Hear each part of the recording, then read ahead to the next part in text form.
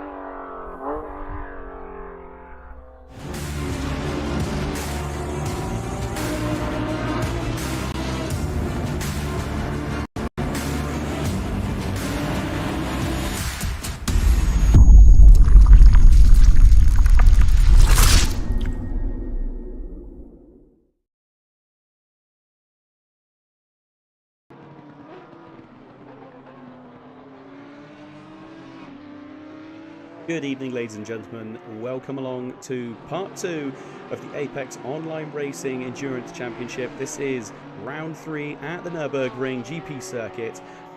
Massive shout out quickly to John and Christian, both doing amazing work all the way through part 1. The last 5 hours of coverage brought to you by those two. Massive hats off to them, and a big hats off to everyone that has stayed in the race.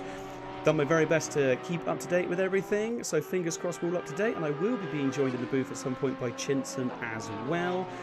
But as for now, it is just me, so feel free to let me know in the chat if anything you particularly want to see on the screen, and I will do my very best to make sure we get it up on the screen for you.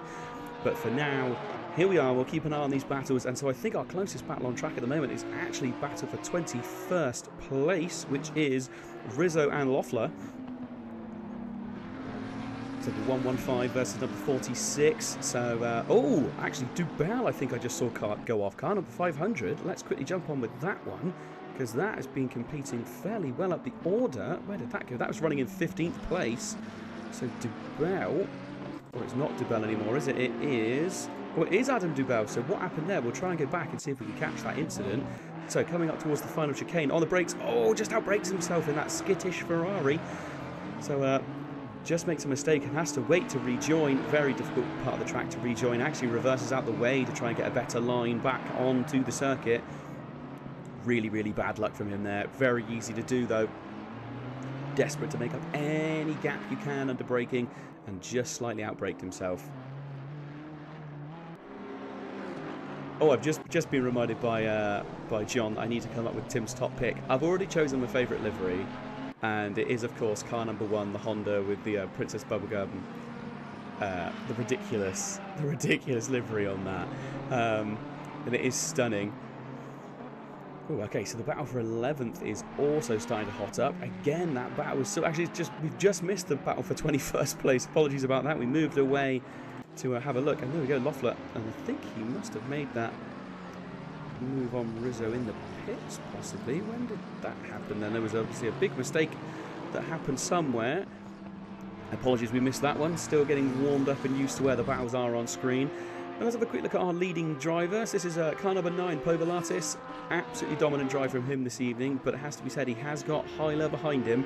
So, and those lap times, about half a second different on their last lap time. Hyler is lapping faster, but he's a fairly long way back on the circuit, so he's got a little bit of time. So let's have a little look at that battle for 10th place. It's Giacomelli versus Tim Troquet. Probably is pronounced Troquet, I imagine. And again, that's actually a really nice livery there on that BMW, the 112. Great looking car. These two running reasonably close to each other, about 0.6 of a second, although the battle now for 15th is hotting up as well. Oh, here we go. These two have been squabbling out for a little while. We saw the move get made into turn 1 on the previous stream, actually. I did manage to catch that bit just while I was joining in. But kind of at 8 of Skasku. I do apologise. It's the first time I'm going around pronouncing some of these names. Kind of 8 of Suskusko. Trying to look up the inside, but can't do anything to Dijkstra in that Bentley. Now, two very, very different cars. The Bentley known for its sort of its top-end straight-line speed, and you can really see that here compared to the Porsche that's going to be really good in the corners. This circuit has a nice mixture of things, so we should see some really good racing between these two. And yes, the battle is very close. Oh, our car in 4th place, kind of a 201, Manusko. He has picked up a 10-second penalty, and maybe able to see why that is in the race control. So that was car number 201.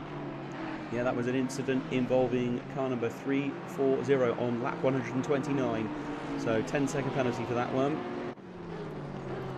That's pretty terrifying when you say that, isn't it? Lap 129, and they've only gone further than that already. That's a massive amount of laps under these guys' belts already. So this little battle just carrying on at the moment. 151 laps, coming towards the end of the 151st lap. Currently is our leader, coming up on a back marker. So that is some serious, serious speed from these guys, and there's a large amount of laps.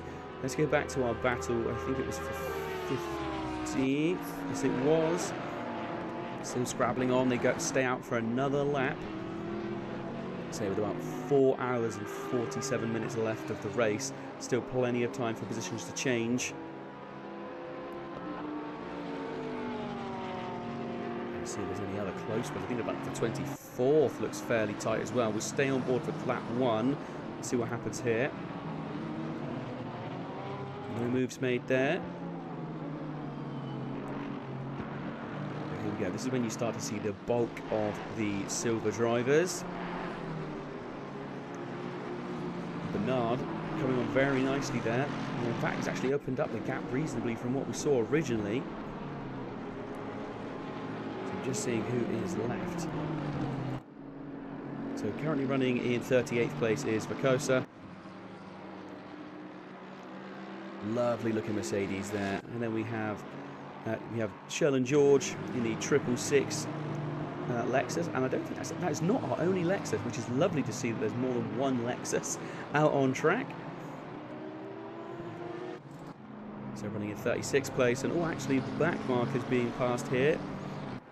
So that's car number 27, and sadly also running with a 10-second penalty there. And we have a Derek Sun. Currently running in 35th place. JD Ranger running in 34th. Ulfason running in 33rd position. Tom O'Connell. That's a nice bright looking Lexus. That 888 Lexus. Gorgeous looking car. Ridiculous livery. So lovely car, that one. Hendricks is running in 31st place. And so inside the top 30 is Floria.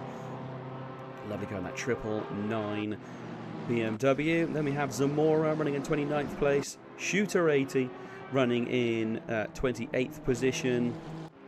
Stigala running in 27th.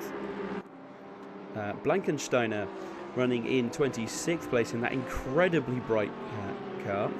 It's a Cracked Racing team. I think that's their number 2 car, if I'm not mistaken. Dan Solo running in 25th. Oh, actually, are these two? No, that's a different car completely. That's a shame. I thought we had a little battle going on there for a moment, but not quite. Well, that was 25th place. So carrying on, Dan Bernard. Oh no, this is Dan Solo and Bernard. 2 Dans. These two are scrapping out, so we'll keep an eye on these actually.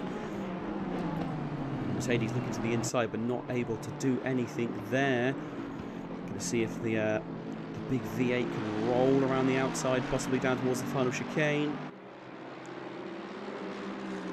I'm not sure he's going to be able to. There obviously the Aston running the exact same engine as this Mercedes. 2 great thundering V8s. So down towards the final chicane. Both these cars really good at gobbling up the curbs. These two can really take advantage of that over that Ferrari that's trying to follow behind them. If you just look, oh, a little bit wide there though from Bernard. Solo's got the overlap. Can he get it down into turn one? I think he's going to have it done before he even gets there. Yes, he's already ahead. Hugs to the inside. Moves back to the outside. Leaves the door open though. Is Bernard going to try... Sorry, yeah, is Bernard going to try and get down the inside? No, he's not. Decides not to. And the Merc goes through. I think he's now coming up on a back marker though. He's going to try and clear that as soon as possible. I'm sure they want to get past and get clear and see if he can make some ground. But really good move there. Better run out of that final turn. Just use that straight line speed of the Mercedes. The Thunder on past. So a little bit of a change up. Really well driven there. Okay, 23rd position, Jamie Nuttall, who was our Tier 2 champion just recently, actually, in our Sprint Cup series. After a dominant force, seeing him this far down the grid is quite surprising. From what I understand, they've had a few bits of bad luck this time around. We have Michelle Rizzo, car number 115, running in 22nd place.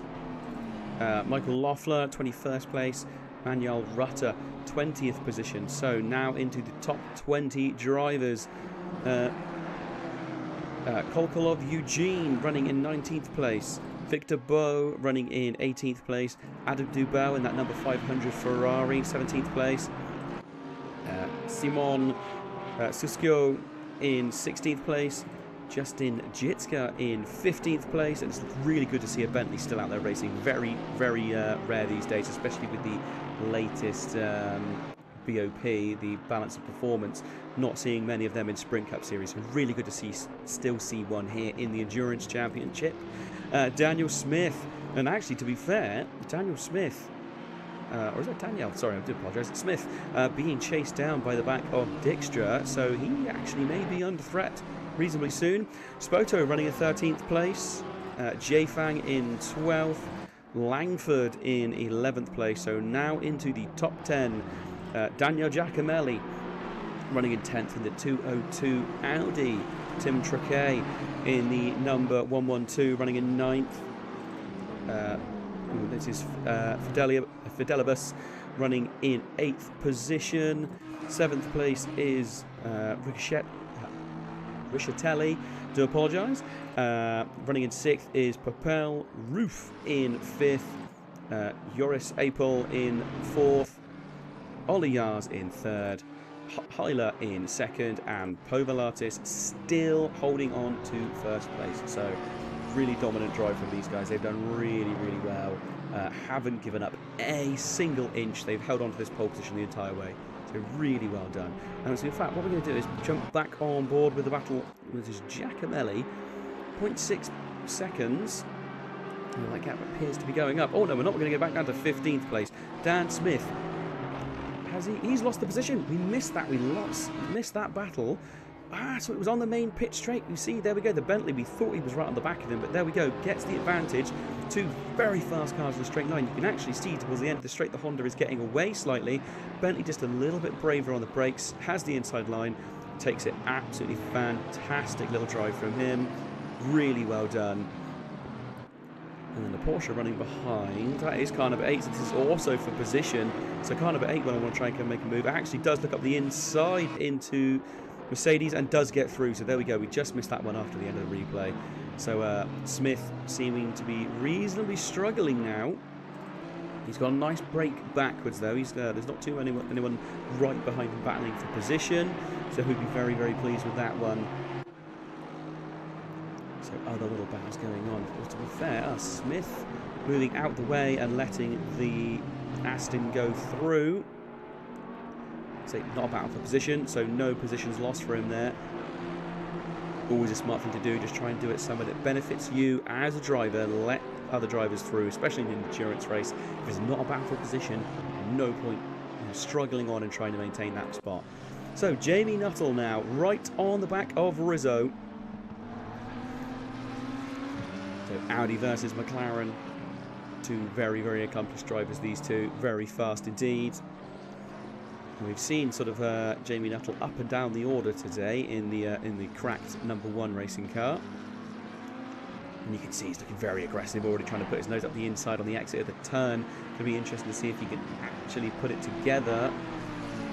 I do believe I have been joined in the comm box by my good friend Chinson.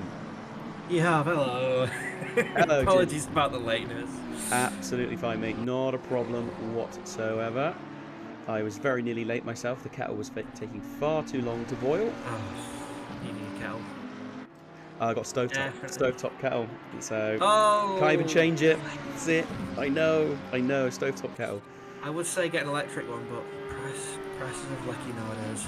Electric oven, so it's no better. Oh God. Yeah, it's all good. Right, so the battle we're on board with at the moment is this battle for 22nd place, Nuttall versus Rizzo. They've been squabbling it out, getting sort of within 0.2 of each other and then opening back up a little bit again. But we've seen Nuttall move his way up through the grid a few times today, or that car at least, number 420, and then sort of through other incidents. I think they had at least one drive-through penalty, so that would obviously knock them right back down the order. Even after 5 hours of racing, a drive-through is still absolutely killer, especially here at Nürburgring. It's a reasonably slow pit entry. You can't exactly come gunning in at full speed, and we have seen some people caught out where they've been trying to come in really quickly. But this seems to be the main battle. Oh, who was that off in the background? Oh, that was the 888 Lexus. Yeah, I think that was. I'm sure that's the 888. A couple of them as well. This 666 was in there as well, I think. I think that was O'Connell. Oh, actually, he got rear-ended by the 666.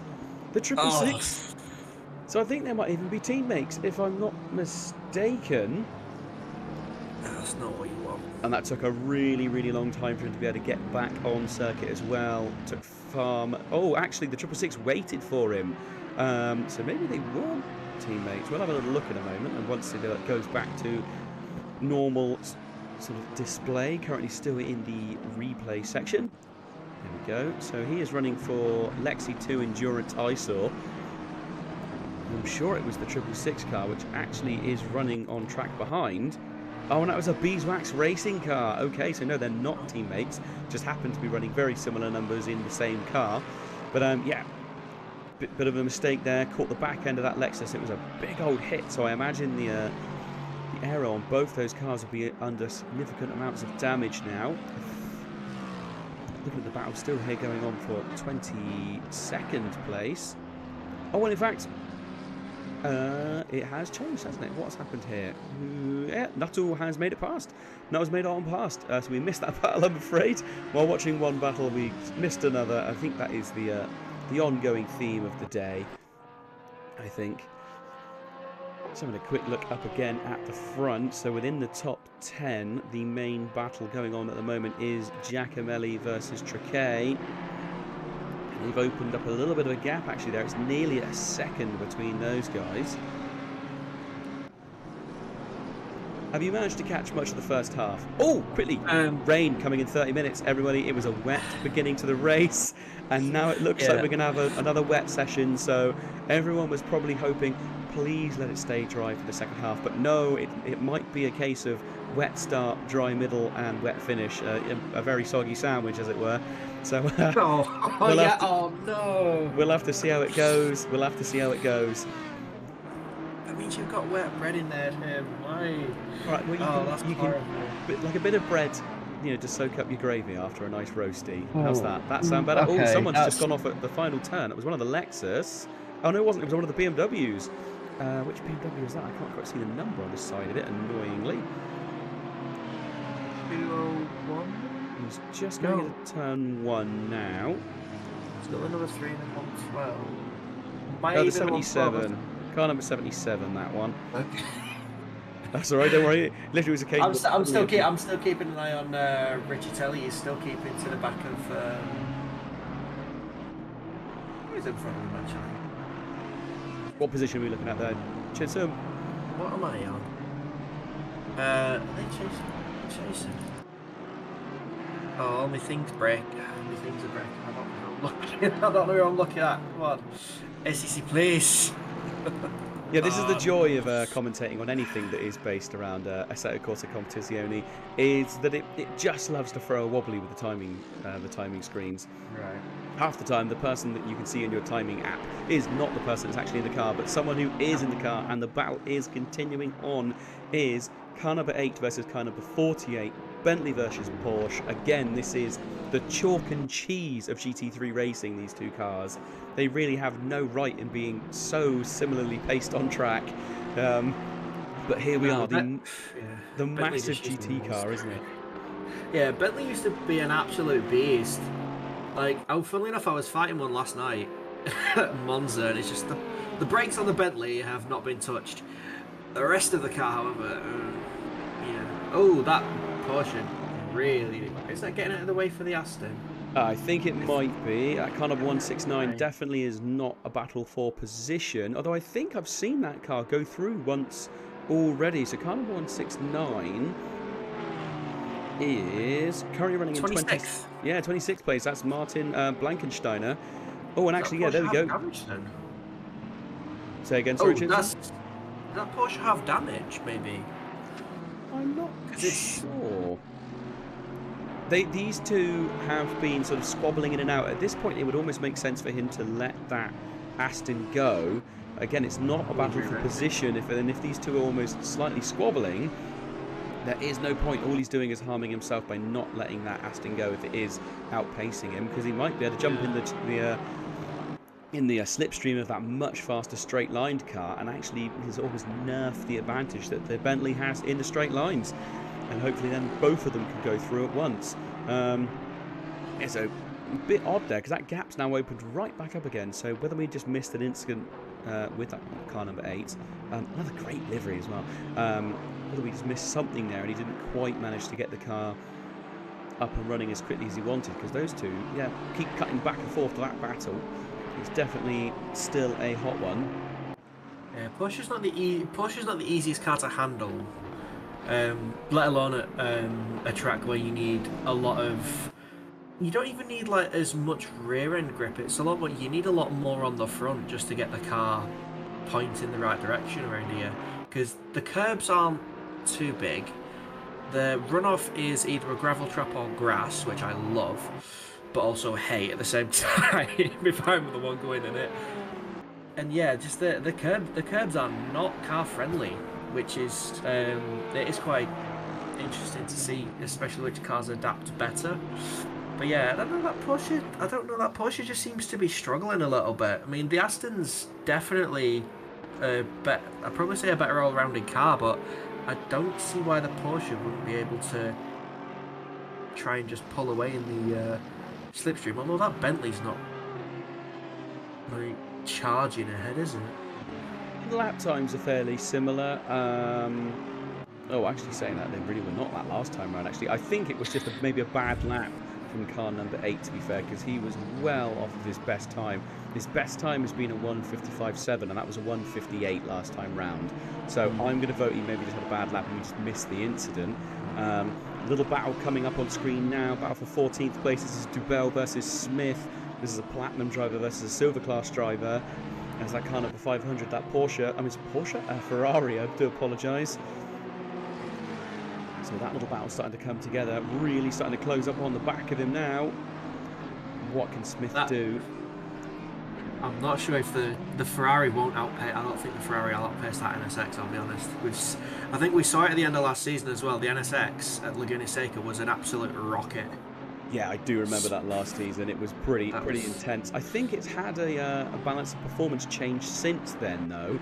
My only thought is, I know Adam Dubel is a very, very fast driver, and I think he's just a little bit further down the grid than sort of we would have expected. So maybe just it's going to come down to drivability if he can get past this little Honda. They do love that. They really love it. That Ferrari just works in beautifully for them, doesn't it? Like, whatever they do it beautifully, and that car just... Anyone, I don't know, like, if I tried to drive that with the setup they have, and I don't know what they do to that car, but it really works for them, and it's one of the times that, like, they do really well, and then they have like a bad bit, and it's just like it's not something you want to see, because it's like, you know, the team can really go for it, and you want to see them up there battling because you know they can do it. But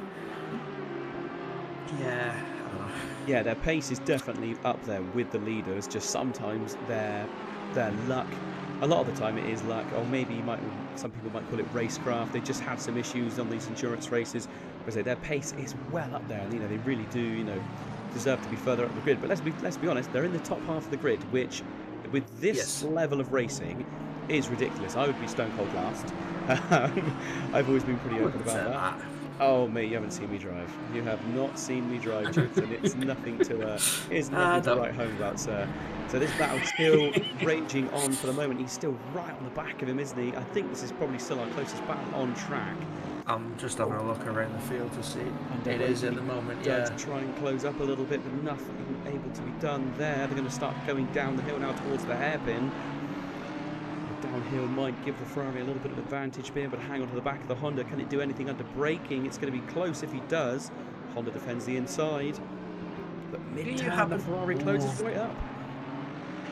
They'll probably get the serial number of the bumper off running that close. I think you could probably count the rivets on the back of that Honda, couldn't he? That is absolutely on the back of him, isn't he? Do you know the fact? Oh, looks at the inside, actually under braking now. Can he go through?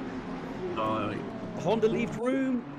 Ooh, a little bit of a touch. A little bit of a bump. Does go through. He's at the outside here though, and there we go. He gets the move done, and now it's going to be a case of how quickly can he pull away.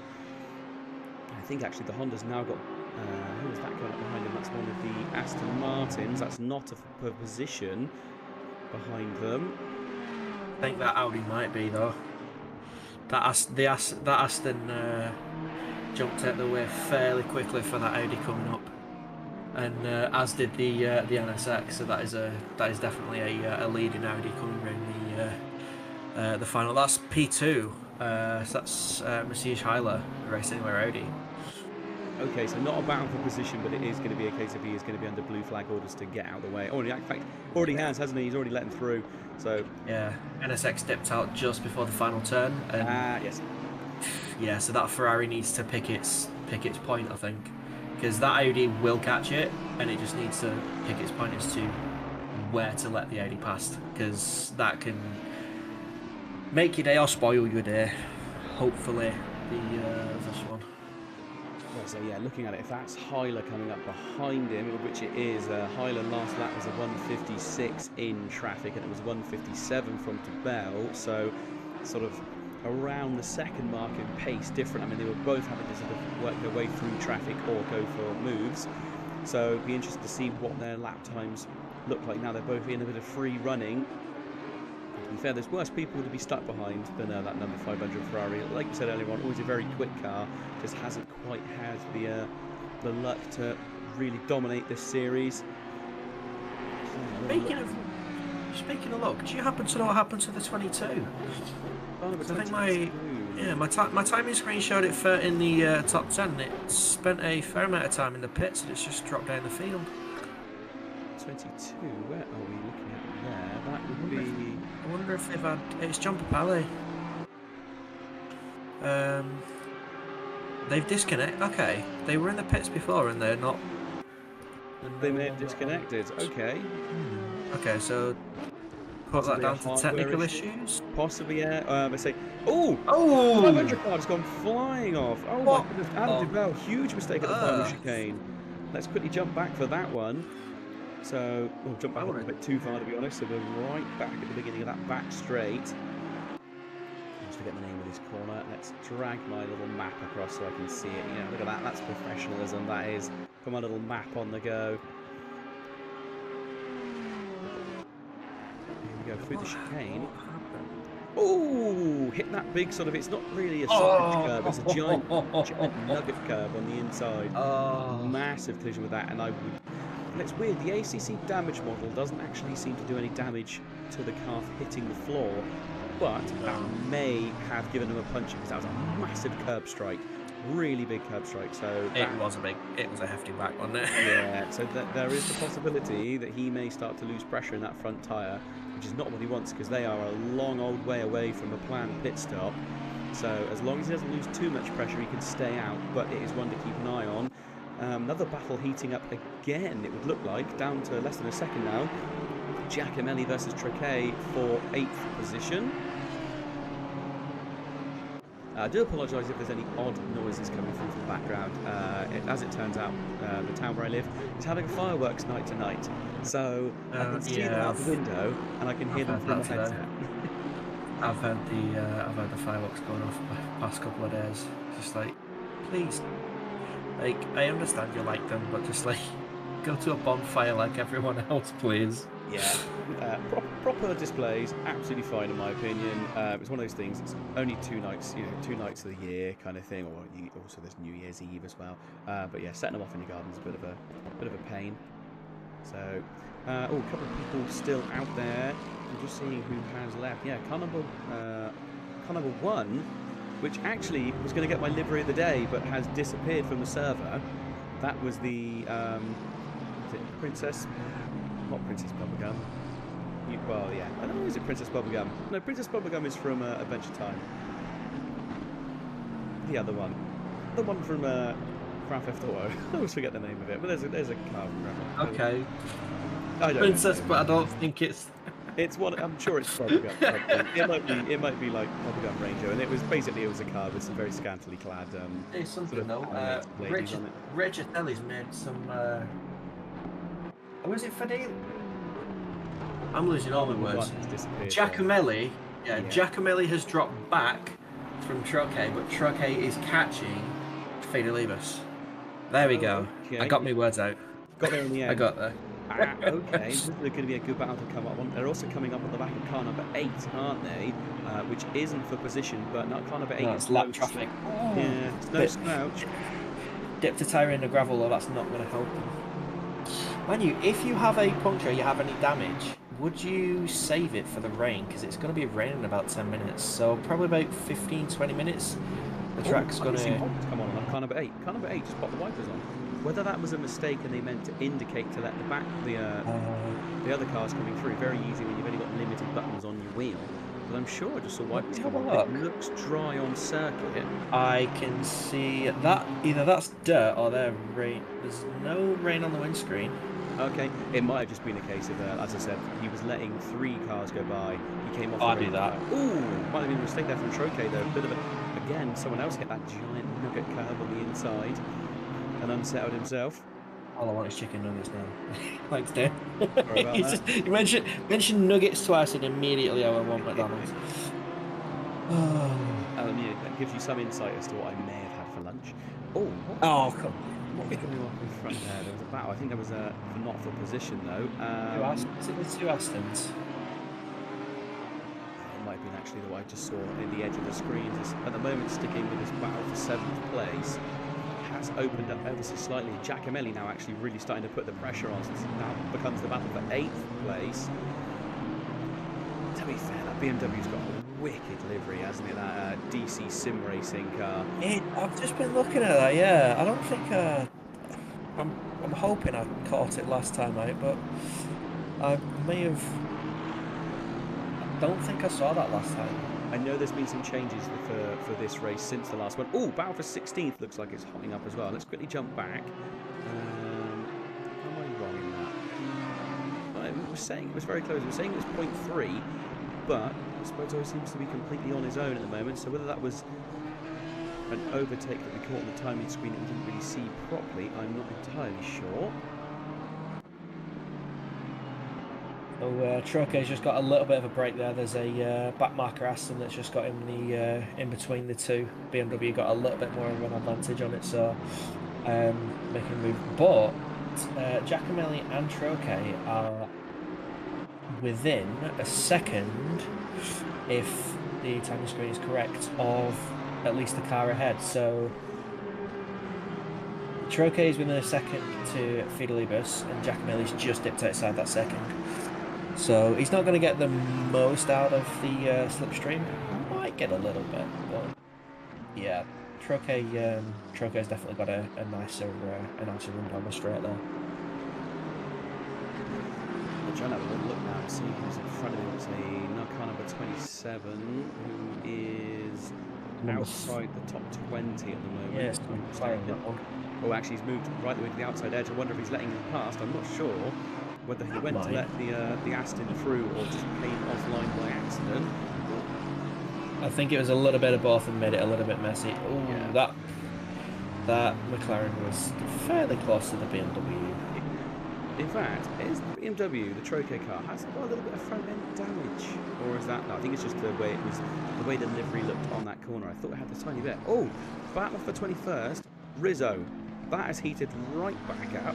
He is right on the back of who was that? He's on the back of Eugene, and actually Nuttall as well. So there's a three-way battle going on for 20th place. Nuttall didn't have a very good run onto the final straight though. But to be fair, the Audi really goes up the inside into turn one and gets past the That's Honda. easy. Really well done. McLaren nearly rear-ended the Honda there. Just I know, Honda really getting a little bit later on the brakes. Ooh, Really he's had a look up the inside as well. He's having a little look and say Nuttall, it was just our Tier 2 winner just the other day, so absolutely no slouch at all. He's a very, very fast driver. This is the first time I've ever seen him in an endurance race. Obviously, he's competed for the rest of the championship. This is the first one I've done more than just the Super Pole on. It is a fun track to race on this, though. Sometimes it can be a little bit frustrating, especially when you're this close, because especially coming into like some of the sharper corners like this one, the dirty air can just hamper you so much. But it is a monumental fun. I think it's very similar to Kailami in the respect that if it's going well, really good fun. If it's going badly, it is awful. If you get your laps right and you stay consistent, it's a really good track to race on. Again, like, as you said, but again, there's lots of these corners that it's not just a corner, then a straight, a corner, and then a straight. You've got so many linked corners like the Schumacher S's, the Mercedes Arena right there up at sort of, near turn 1, turn 2. If you make Schumacher S's are a really nice challenge. So. Oh, Nuttall goes around the outside. Really well done. Brilliant little move through Bit Curver. This is probably when someone tells me I'm using outdated names, and I don't care. I'm going to continue to use them. I refuse to change. It's like at Monza, isn't it? They've renamed Parabolica, but everyone will probably always call it Parabolica. I forgot what they've renamed it to because I just called it Parabolica. Yeah, exactly. Yeah, I was going around there last night, and I ran out of fuel about 200 meters before the line. On a qualifying, on my last quali, I was 7/10 up, so. Slightly annoying. This is slightly. Yeah, I much prefer racing it now. So that's fair. Quick update. Rizzo has now broken away, and it's actually 1.1. Oh, here's the rain. Here is the rain. This is when madness can ensue. Everyone is out there on wet tires. Dry tires. Are we going to see people diving into the pits? If you can keep an eye on. Yeah, I will do. I'm It's keeping still an eye on the pit at lane. the moment, but it is meant to It's be going to raining go. for at least Yeah. half an hour, isn't it? It's looking to get heavier in the next 30 minutes as well, so the track's probably going to go to green pretty fast and then change to greasy. It's not going to go to like damp for a while, I don't think, but it's there we go, it's just gone to fast, so the track's already on its way down. It's coming down very quickly. Some of these guys It's harder than it looks. I think it's going to be pretty skittish pretty quickly. It's green already. Yeah, I think is there anyone in the pits? So not yet that I can see. Our leader's staying out there as well. I'm just going to let's just jump on board. Fair few penalties at the latter part of the grid. Oh, there we go. Field, sorry. Oh, and actually our leader, Obalatis, really struggling down at that hairpin there. Struggled to get the car stopped. So I think we may start to see some drivers coming into the pits. Yeah, you can make it round on slick tyres until the track is suitable for wets, because the last thing you want to do is change too early and start cooking your tyres, which I have done. I've seen a fair few people do, but they then do come in very quickly because they're already fairly warm. But it's trying to pick that ideal time. It's like in other classes you may have like a distinct cutoff. It's like Formula 1, there's a distinct cutoff where everything will get turned off. It's like, okay, time for these tyres. And with this it's not as cut and dry, because a lot of people can adapt to the conditions a lot better. Race lead is still staying out though. So it's only greasy, as you said, at the moment. 666. 666 Lexus. One of the Lexus, first in the pit lane. Okay, he is currently running down in 36th place, so nothing to lose. We're going with a bit of an early gamble. Oh, there you go, and actually the rain in 10 minutes' time is going to be sort of increasing as well, so I think we might be in for some seriously hard rain for a little while here.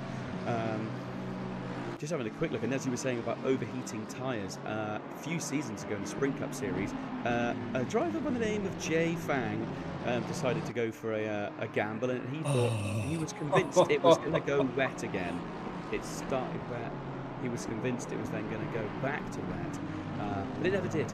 And so he stayed out, and basically I think he had punctures all round by the time he finished the race. It was not good for him at all. Number 2 is in as well. The 340 is also in. Yeah, he's got a fair few. P2, Hyler is coming into the pits, so trying to get the undercut, sorry, not the overcut, the undercut on race leader, especially if they are on nice, fresh, wet tyres. They can possibly get some ground on that.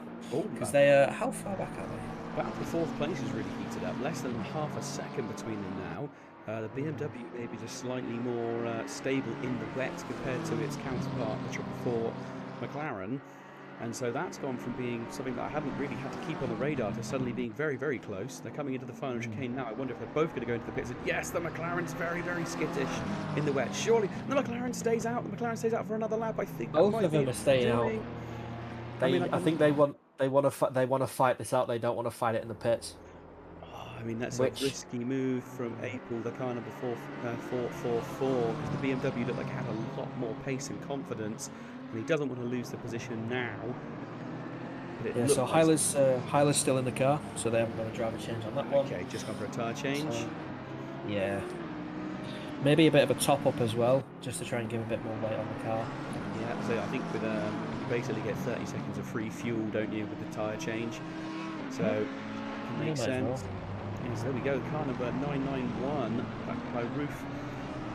BMW still trying to hold on to the back of April, but to be fair, April's managed to pull away a little bit again, looking fairly confident now. Well, actually, there we go. Oliars has now taken over 2nd place, hasn't he? Hyler dropped down to the 3rd position after that pit stop. Still staying out. It's still greasy, so I wonder if you've got sort of a setup that's somewhere between the two of them, where that maybe you might be able to get away with. Oh, actually no. Hyler now dropped down to 5th place. Sorry, my timing screen hand was having a bit of a wobbly there. So running in 5th. There we go. So I was thinking to myself, yeah, car number 202 also into the pits now. So that is Giacomelli, was running in 9th. Just took 60s in as well of Hendricks. Okay, I'm saying keeping an eye on this battle between Roof and April. To be fair, the advantage. They're staying away from them curbs now. They're very skittish now. To be fair, yeah, we saw it in the first half of this race actually. That a lot of the cars that you would normally suspect to be absolutely fantastic at taking curbs, things like the Mercedes, when it was wet, especially for the Schumacher S's, a lot of them were spinning up through there. So probably the reason why we're not seeing any of them anywhere near the front of the grid. I think our fastest one is running in 21st place. Yeah. You mentioned Jay Fang switching for wets. Guess what he's doing at the minute? Switching for wets? Yes, he is. Jay Fang currently in the 69 Honda. He has learned his lessons not to put too far on tires. Oh, track's now to damp as well, so it won't be long. This is not anyone. Povolatis into the pit as well. Povolatis is coming in. Okay, race leader. So where is? It's mainly, so where's Hyler? Just coming through turn 1. I don't think we're going to see a change in position. No, not that car. I think they may have even lost time. Hyler may have lost time to Povolatis by switching fairly early. By switching to damp, I think Povolatis has left it as late as they can, and as late as you should, so you don't end up in the wall. Yeah, you really don't want to be leaving it till the track's actually wet, or you know, God forbid it rains hard enough to become fully flooded. That's not what you want. Very, very difficult keeping these cars on track. You can crank your TC up as high as you like, but you will not get traction on the front end if you're running completely slick tyres in the wet. Yeah, ice cubes. So yeah, and you never get the temperature in them. As you said, like they'll just go cold, and then you'll just be slipping and sliding around all over the place. Yeah, I mean, ideally, like when you should not pit immediately as it says greasy, because there will still be rubber on the track, but like a couple of laps when it's greasy, that gives you a good indication of like how bad the track is getting. But yeah, damp is the latest you should leave it. As soon as it switches to damp, if you can, pit tyres. Yeah, that's definitely your time to do it. Just get it done, get it sorted. Trying to sort of keep an eye on who is swapping and changing. I think Oliar's really ought to come in. He did a 2:03 and he's just done a 2:05, so he's only getting slower. That's a lot of time, 2 seconds difference per lap. So, I mean, obviously I know some of these guys are going to be coming out in wets. It'll take him a while to get him up to temp. Al's coming into the pits now. Who did the pit, sorry? Appel. Oh, okay, yes. I think we've also got Langford, Bow, Rutter, Rizzo, Eugene, to that battle that's been going on just outside the top 15. That is. Who was Appel fighting before they started? They went into the Langford with the stop go 30. Oh, that's painful. Speeding in the pit lane. Easily done. As I said, it's a really slow entry to the pit. Especially in these conditions, your braking points will change as well. Yep. On slick tyres, you will skid. Yep. I think you might practice your pit entries in the dry, and you'll probably practice your pit entries on the wet setup. But the likelihood of you practicing a pit entry on dry tyres on a wet track is pretty slim, because realistically you have to try and simulate getting your tyres up to full race temperature, then it rain, then trying to come into the pit, and it's not something you can easily replicate. And so if you think to yourself, I need to brake at that particular bollard or this particular flag is when I need to hit the brakes, and suddenly you do not have the same braking traction you did before, as you said, that's a stop go 30, and that's a huge penalty as well. You know, it's not just 30-second penalties, it's the whole drive into the pits, the stopping, the tyres are getting colder for 30 seconds as well. It's basically a pit stop that you can't change.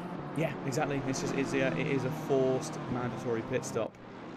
It's a real killer. But you don't get anything.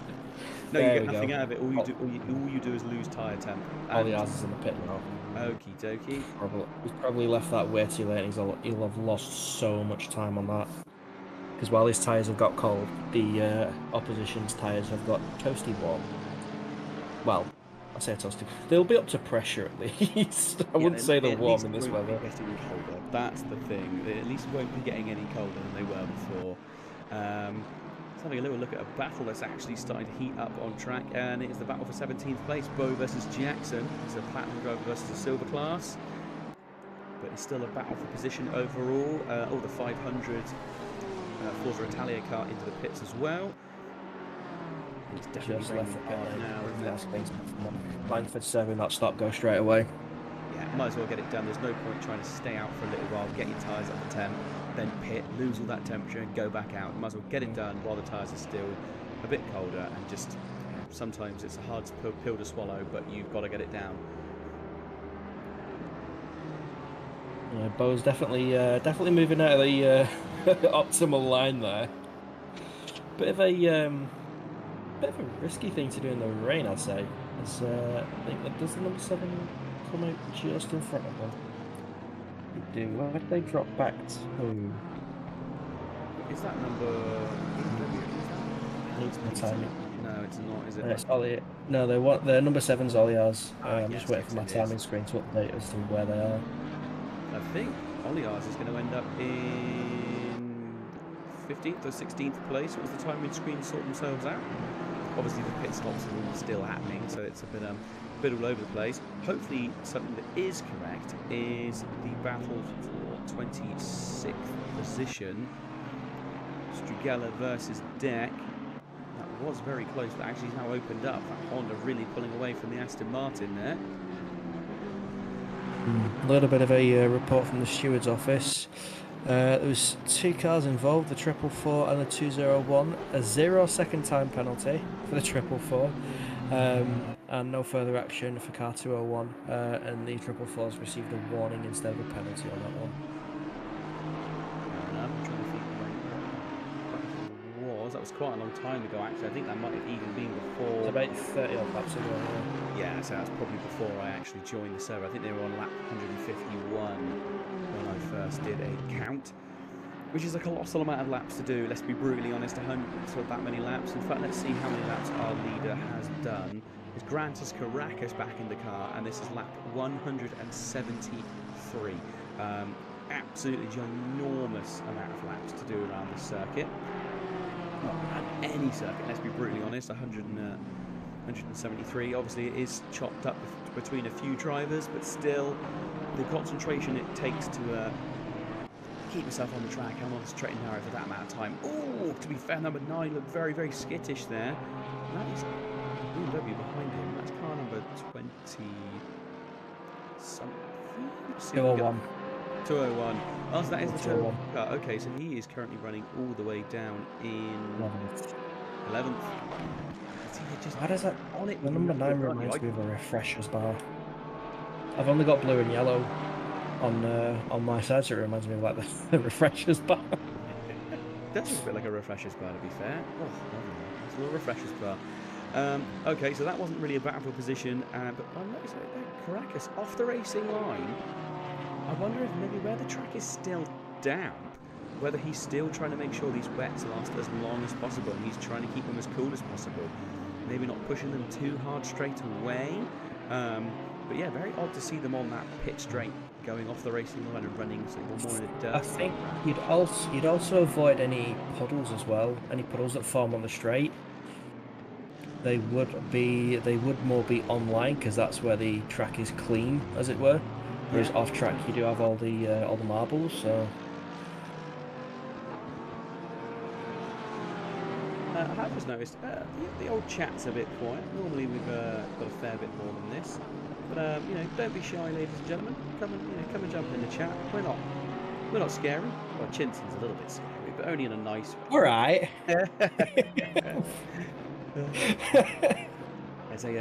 Normally the old chat is fairly popping off, but it's a little bit quiet, understandably, I suppose. Probably a lot of these guys have maybe watched nearly 5 hours of this racing and they're going to pop back in at the end. But it's raining, guys. It's raining. That's what you want. It's all getting a bit crazy again. You know, incidents are going to happen. Oh, and actually, oh my God, I've nearly lost it there. Just about to pass the car number 37. Oh no, what has happened to that 63? I think that car is running at the back. Oh, sorry, yeah, it's 37th position. I'm pretty sure it didn't have its bonnet popped up when I joined, and it's going very slow. Yeah, don't think the car's having the best day, to be honest. That's definitely hit a wall, hasn't it?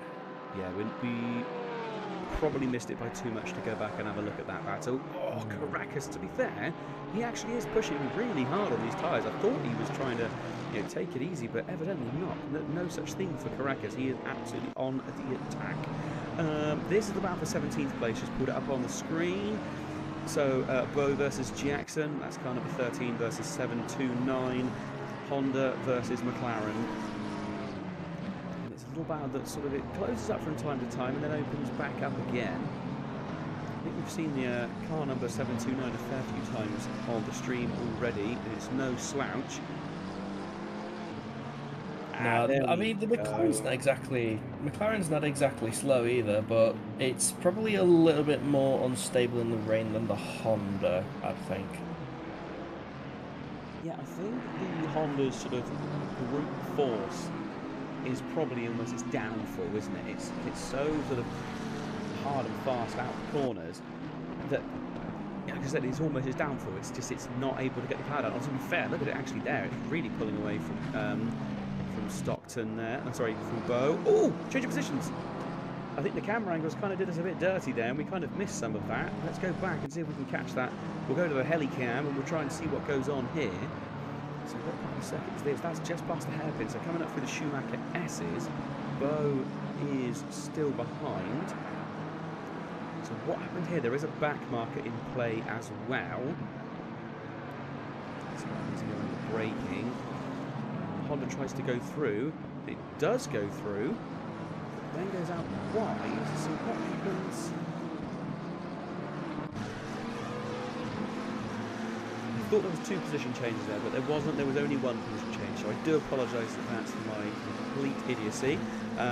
So Bo versus Jackson is still going on. It was a back marker that ended up getting out of the way. Oh, but Bo goes deep there into turn 1. Will not get... It's not the...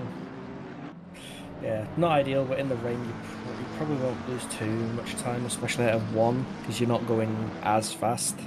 No, there's not like a big straight to take advantage of a good exit. You're very, very quickly met by yet another left-hander, followed by another gross long left-hander, and another left-hander. And then finally you get to turn right at the very end of it. That Mercedes Arena is a very odd sequence of corners. Very easy to make a mistake and lose a lot of time there. Car number 201, that's Langford, still really holding onto the back of Caracas.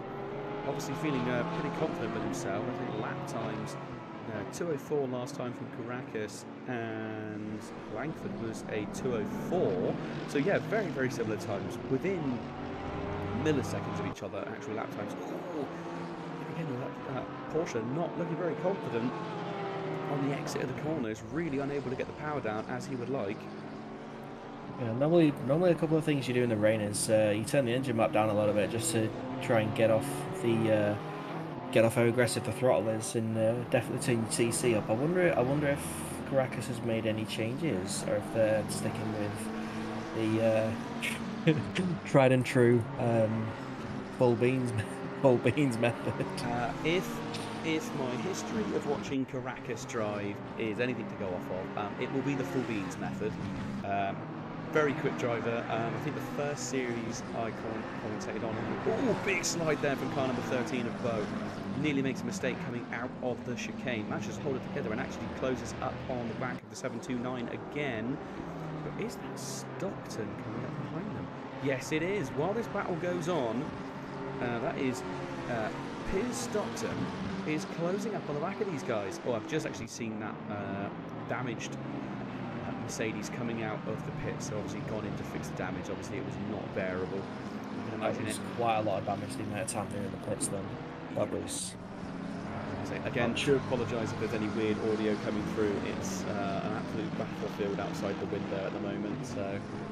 To be fair, it's not any of my neighbours. It's just the joys of, living quite near a big green space. There's a big school near us. It's got a lot of grass, so I think they use it quite often for fireworks displays. Oh, and there we go, Stockton going through on us on the back marker. Do apologise. That's car number 27, one of the slower McLarens. Oh, is that battle front closing that? That looks like a battle for 7th place.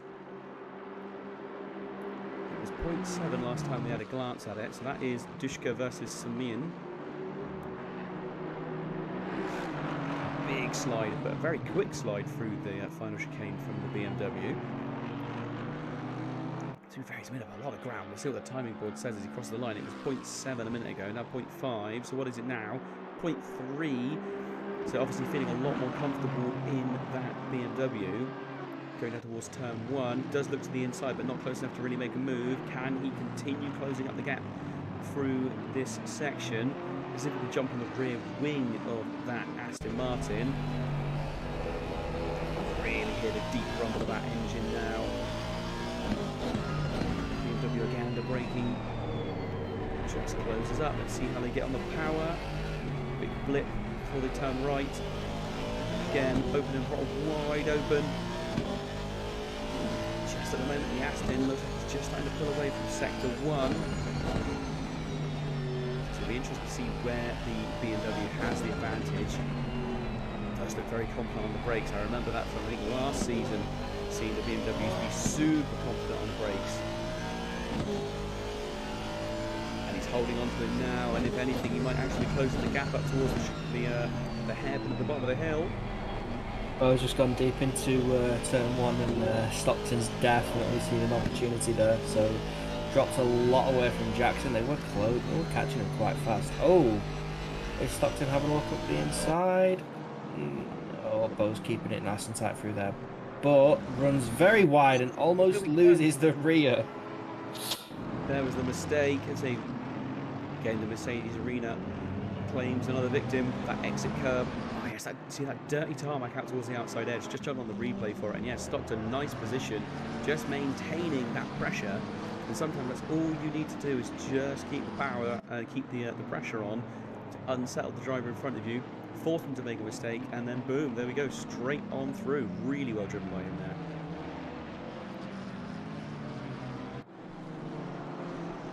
Jumping back on that battle for 7th place. Again, they start another lap.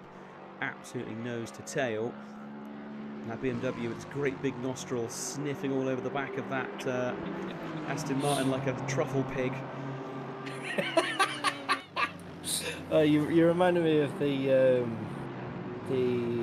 Le Mans Daytona hypercar that BMW are running next year. That's got big old nostrils on it. It's just nostrils. That's all it is. It's just nostrils. Yeah, just nostrils and maybe a couple of tyres. Yeah, both the Aston and the BMW have pretty much been on pace with each other. They're not making any mistakes. They're running identical lines from what I can see, especially coming out of the last corner to start the current lap. They were absolutely flawless, a pair of them. Yeah, the pair of them, I mean, lap times wise, what was it, a 2:05.67 and then a 2:05.720, so menial, tiny little numbers between them. There's nothing really to sort of say. I will mention there is an Audi I can hear screaming along in the background, doing similar times to them as well. Which is, oh, actually, he's going quicker. That's the 2:02 of Sinotti. Go for Sinotti. Yeah, that sounds about right. So, as I always say, apologies if I butcher any names. I'm awful at it. But yeah, so he's running in 9th place, so inside the top 10, a really good pace, and he'll be hoping that these two maybe squabble it out for a little bit longer and hold each other up. But for the moment, these two come to a bit of a stalemate around the half-second mark. And I wonder if, given the increasingly wet conditions, which are getting significantly wetter, I do wonder if maybe the BMW is just holding back and hoping for a mistake from that McLaren, from the Aston Martin, sorry. Yeah, it's a lot more likely to make a mistake in the wet, but it's also a fact of you need to make sure that you keep yourself in check, you keep yourself consistent, you keep on with this guy and make sure that nothing, like you don't get phased by even a little bit of dirty air. You need to compensate for that and just try and oh my days. So the last laps for both of these cars, so Dushku was a 2:05.675 and Samin was a 2:05.665, within 1/100th of each other. So they're absolutely nose to tail in every aspect at the moment, including the lap times, it seems. Yeah, that is ridiculously close, isn't it? Oh, Carnival 112 closing up again. We're actually going to see if we can jump on board the dashboard of it. Which one is it? That one there. So on board his dash cam, and you can see the amount of spray. He's actually having to move out of the racing line to try and see a little bit better because of that amount of spray. That an in-game is currently 7:15.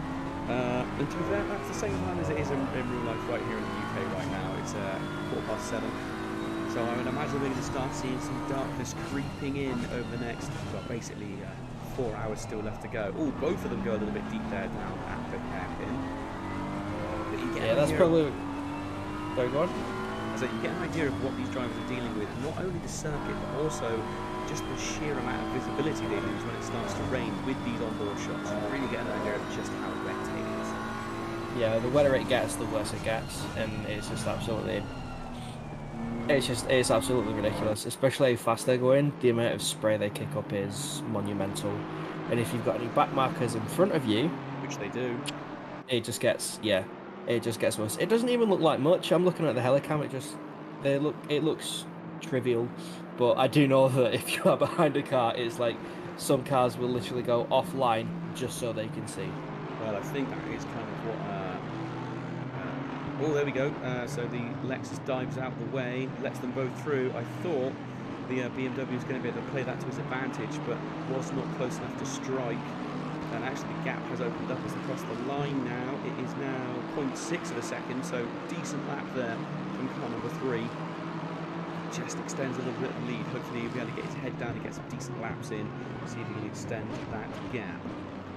still the closest battle we've had on track for the at least for the moment.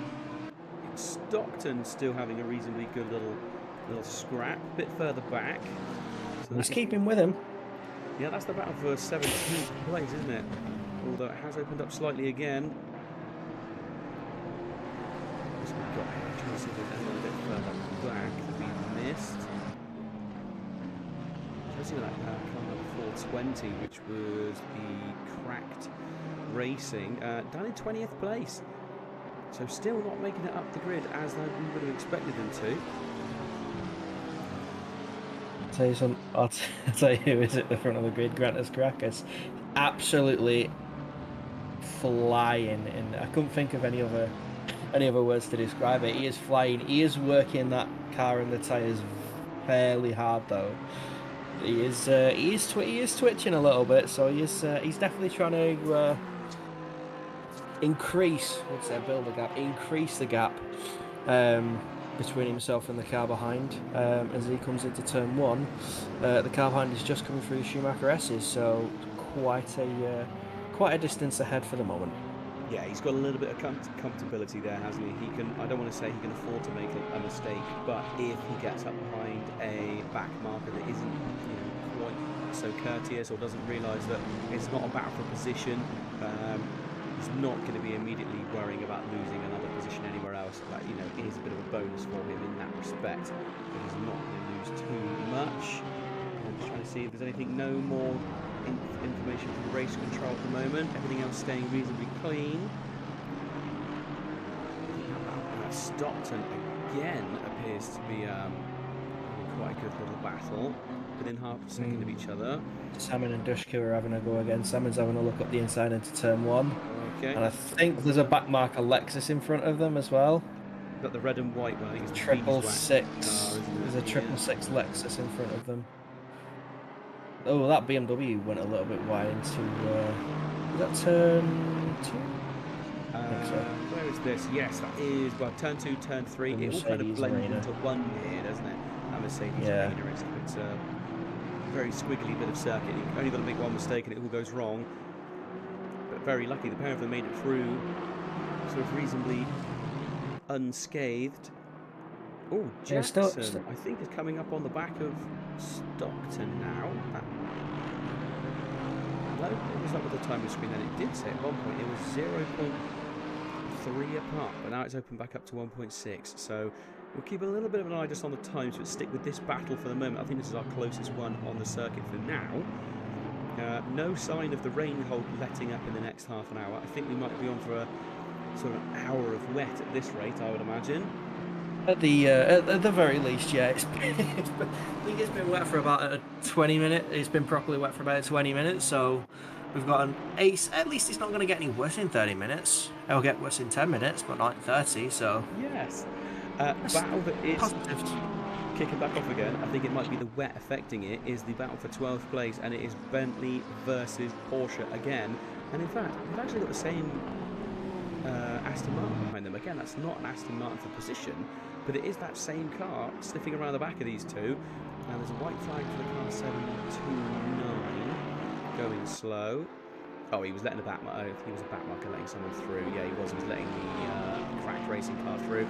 Oh, we might see a little move here up towards the chicane at the end. Porsche's looking to the inside, thinks better of it, and gets on the brakes, and they both go flying through. To be fair, really well driven there. The Porsche holding on to the... Oh, looks at the inside of the final turn. No, the Bentley closes it off. And this is where the Porsche's going to struggle, and this pit straight is not going to be able to hang on to the back of the Bentley. Possible move here, though, we might see. And I see also right a bit further down the grid, the battle for 21st place appears to be kicking off as well. A little sniff up the inside of the turn 1, not able to, is denied the move. The Bentley comes across and closes off the nose. But he is all over the back of that. That car number 48 is working harder than my waistband after a visit to McDonald's. Oh, I love the return of the food. I love the return of the food. Yeah, I'm keeping an eye. Puns the other day. It was and sort of like countryside was it? Puns. Yeah, I'm trying to squeeze in a few of those. It's testing the water, seeing how it all goes. But Yeah, for the moment. I'm keeping an eye on this battle for 21st. 1.156 coming through final chicane, and the NSX got a much better drive and thinks better of it. So possibly looking to dip up the inside onto the back straight. Sorry, got to quickly interrupt, and there's an overtaking, because there we go, it's done. Car number 8 gets past number 48, down at the hairpin before the Schumacher S's. A little bit too deep there from the Bentley, and the position is taken away from him. We'll jump back, actually, see if we can get a better view of that one. So the Porsche, exactly the same as the Bentley down the hill, they're absolutely neck and neck, maybe slightly in the toe, and with the downhill being able to use its power, and the Bentley not quite so fast. But it looks like that little NSX has had a look up the inside on the Audi, and the move's done. Mercedes Arena. Audi ran very, very wide through there, and yeah, just basically just opened the door wide open for that NSX, and yeah, job done. And that NSX. Which position was that? The battle for 21st. Battle for 21st. Let's see if we can jump so back Eugene is ahead of Besso.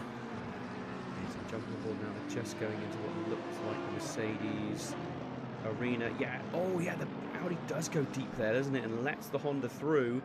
Obviously not intentionally, but yeah, there we go. The Honda just sneaks on through, keeps us together. Good exit as well there. Yeah, thank you.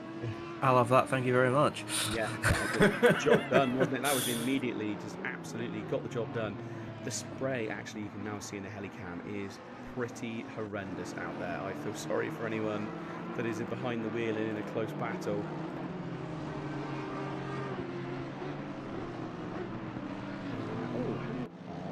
Oh, what has happened there? We've also now got Yarabowski is in between car number 8 and 48. So what happened there? That was something we missed. Is that a timing screen mess up, or is that genuine? I don't know. Going to go back 30 seconds to see what we can see. I'm on board with. I wonder if actually it's more a case of. I think that's genuine.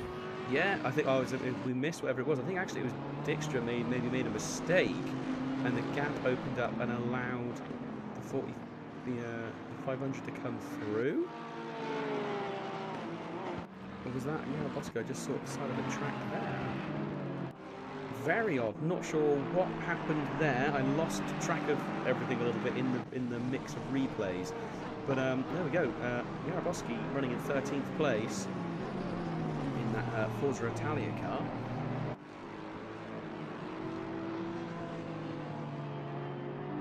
Yarabowski, very quick and accomplished driver. Long-term Tier 2 Sprint Cup driver as well. If you may have noticed, I know a few of the Tier 2 guys, mainly because normally me and John commentate on them. So I'm not biased towards them, but I just know the names a bit more. Oh, the battle for 8th place. Oh, who was that that's just gone off? That was the back marking Aston Martin just went off at the final chicane. But also the battle again for 7th place. Looks like it's heating up. It is! They're right on each other coming through the Mercedes Arena. BMW sniffing all over the back of him now. Those great big nostrils working hard. Isn't Charles Zabowski one of the guys who races with one Mr. Jardier every now and again? Who, sorry? Charles Zabowski in the 500. Yes, I believe sometimes he does, actually. Yeah, I believe he does. I think maybe even last season he did. So, very quick driver, very fast driver. Quite fond of the Ferrari that I'm aware of, because they did run the Ferrari for a couple of seasons, and yeah, I think the Forza Italia boys have been running that car for a long time. I try to think what Yarabowski runs in the actual Sprint Cup series. I'm not sure if it's a Ferrari this season. I might be very wrong. Again, anyone in the chat, feel free to give me abuse and tell me I'm a complete muppet. I usually deserve it. But there's a little battle going on, and actually now, looking at it, car number 202, that Audi, really starting to close up on the back of these two. These two almost either need to, well, either car number 112, Samin either needs to get the move done and get past, or these two need to stop squabbling and try and get a gap between them and Sanotti, because that Audi is really starting to close up the gap. 1.1 seconds between them now, and that is not a lot when you're battling. You can lose that kind of time very quickly.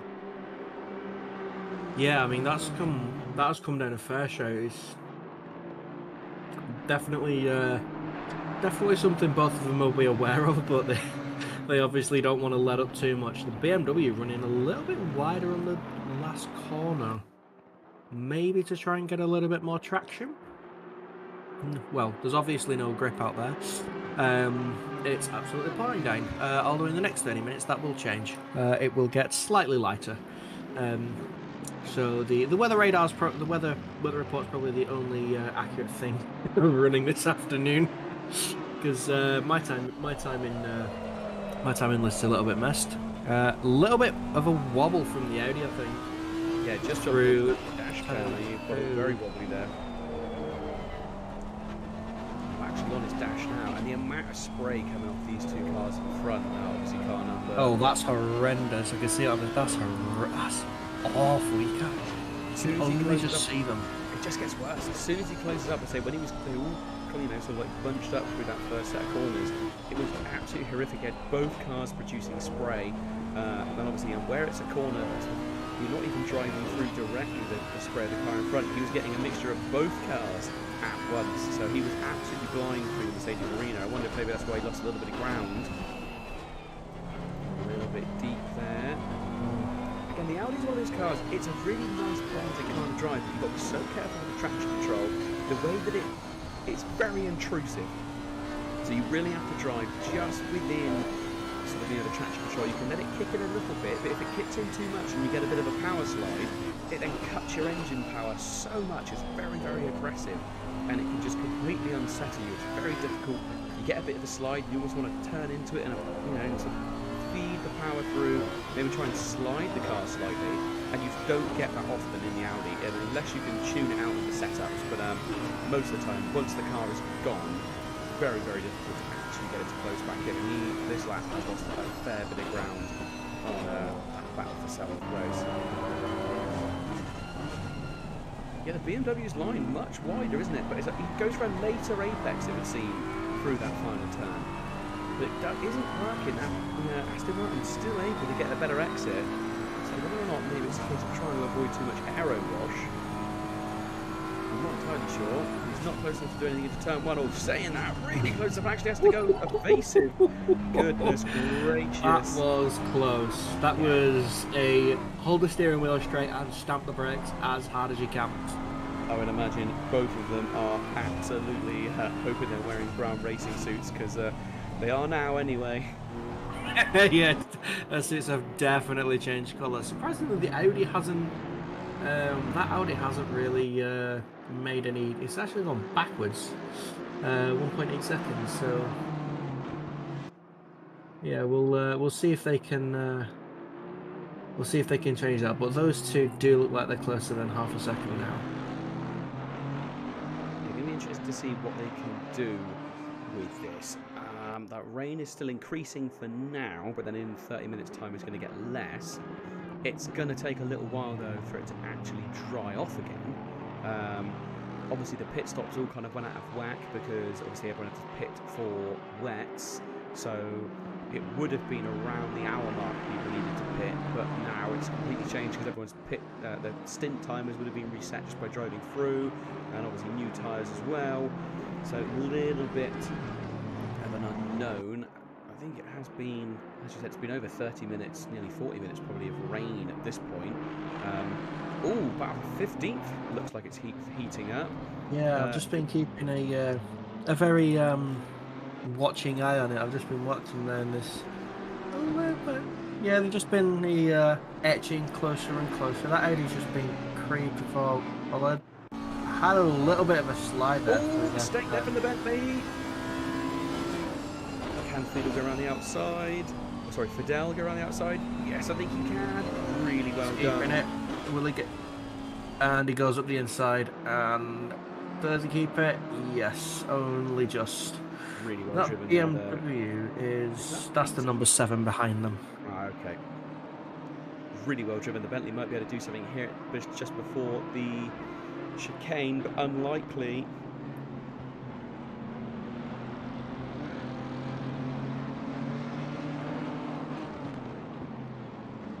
Sorry, just going to get rid of some spam in the chat. Right, that was a little bit ambitious from the number 7 to try and get past them. That was a little bit. I suppose maybe he was thinking that they dive out the way because he's a back marker, isn't he? So I wonder if he was No, thinking number 7's in 3rd. Oh, okay. Oh, So he's trying to not, yeah, overtake, so sorry, yeah, he's trying to overtake into the final corner. Got a little bit ambitious and ran a little bit deep. Unfortunately, there was no contact, but it was close. very risky though, isn't it? So you want to try and get forward as quickly as possible. You've got to try and play it correctly as well. Avoid any kind of incidents. That Bentley really struggling in the wet, which I'm surprised with really. It was the Boatley. It used to be really good in the wet, and obviously with the most recent balance of performance not doing as well, or it might be that the team is running a predominantly dry setup. Obviously we saw him battling earlier on with the car number 8, his car is running 12th now, Dominique, and that gap has opened right up now. He's lost a fair few positions, much to the joy of car number 8, that Porsche. He's finally managed to get away from the Bentley for 5 minutes. And I suppose it'd be hoping that the rain maybe does last a little bit longer than the timing board might suggest. Yeah, I mean, it's been an issue for the Porsche, that Bentley, because even though it's been nerfed to high heaven and beyond, it's still quite. Oh, there's a car off track. That was the number. Is that the 660 Audi, I believe? At the hairpin. As I'm on board with the McLaren, the 444 of Peachman, chasing the 991 of Madl. Yeah, he lost a little bit of ground there just over through the Schumacher S's, but there is a back marker in front of them. He does move out of the way. Oh, bit of an unsettled rejoin there from the nearly a tap on the rear of that McLaren as well. Wobbly, it might have been on my end. Look, what looked like a little bit of a wobbly connection. I wonder if maybe the pass wasn't quite as clean as they wanted it to be. Peachman, his car certainly with a slight angle to it on my screen, so apologies if anyone else is seeing that on the stream. But McLaren not looking like the most connection settled vehicle on the circuit. I'm going to just move away to someone else to see if that is my game. No, it looks like not. It is a connection. I can see it on the thing. The connection is it is spiking at the minute, so it is a client side thing, not. Okay. Well, that'll be a shame because that really does also mean you're in obviously you want to battle, but if you have got I'll tell you what, that Audi, you know the Audi of Sinotti, that has pulled a absolute wonder out of the bag. And has caught up to Salmon, and Dushku is now only 0.9 behind the 112 BMW. Really well driven in this, doing really well. Oh, bit of a slide there though. And that'll be a shame. I say he's doing well, and he has a wobble. It's the commentator's curse. It is the commentator's curse. Which, to be fair, commentator's curse has now become my favourite team name. Every time I do any racing of my own, all my teams are now called commentator's curse. Because that's why I'm going to blame. That's why I do badly in races, because I curse myself just by watching my own screen at home. So that's my excuse. I'm commentating cursing myself. Speaking of the world of, sorry, go on. I was going to say, Tim Peachman's connection still looking a little bit worrying. I wonder if it's affecting his end as much as it looks on our screens. It'd probably affect where he sees other cars. The 112 runs deep into turn 1, and the 202 has seen a very nice opportunity. But yeah, connection-wise, they'll be driving on the track fine. It's just where they'll see everyone else, like they may see everyone sliding a little bit. There's not really much that can be done about it. It's one of those tech things that you do get with sim racing, unfortunately, because no one's got a bulletproof connection. No, it doesn't matter where it is. I think especially you think a lot of these drivers, it's not when they're not all based sort of within the UK. We have an absolute plethora of drivers from all over the world. To be fair, in fact, I might have a little look and see some of this actually. Let's see if I can jump on. Oh, no, because it's actually team drivers, it's hard to see each and every one. But yeah, I mean, we've got French, Italian, English, sorry, I say English, British. There's two Polish, well, that Forza Italian team is Adam Dubel and Jarabowski, team of two, and they're both, I believe that is the Polish flag. I do apologise if I have that wrong, but those two guys, I've got to say that these guys, a two-man team, will be doing 5 hours of racing each. I'm only doing 5 hours of commentary, and I already know that I'm going to be pretty worn out and achy by the time I've sat in this chair for 5 hours. Yeah. And, you know, I can get up and I can go and have a wee, or something like, you know, I can go to the toilet, or, you know, I can have a drink. Anytime I want to, I can reach over and grab my cuppa, and that's fine. These guys, when you're racing, so for at least an hour, you're absolutely concentrating. Like, Oh, 112 runs wide. Oh, got a 112. Yeah, 112 runs into, ran wide at the final chicane and just dipping a couple of tyres in the, I almost said gravel, on the grass, which is bad if it's dry. It's a lot worse if it's wet, because now it's wet grass and you will have absolutely nothing. I think He hasn't been able to close up, has he? He's still back a little bit, so he lost time, but not too much. He's closed up a fair amount over the past few laps. Battle for 15th, I think, might be heating up. Let's have a look. Ah, Dijkstra and Peter. Yeah. Oh, looks to the inside. That's a big dive. That was possibly. No, don't reverse onto the track. Oh no! I've just gone back on the replay as well, and annoyingly that means I'm missing this rejoin. Oh. Radio play on this one, Chinson. Yeah, I mean it was a messy rejoin. I mean the car was facing the wrong way, so it was pointed away from the circuit. What they should have done is just gone forward and done a 180, but they reversed onto the track, and it's wet. Trying to get grip, especially if you've just been spun, not ideal. And yeah, it was a little bit messy. It nearly got hit by two cars as well, so two other cars had to take avoiding action to ensure they didn't absolutely T-bone that Bentley. Yeah, it was. I'd probably say it was ambitious from the number 5, but it was still quite. He was very lucky to get away with light damage, Dijkstra, that kind of 48, but he risked a lot more damage rejoining the track in that way. Yeah. Luckily, no one else involved in that. It was just the two of them, but very, very lucky in that respect. It could have been a lot worse. I mean, especially in these conditions, like, especially if you're following another car, and I know this from a race I did at the Nürburgring in the absolutely soaking rain.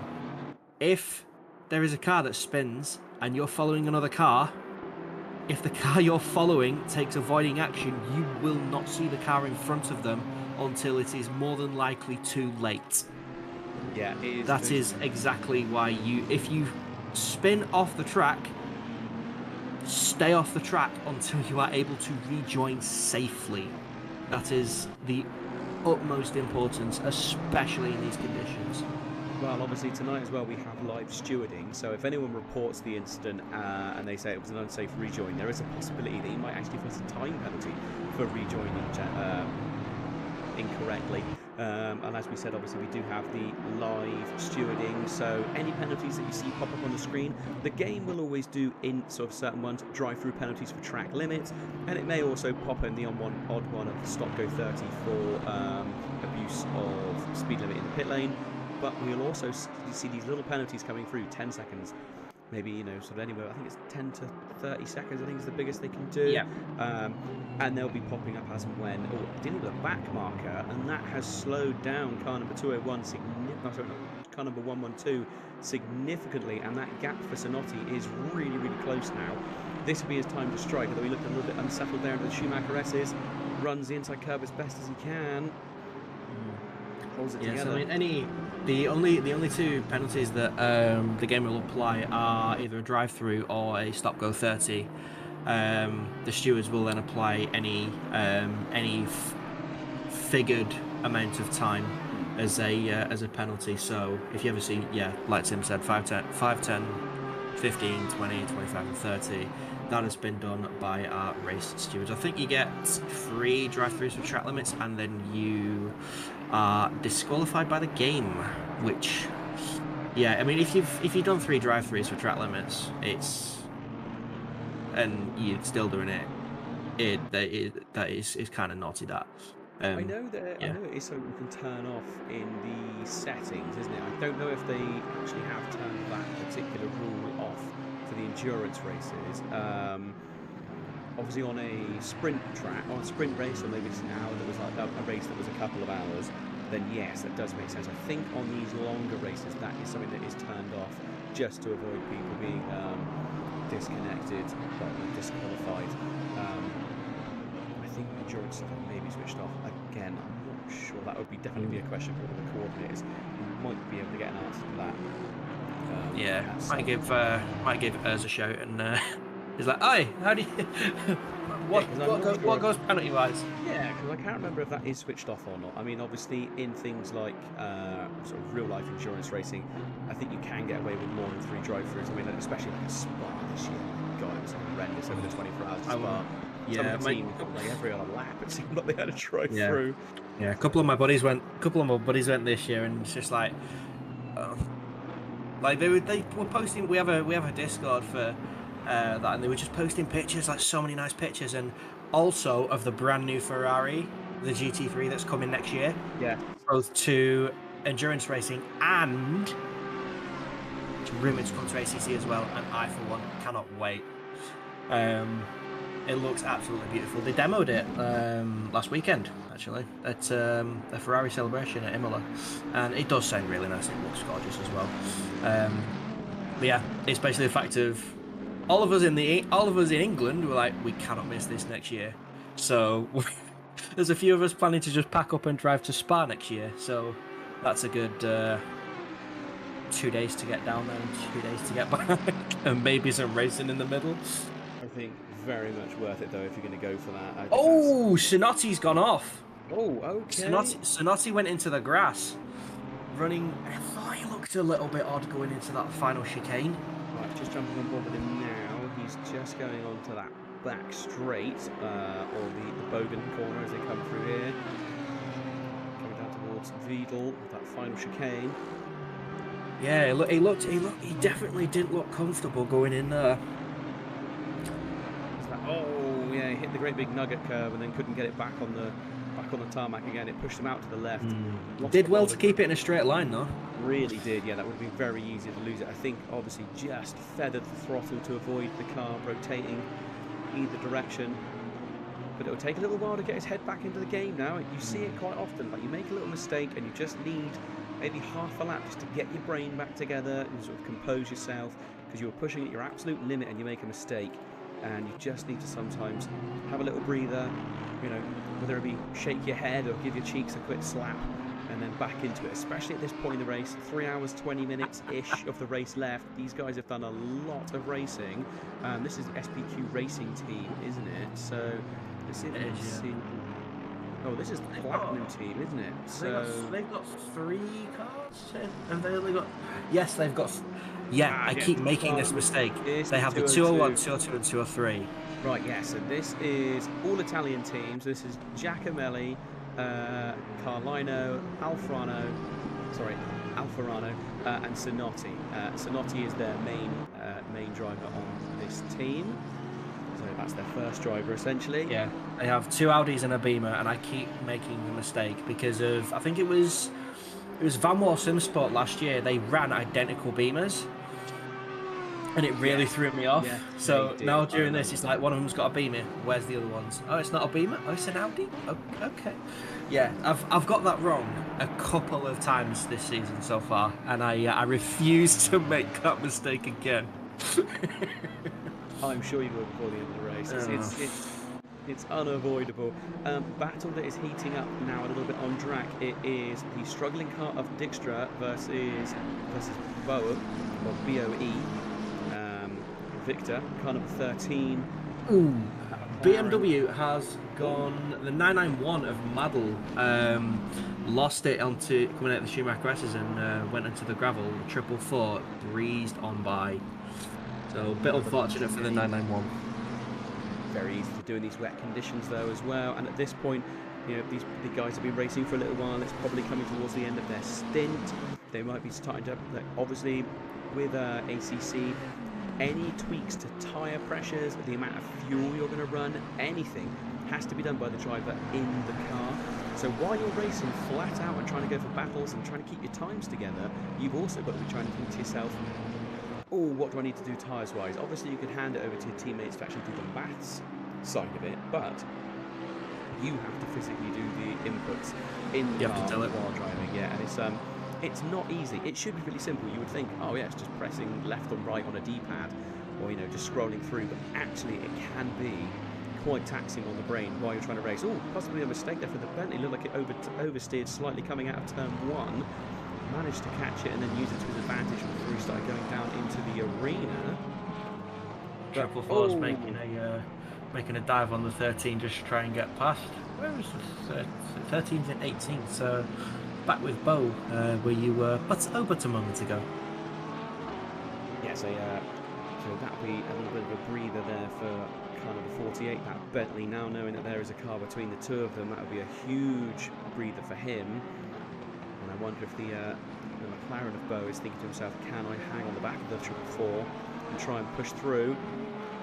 Oh, actually, there you go. Actually, I think he's also got the race leader coming up as well on him.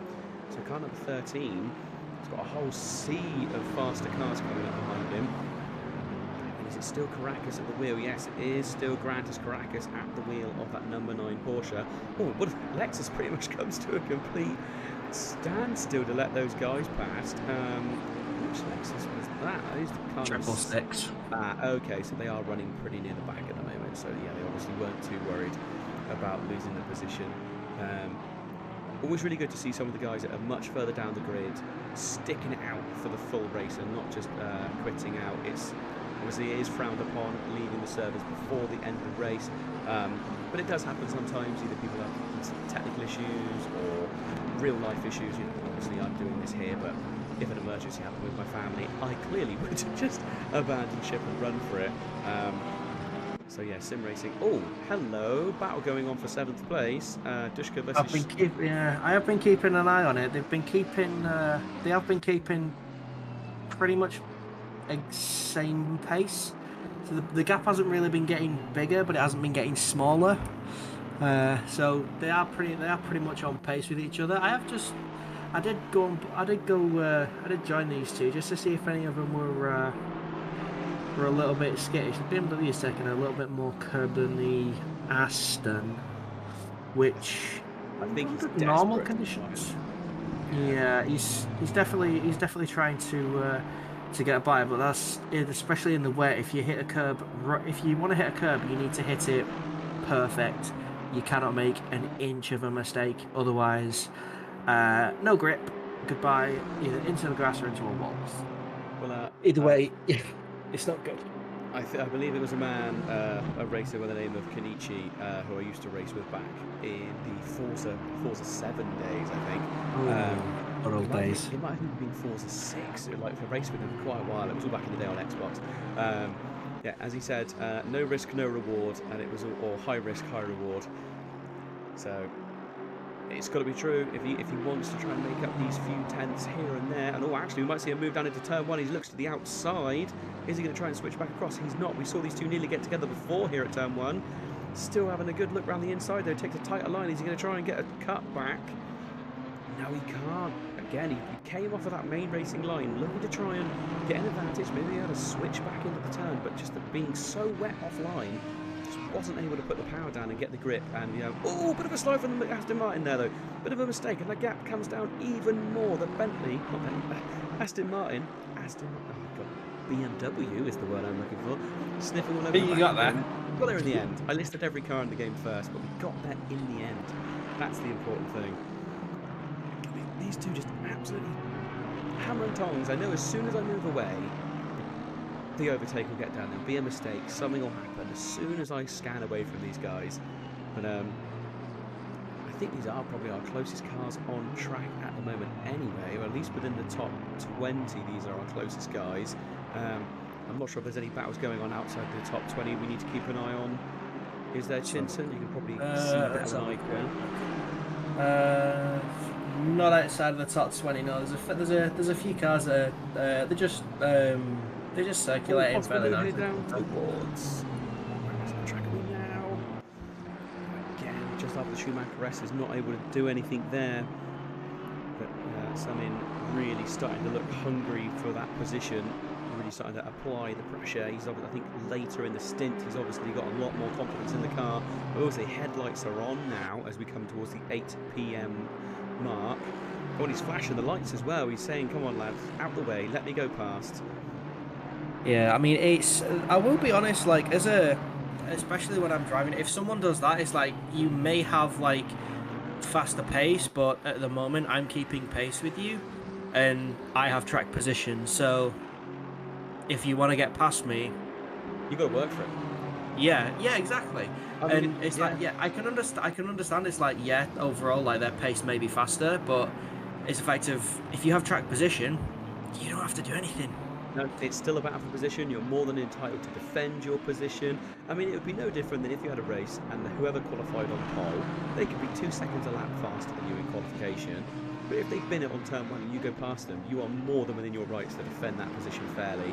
And yeah, it can be very frustrating for a fast driver, but you say that I may have done that 2 weeks ago at Paul Ricard.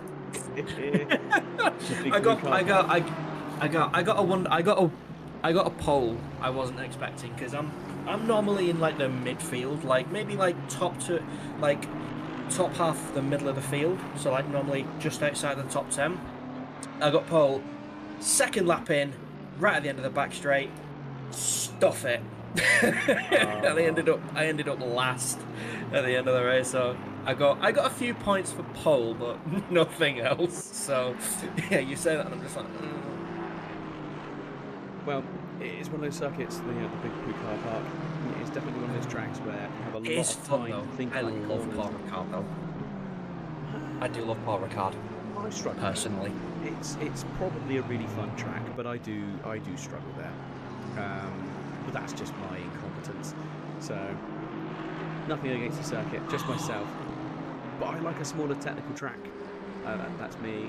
I like a slightly smaller, more technical track. I really love Oulton Park. Great track. I mean, it's hairy as anything, but I love it. Snetterton, another great circuit. Laguna Seca, awful there. No, really good fun. No, Snetterton and Laguna. No, gotta disagree with you there. I was really starting to Savins, have to look up the inside there. He's having a couple of looks in it, see where there's a just to see where there's any millimeter of a chance.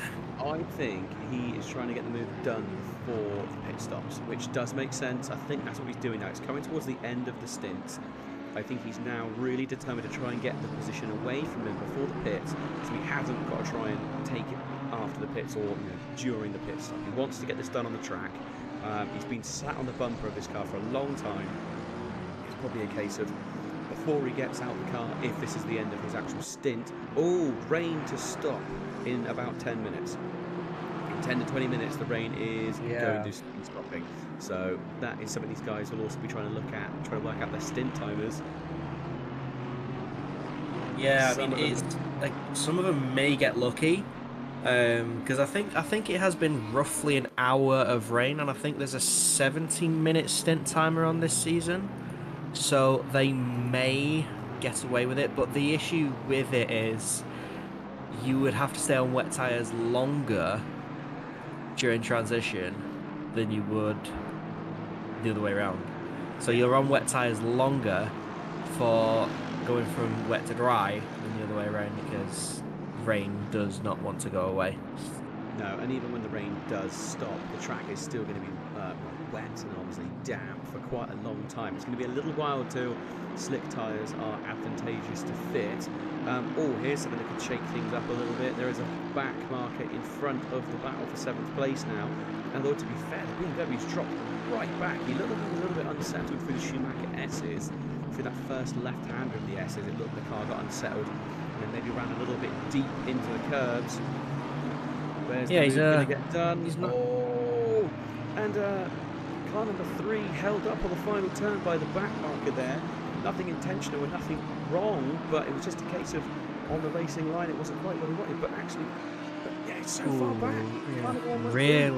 Really bad lap from Sam in there. So Dushka on the last lap, a 2:05.932, and Christoph Salmon did a 2:06.437. So yeah, really not a fun time. But the advantage that was gained has now been lost immediately because there is another 2 back markers in front of them. We've got the one of them's 177. Yeah, that's that Mercedes, and then there's another. So one of the Celtic Bromance cars up in front as well. The Aston Martin a bit further up the track. But this is another back marker. That's the car currently running in 36th place. Does move out of the way. He's going to see the BMW as well. Yes, he does. He stays to the left. Gives him the room. Really well driven there. 63, that one. Okay, yeah, car number 63. Yeah, 36th position. Had a world of issues. 37th currently listed. Yeah, that is one of the Celtic Bromance cars in front of them, so it's another back marker to try and get past. And to be fair, Dushka doing a really good job of making his way through without being slowed down too much, flashing his lights when needed just to sort of make his intent well known. And we're just coming up towards the 3-hour mark, or 3 hours 8 minutes at the moment, so soon enough we're going to probably start seeing some pit changes. Oh, a flash of the lights there from Dushka. He wants to let him know before they get to the chicane, come on, let me through. He wants to get a back marker between them, but I don't think he's going to catch up with that Celtic Bromance car quick enough. He's not being held up at the moment, but it will be on his mind as to where he's going to be able to get past this Aston. I think it'll be into turn 1 now, because they've closed up to that.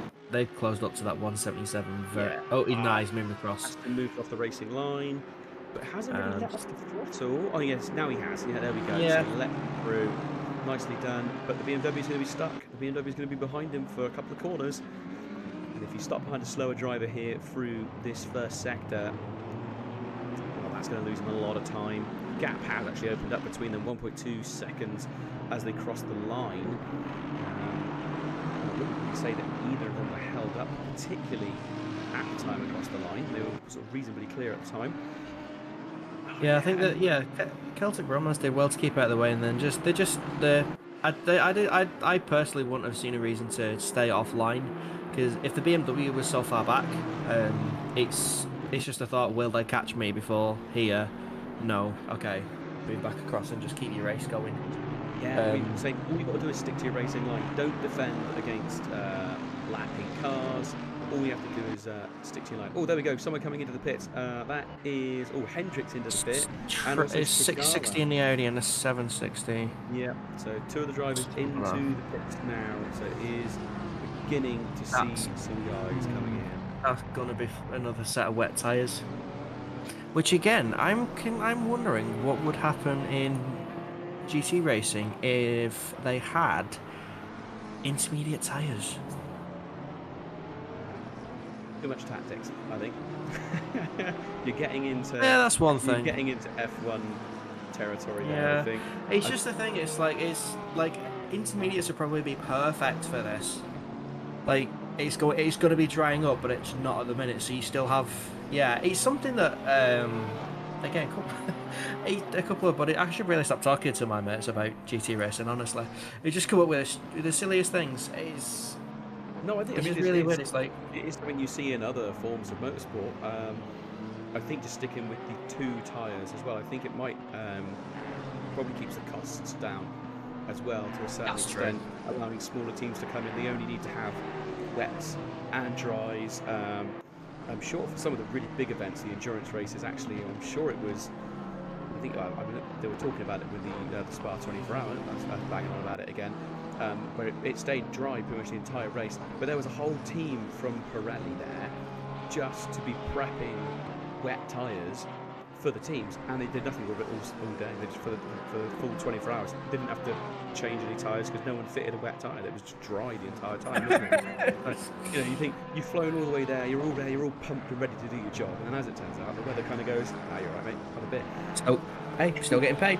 Still getting paid, but you can imagine you're there and you're like, You're like, well, just in case it rains, I can't even sample any of the nice Belgian beers. That's got to be the even worse thing because you're getting paid, so you can't have a drink.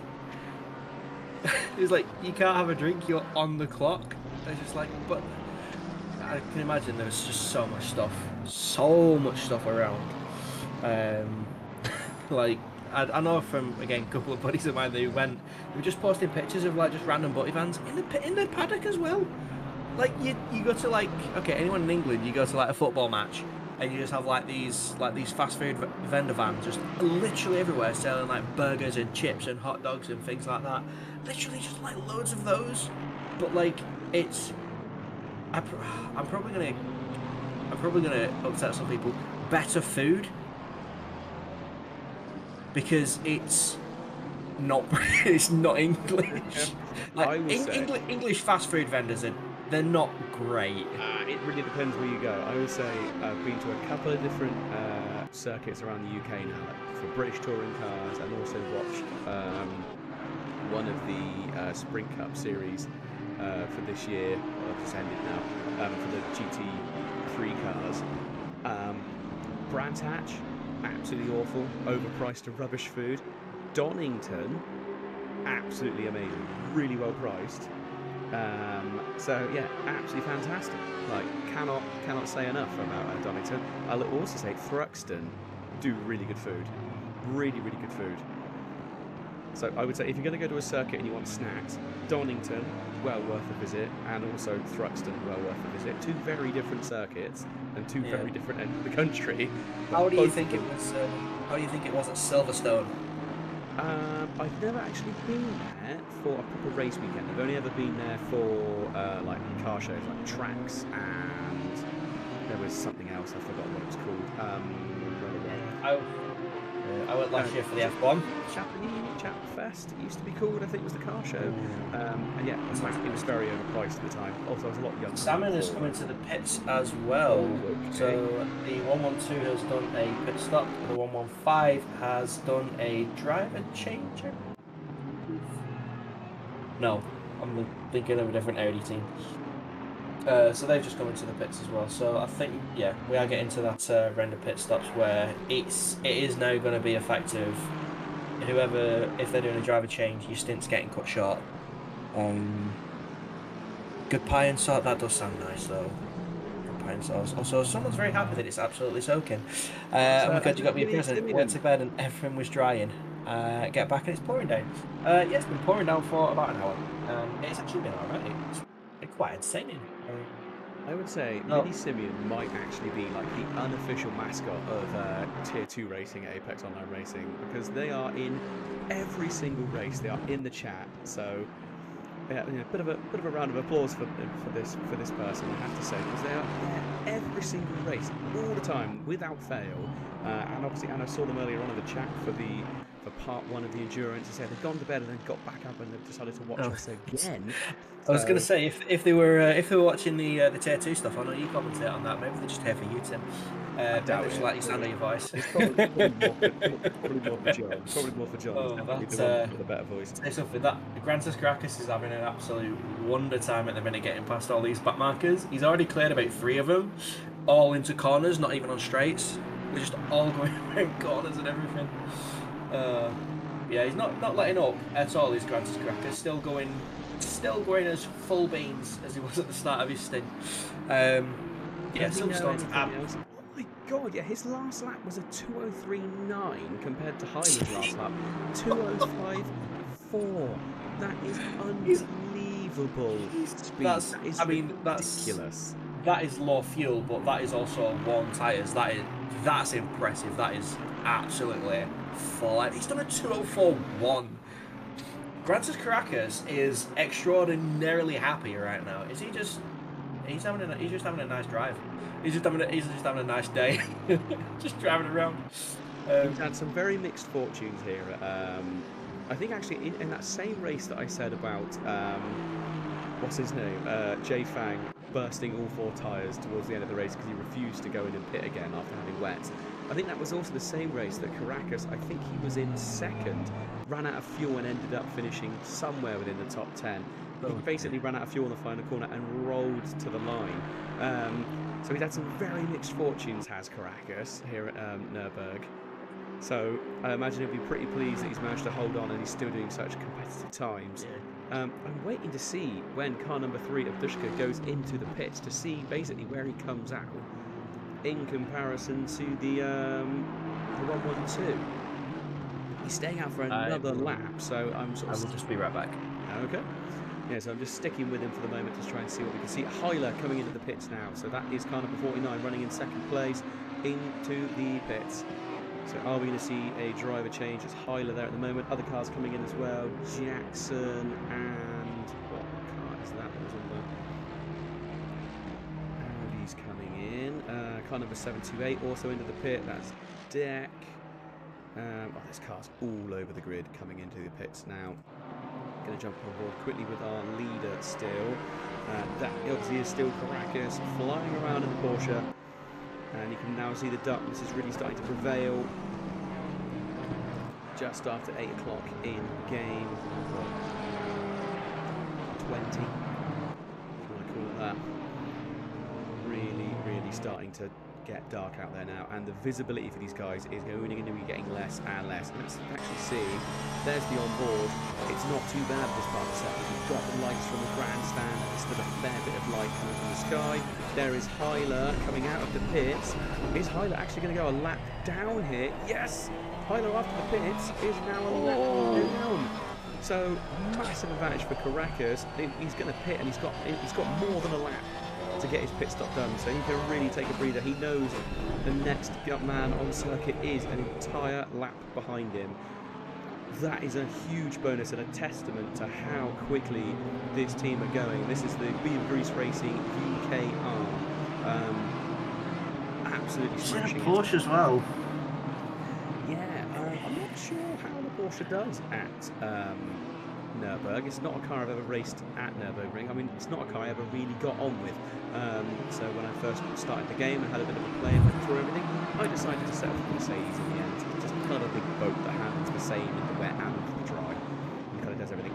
Car trip before Peachman into the pit as well now. So the pits are going to sort of shake things up. The timing board will probably go completely skew-whiff and do-alley for a minute or two, and all my gaps and times will look completely wrong. But Caracas visibly pulling away from now. It's still Hyler in the car, actively pulling away from Hyler at the moment. I'm seeing very little rain on the track. On the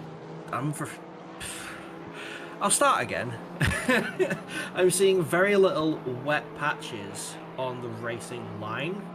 Like, you can still see the spray, but like in the lights of the cars, it's not as reflective as I'd expect it to be, considering the track is still listed in... Oh, it's damp. Okay. Already going to damp. I wonder if possibly Caracas is trying to hold it out for as long as possible in the hope that maybe they might be able to go over the slicks. Really, I mean, really, if he's trying to... They've got a lap they can lose, essentially. They've got that much time. They have nearly they have over an entire lap. They have, a lap and 6 car lengths. That is a colossal amount of time. So if he does decide he wants to pit, still, maybe half a lap he's going to lose in the pit. If he goes over the dries, he's then got another half a lap of possibly getting the tyres up to temp. The track temperature has dropped. It was 26 earlier, it's now 23. So 3 degrees have changed. Their tyre pressures are all going to be wrong unless they're furiously doing the maths, and I imagine they are. Teams that do this well in endurance racing do not wing it like I do. They don't just think, oh, I'll just drop it by a couple of degrees, a couple of psi. They will be really thinking this through, trying to keep this advantage, because at the moment a whole lap is a massive, massive advantage. Yeah, I mean, the thing about, for one, they're just absolutely... I don't think I've seen that in AOR. We're on season 3 now, so I've done... Was it season? I think I've done 3 seasons. I joined in first season. I have only just seen the leader lap the entire field. I do not think I've seen that before. I mean, correct me if I am wrong, Tim.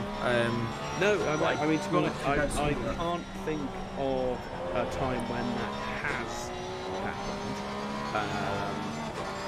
It may have happened before, but yeah, to lap the entire field is pretty impressive. And it's not as if you know, second place have had an incident or anything. It's just been race pace. They have managed to get through. But again, they are currently one pit stop behind. And there he goes into the pit. Oh, that was a very late decision to go into the pit then. Goodness gracious, really risking it all there. That's got to be stint timer, that, hasn't it? That's got to be. I think it's got to be the end track. Still down. Drive-through penalty for Caracas. So there we go. No! Oh. Simeon, I'm blaming this on you. I mean, Simeon said something in the chat. It's Simeon. Simeon's put the curse. That is killer. That is awful for them. I'm trying to see where on track. So Oliar's currently running in second place. He is still just about to go down the hill towards the hairpin. So Caracas. Oh, I think Caracas might have literally done a flash. And, that looked like it was pretty much just a quick go, and they're still sat there. The car went down to the floor and they haven't moved. No. He's cleared the. I don't know if it shows it on you, but he's cleared the drive-through. Okay, but he's not moving. Why is he not moving? Because he came out of the pit lane. He came out of the pit lane and returned to the garage. Oh, so maybe I wonder if he didn't have enough time left or enough fuel left to do another lap. So has then had to return to garage, which might lose them the position to Hyler. They don't have to do the drive-through, but I think if you return to garage, it's a lot longer. It's like a penalty time, isn't it? Like basically, it's so you don't just do it to gain an advantage. You don't gain a lap, do you? Basically, you lose that amount of time. Kyler's just out of the Schumacher S's. Okay, and Caracas still sat in the pit. His car is still just sat there, and his tyres are going to be very, very cold by the time he's allowed to go free from the pit. This is going to be a close one, I think. All that advantage gone in an instant. Absolutely, there's nothing left of it now. And this is it. And now we've got Hyler coming to the up. final chicane. Yeah, I think we might see a change of position here. I can't see Caracas is going to get that car going in time. There we go, Hyler coming up towards the final turn now. No way Caracas getting that car done. So Caracas sadly loses the position with that drive-through, but silly mistake possibly. That's a really strange thing though. He has sat there still a really long time though. He's still sat in the pit motionless. I don't know how long the penalty is. I don't think it was that long. I think it's about 1 minute 30. Okay, maybe that is the case. Don't quote me on it, but I think. So he's lost the position to Oliar's as well now, I think. He's down. I think he's at least in third at this point, Caracas. Once the time once he's out the pits and the timing screen kind of. No, I mean the 991's coming up on them as well now. So what's that? That is. Has that car pitted yet? I can't remember. Oh, come on, cameras, change me, please. I hate cameras. I know, but straight into awful. He's going. Caracas is moving, is he?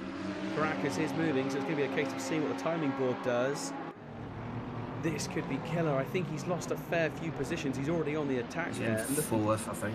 Well, he's still saying second place actually on his. I'm looking at the lap he's count. Joining in the middle of a battle. Sorry, I didn't mean to cut you out. Yeah, no worries. I thought he was about to get taken out by these two guys squabbling.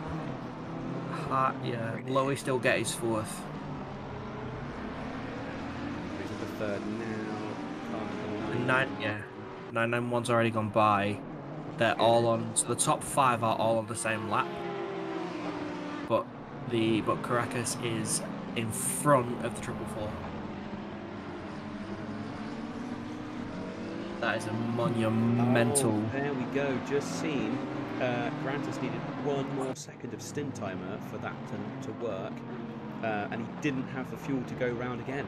Oh yeah. Oh, savage! I think actually. So we're both right on that one. Yeah, it's one of those things. I think actually something very similar to that happened at a recent esports event at Spa involving the aforementioned Jardier's team.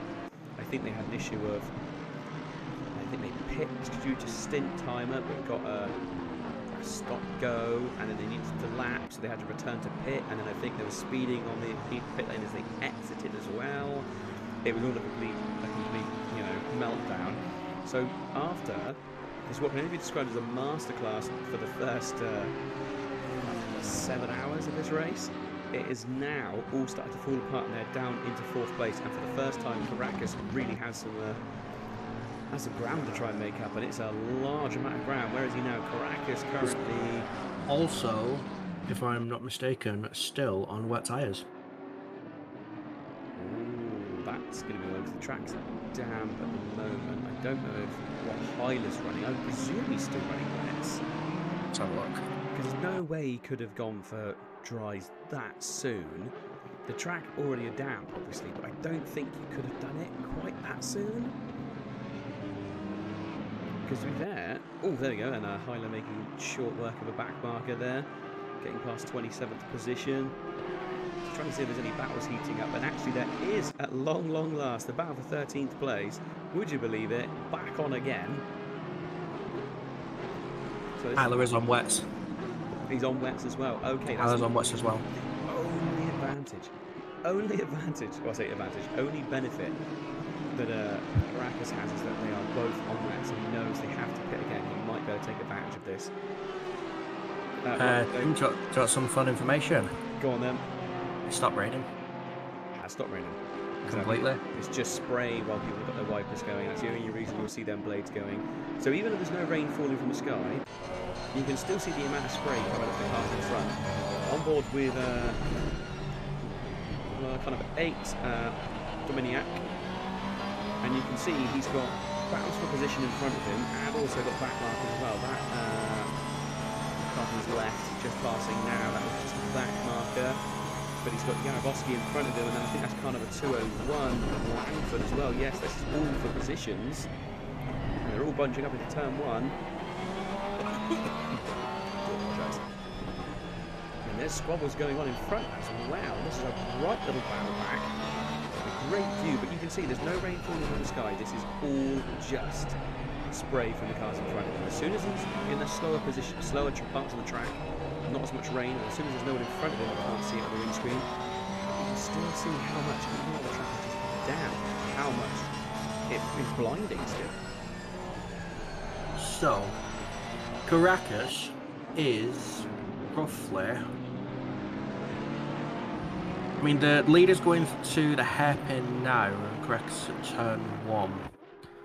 So, what is about 30 seconds? 35 seconds? Something like that for the lead, for the first sec, for the first sector. Yeah, it's around that, isn't it, I think. To be fair though, it's still got 2 3/4 hours to go. We saw someone that we really thought he was an entire lap ahead. It's a lot of time to make up, but it's about 2 minutes, isn't it? We've seen him make up 2 minutes already over the space of the race. Yes, he doesn't have as long to go, but he only needs to make up 30 seconds. It's really going to be whether him and his team can all do it. The battle is really heating up, I would say, at the moment, is Jaroboski versus... Dominic. And he's actually caught up to the back of the car running in 8th place, Samin, at 112. But he's way They're having a good old go as well. Absolutely way faster than him, and he's desperate to get past because obviously he wants to get away from Dominiac and get away from that car number 8. Is Jaroboski still on wets though? Because he just went over, he's gone offline again. So whether he's trying to keep the tyre temperatures down, he was off into the wet. Ooh, tries to go around the outside at turn 1, not able to. Can he get a bit of a switch back? No, he can't. He's stressing the back of that BMW. I think he's doing himself a disservice there. Because that's one of the reasons why the BMW is just a little bit. Got to give him room. BMW is just a little. I think it's a little bit unpredictable on the brakes at the minute, and that's not helping the Ferrari because. Especially if you're that close, it is effective. Oh, and that's contact into that corner. Yeah, and the Porsche has a look up the inside, tries to take advantage, can't quite get there though. But he'll probably have a better drive down towards the hairpin. He definitely does. He's all over the back of Jaroboski, and now they're actually probably going to go side by side. It's really going to depend on where the BMW goes as to whether or not Jaroboski can hold on to this position. He does under braking. Tiny bit of contact, I think, there as they both turn in. Yeah, maybe the slightest touch. I wasn't sure if that was just the Porsche getting a little bit harder on the brakes, trying to go evasive. Who's going to be more settled up through the S's? It very much looks like the Porsche there. It's going to be another run. So Jarabowski gone from being on the attack and trying to get away to now defending furiously. And he really just needs to get a little bit of a break so he can try and put his foot down and open up that gap again, because you cannot extend your lead while defending. You need to be on full attack racing line. He's flashing again at car number 112. As we said, that car is running in 8th place, but he is much, much slower than the Ferrari, so you can understand why Jarabowski is desperate to get past. This isn't about the position, so realistically the BMW has nothing to lose if he does let him through, apart from just really, well, there's no reason. All he's doing is slowing himself down, really. It's a hard one. You don't have to let that car through. It's technically an overtaking car, but he's not helping himself whatsoever. I'm trying to think, is that Sanotti in front of... it is. So that's why he's not letting him through. These two are squabbling for there's a 12th place battle, but also the 7th place battle is on as well. So that's why he's not letting the back marker through, because he doesn't want there to be anything stopping him from being able to get onto the back of Sanotti in the 203 in the 202 car. So yeah, it is a little bit of a hard one, to be honest. Because I mean, again, the 500's definitely got a lot more pace than that BMW, but the BMW they have no reason to let them by. I mean, especially again, the BMW has been a little bit unpredictable in the last lap or so, so it has made it harder for the Ferrari to try and even to just try and get past. But I think it would probably make a bit more sense for the BMW to let the Ferrari by and then just latch onto the back of them and hope that they can catch the 202 and clear that, so that they can the 112 and the 202 can resume their battle. Well, it does look like the 202, the 500's pulled a little bit away from the 8 as well, so maybe a little bit of a wobble from the Porsches increase that gap a tiny bit. We have a car in the pits. Eugene, car number 656. Is this going to be the first car on dry tyres? Oh, here we go, car number 500. Jarabowski really looking towards him again, up towards that final chicane. He's looking to the outside. Are we going to see anything? I don't apologise if anyone heard that. I had a weird involuntary noise. And there we go, a little mistake there from car number 112. A little bit too much inside curb, makes a mistake, and car number 500. Jarabowski goes on through, and well, I understand why 112 is flashing to say, come on mate, you're under blue flags, but realistically that was a fair enough pass. You know, car number 500, Jarabowski had no reason to not, to not overtake. He wants to get past. As we've seen, he's had some incredibly good pace, so really it's going to be a case of how quickly can he start to pull away and get onto the back of the 202 Audi. It's going to be, it does look like he's already quick for sector 1, doesn't he? We have the first car back onto dry tyres. 656 Honda. They will struggle a little bit for warm-up. We're weaving a little bit in the pits just to try and get some temperature in the tyres. So keep an eye on that. We have another car in the pits, the 169 of Niels Kuhl. Again, probably for dry tyres. The track is still damp, but it will just improve from here because there is no more rain. So I think a few cars will be coming into the pits to change those tyres shortly. It just depends on where they are position-wise. So I'll keep an eye on the 656 and see how they get on. See Beeswax, Longmore, Mattinson also. See what their lap times look like over the next couple of laps and see if they can put something in. I say the more cars that end up going over to dries and pushing a bit harder, the quicker the track will dry up as well. Track temperature has actually increased already back up to 24, so there is a slight improvement there. I'm going to look just at everybody. So there's about 20 seconds between first and second, and then another 20 seconds between second and third. So actually, Caracas is about 45 seconds behind Hyler at this point, if not more. He's a long way back from Hyler. A really long way back. If that's going off the in-game timing board, which to be fair is about as much use as a chocolate teapot. But you never know. That's a fairly big old gap. Hyler obviously feeling very comfortable.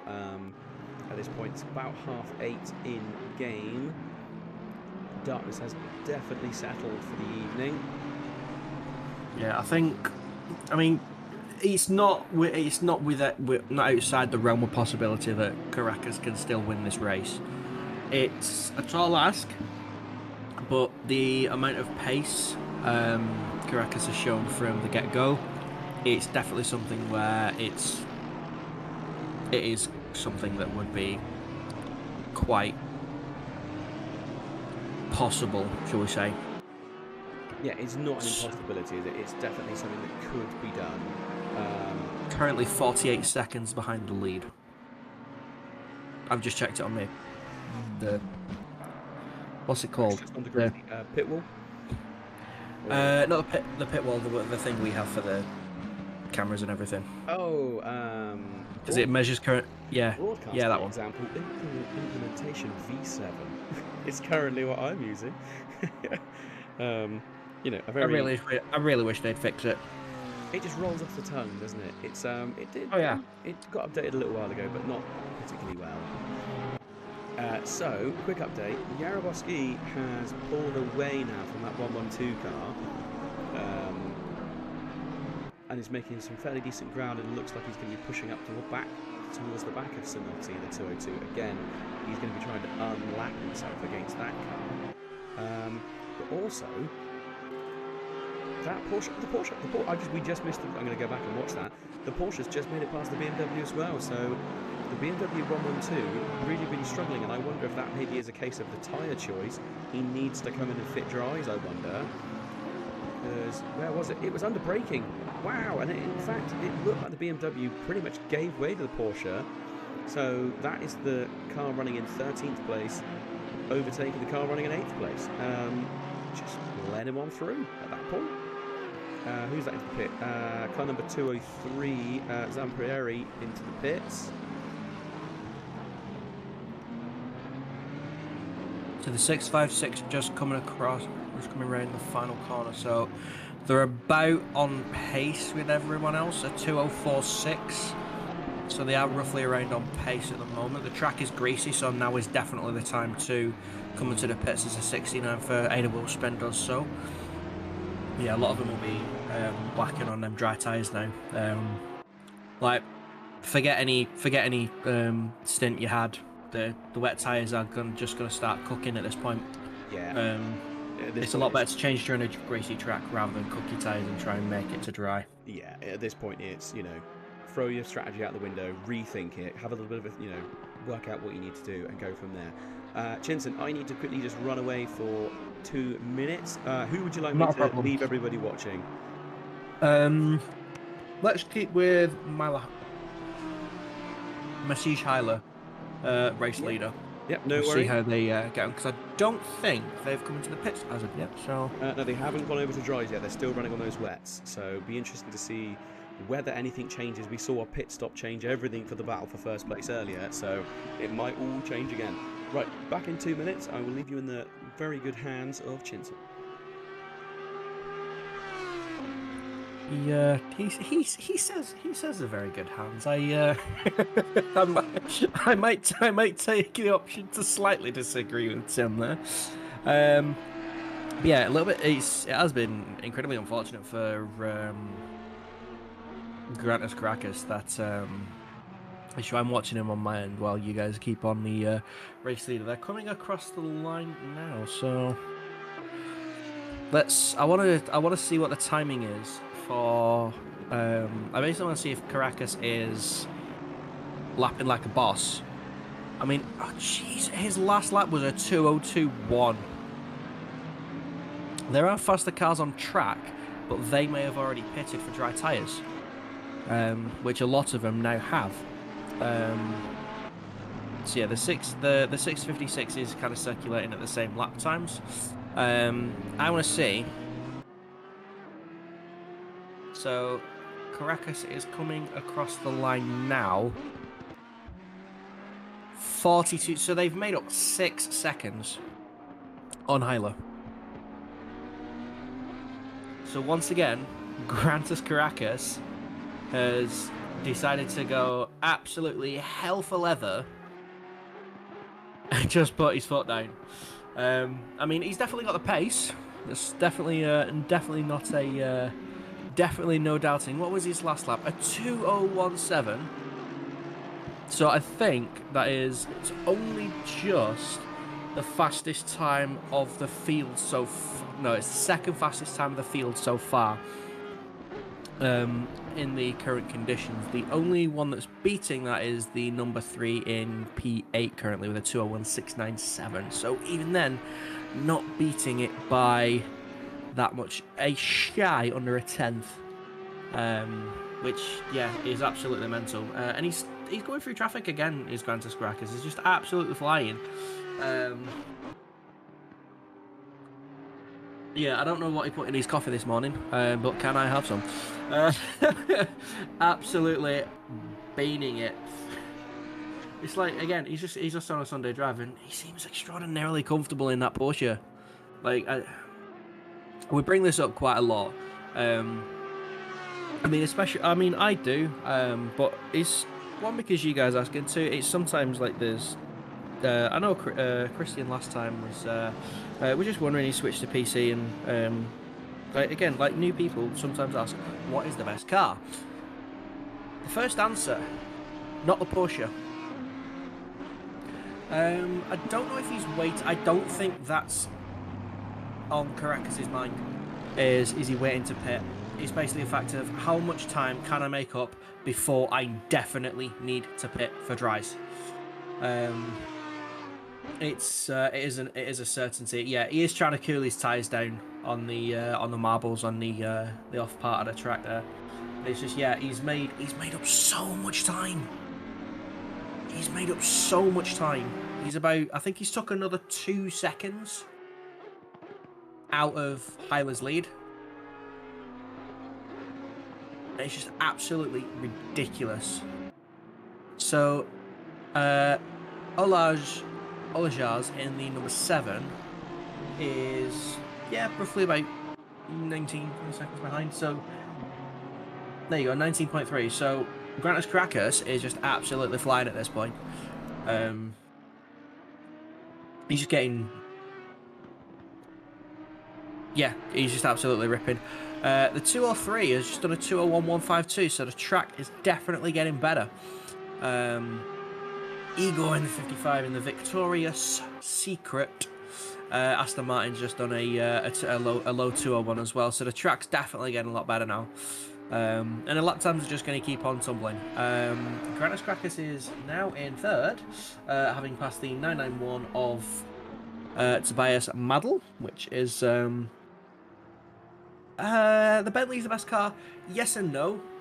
It's definitely the easiest car to get used to. But I mean, as Tim said earlier, the balance of power updates has kind of reined it in quite a lot. So it's not one of the best cars if you want to get comfortable and also be somewhat competitive. It is absolutely still a good shout.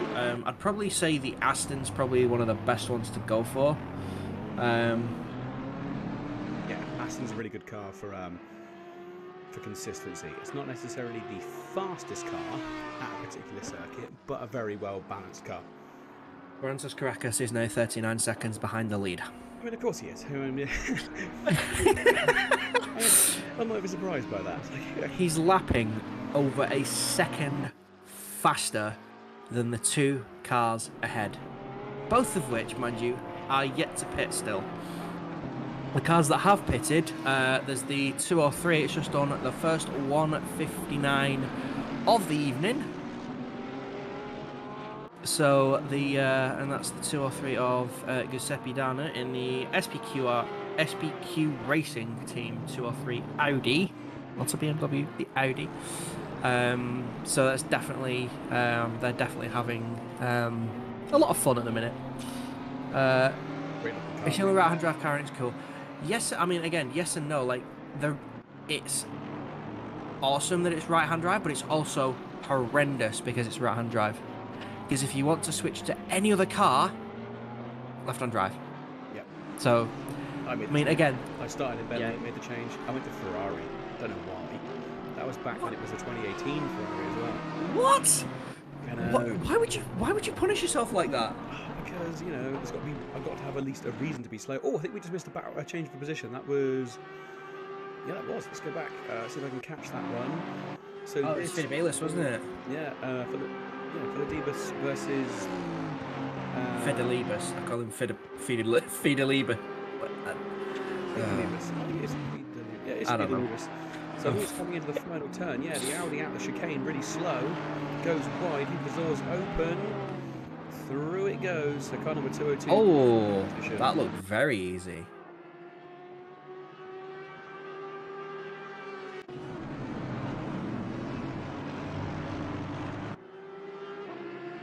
That was an absolutely horrendous lap for Gratis Crackers. Oh, was it?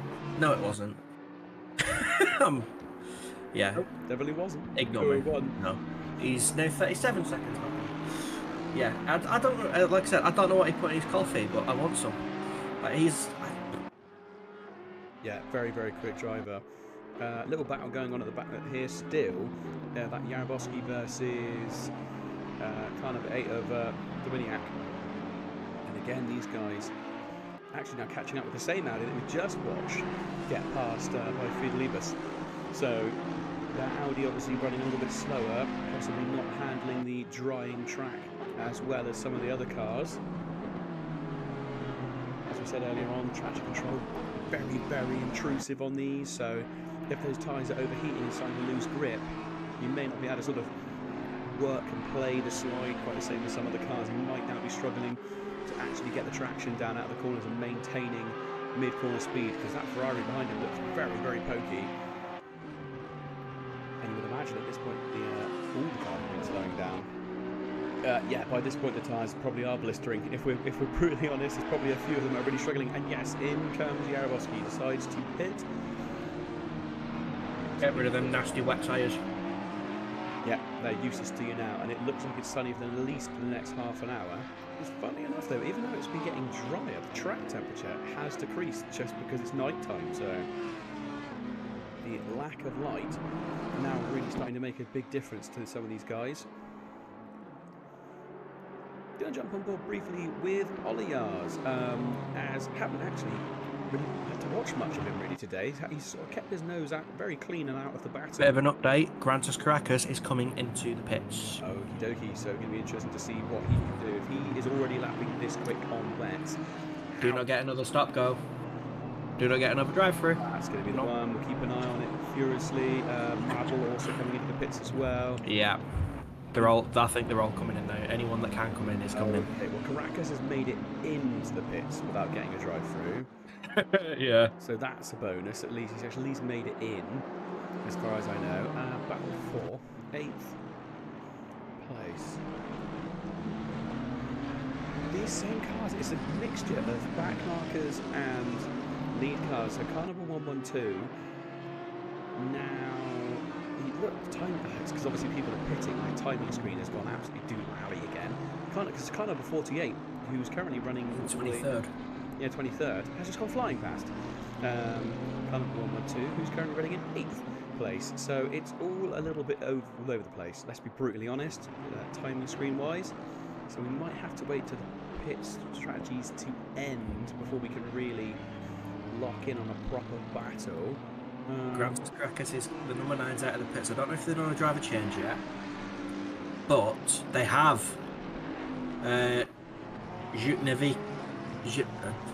Good luck trying to pronounce this, Tim. Tadas. I was going to say Tadas. Yeah, I think that's what we normally go for. Tadas. Yeah. Oh, race leaders in as well. Okay, so Hyler in. This will be interesting. Well, last lap from Hyler was a 2:04. So it'll be interesting to see what the difference in first flying laps on these dry tyres is going to be.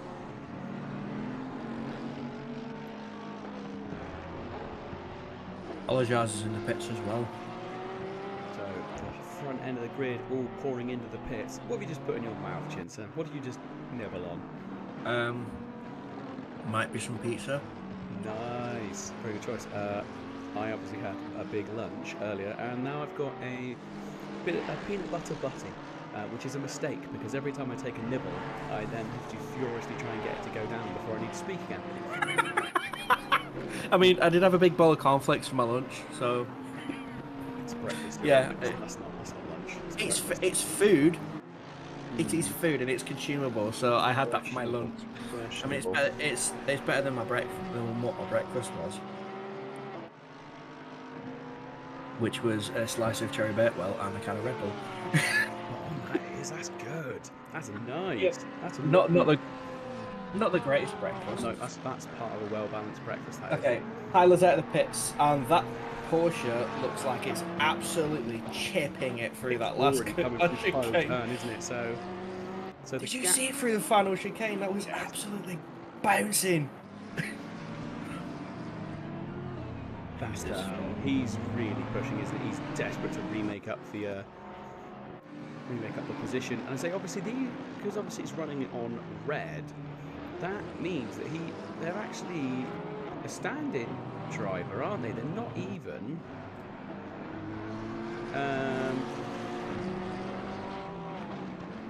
Yeah, that means they're not even a team that's been in every race, is it? I do believe. Because what car number is that? That's car number 9.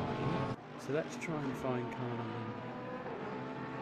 I will say there is a penalty that's been applied the way of the number 5 for causing a collision with the 48, which was the Porsche of the Bentley from the BMW of the Bentley from earlier into the final turn, and they get 2 license points for the troubles as well for causing a moderate avoidable collision.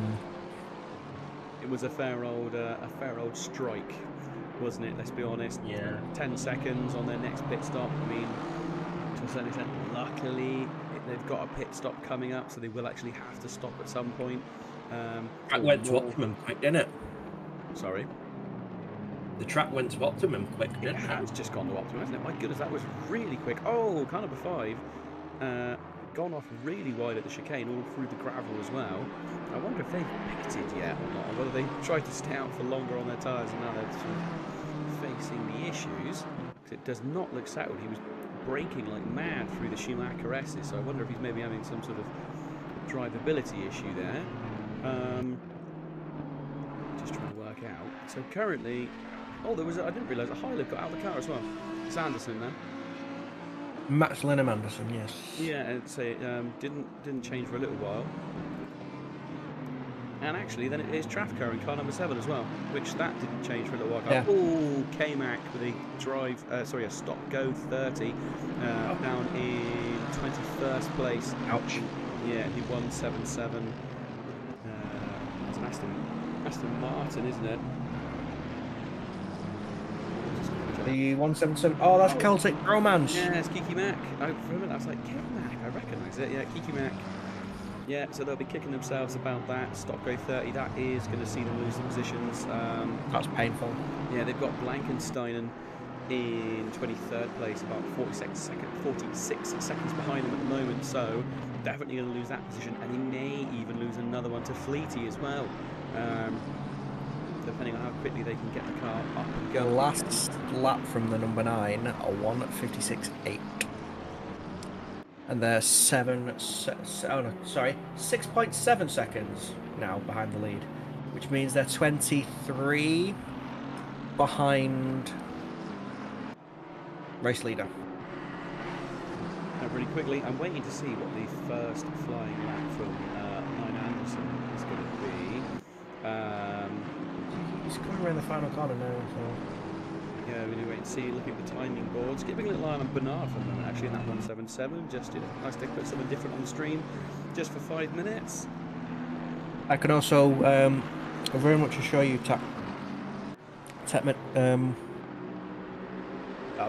Metoda. You've said it now. Tap Metoda.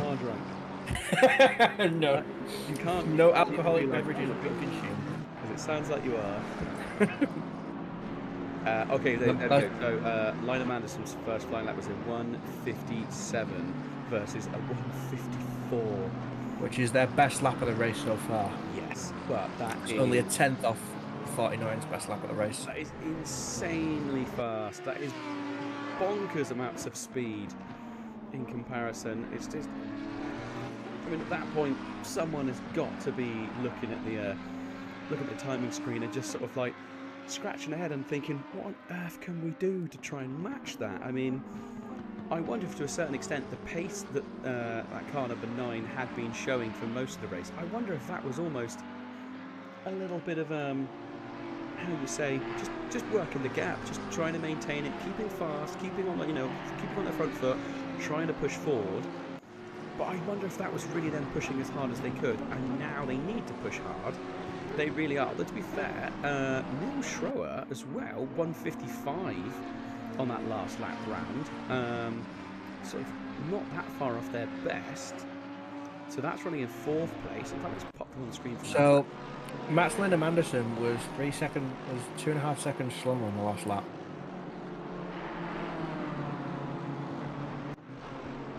It's Head to the number 9. Yeah, it's a big difference. That is the kind of difference that puts you a lap ahead when it starts to rain. We are keeping an eye on it. We're talking about right now. Thank you very much. It's also not Gracchus driving. It's not. No, it's Tadas. So we know they're 5 seconds behind.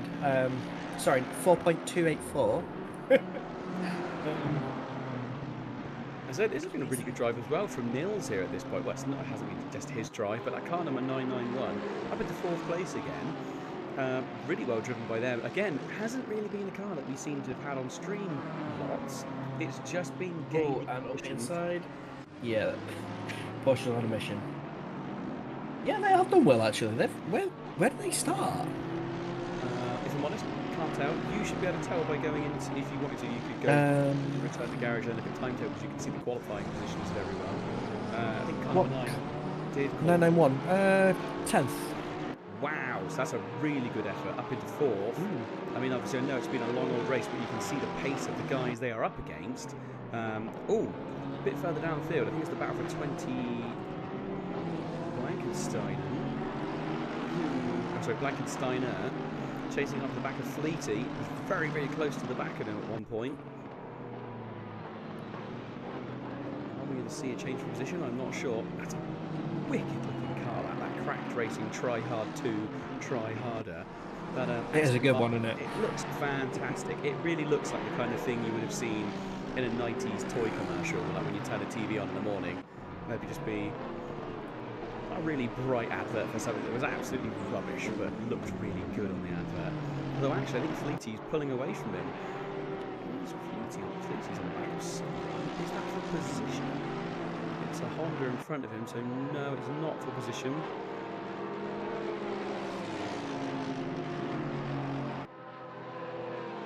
And he's behind car running in 9th place. So that is Jay Fang in the Honda. Doing really well. He's actually gaining on the back of him really quickly. We might even actually see him unlap himself here, Fleety, on an absolute charge. If you can keep a little eye on that, the times for the front battle as well, that'd be much appreciated.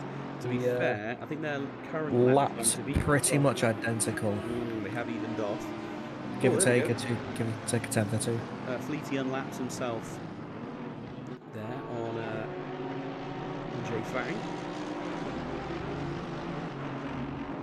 So yeah, so Trafficker's 18 seconds behind Mats in the leading 49 Audi, and then Tadas is 4.1 currently behind the 2nd place BMW. So they dropped a tiny bit of time on the last lap, but they are still well within it, and I think they'll. They might just want to. I think they might be keeping the tyres nice. They go 3.6, and they just took half a second out of power in front again. What have they done to that Porsche? I would like to know. I'm going to say it's the Caracas effect, if I'm brutally honest. I'm gonna come out and say it. He's Correct. it is the The Grant, as opposed to ground effect, it's the Grant effect. So yeah, he's such a quick driver, and I mean, and to be fair, coming into this as well, Tadas has been equally fast.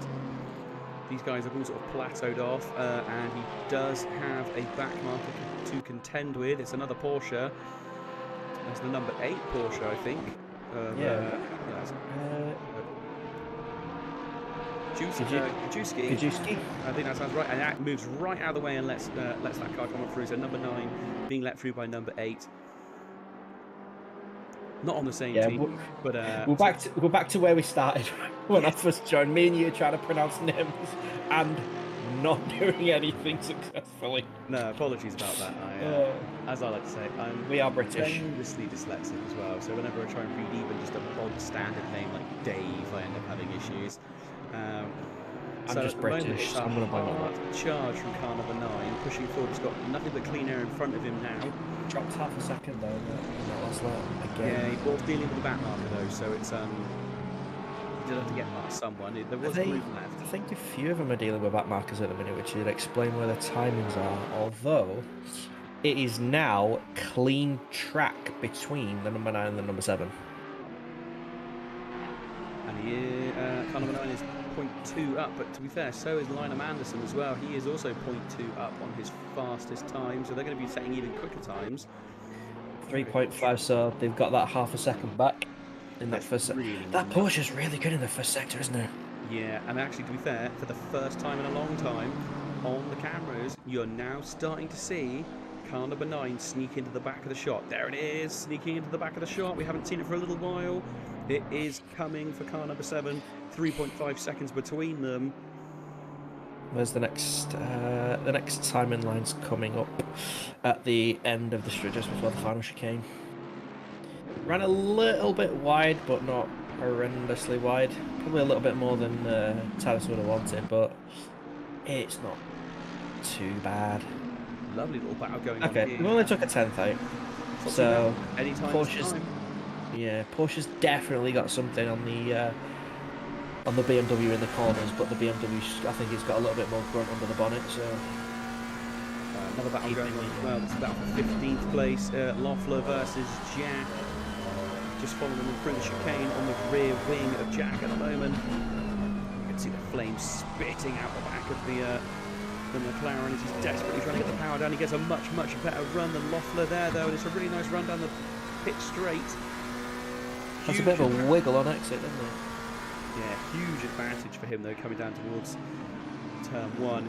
It's a place where lots of move gets done, and now actually another car goes through. That is the 444 that's just gone through between the two of them, between Jack and Loeffler. So that battle cools off just for a minute or two. And is that the 201 as well? BMW that I've just seen sneaking in through there as well. Not 201, the 112. Yes, it was. So that little battle that heated right up for a minute or two has now been blown wide open. So the gaps went from less than a second, and I'd imagine when the time screen sorts itself, it'll be a fairly big old gap. The number 9 just put in a best lap at its best lap of the race from the last lap, which is now, I believe, the fastest lap of the race, if I'm not mistaken. I'm not getting purples, so I don't think it's... But there is no purples this late in the race, is there? So, no, it's... I don't know if that's the overall fastest lap, because they had dry running earlier on with better track temp. I'm just looking at on the timing thing. The best lap, the only other best lap is from the 49 of 154.762, which I think that counts it for the... Especially on our broadcast, it counts it for the entire session. I can't see any others that beat it at the moment. Let's be fair, that's a monstrously fast time. And now 2.2 seconds behind Trafka in third. And they just done another fastest lap. Just ridiculous, isn't it? It is insane, the speed they're putting in. The Loeffler battle's back on again. From what went from being very much not on, suddenly it's back. So let's jump back on. Is that the pit stop. Yeah, that's because of pit stops. Okay, Jack jumped into the pits. And Loeffler regains the position. I'm trying to think why that car would have come into the pits. It was running really well. It's not around the stint. Ooh, bit of a slide there, I think, actually, from car number 9. Possible little bit of unsettling of the car as it now goes downhill towards the hairpin. And yeah, you can really see Trafficker there now. There's a back 1.4 seconds. Nothing, is it? Yeah, there you go. You can see him right there in the shot. In fact, let's jump on the dashboard of car number 9. Let's see, looking forward. Yep, there you go. You can see the BMW. Only one car away. Oh, the Aston, not the Aston, the McLaren, much slower there. I don't know whether he maybe tried to let off the throttle and let the Porsche come through, but the Porsche couldn't really deviate from the racing line to make the overtake. And there you go, you can see as they're on this planet straight, it's not even really straight, it's a bit of a corner in the middle of it, but Bogan came to the middle, heading up towards the final chicane. You stick on board for a minute and just get an idea of how much they can see now it's night time. To be fair, quite a well-lit circuit here. Compared to some of the other circuits when you drive around at night and there is just absolutely no visibility at all apart from what your headlights are doing. Everything's quite well lit. Moses one of them. You just disappear off into the darkness. Yeah. Yeah, you're sort of halfway around that long right-hander, isn't it? And then, oh, that gap's close right down there in turn 1. And again, we see just how long Porsche is through sector 1. Yeah, it only lost like 2/10 due to that back marker, which, considering the amount of time the number 9's made up, is chump change. Absolutely nothing. Coming up in front of these guys as well. So, what might have been a case of advantage for Trafka is now falling apart as he's coming behind. That's one of the Audis. Can't quite see what number that is. Might do actually is jump on board with Trafka. This is our closest battle as well on track at the moment. Looking at that rear. Another back marker into the hairpin. Yeah, it's another really bad place to try and get past someone. The Audi hasn't given up the position yet.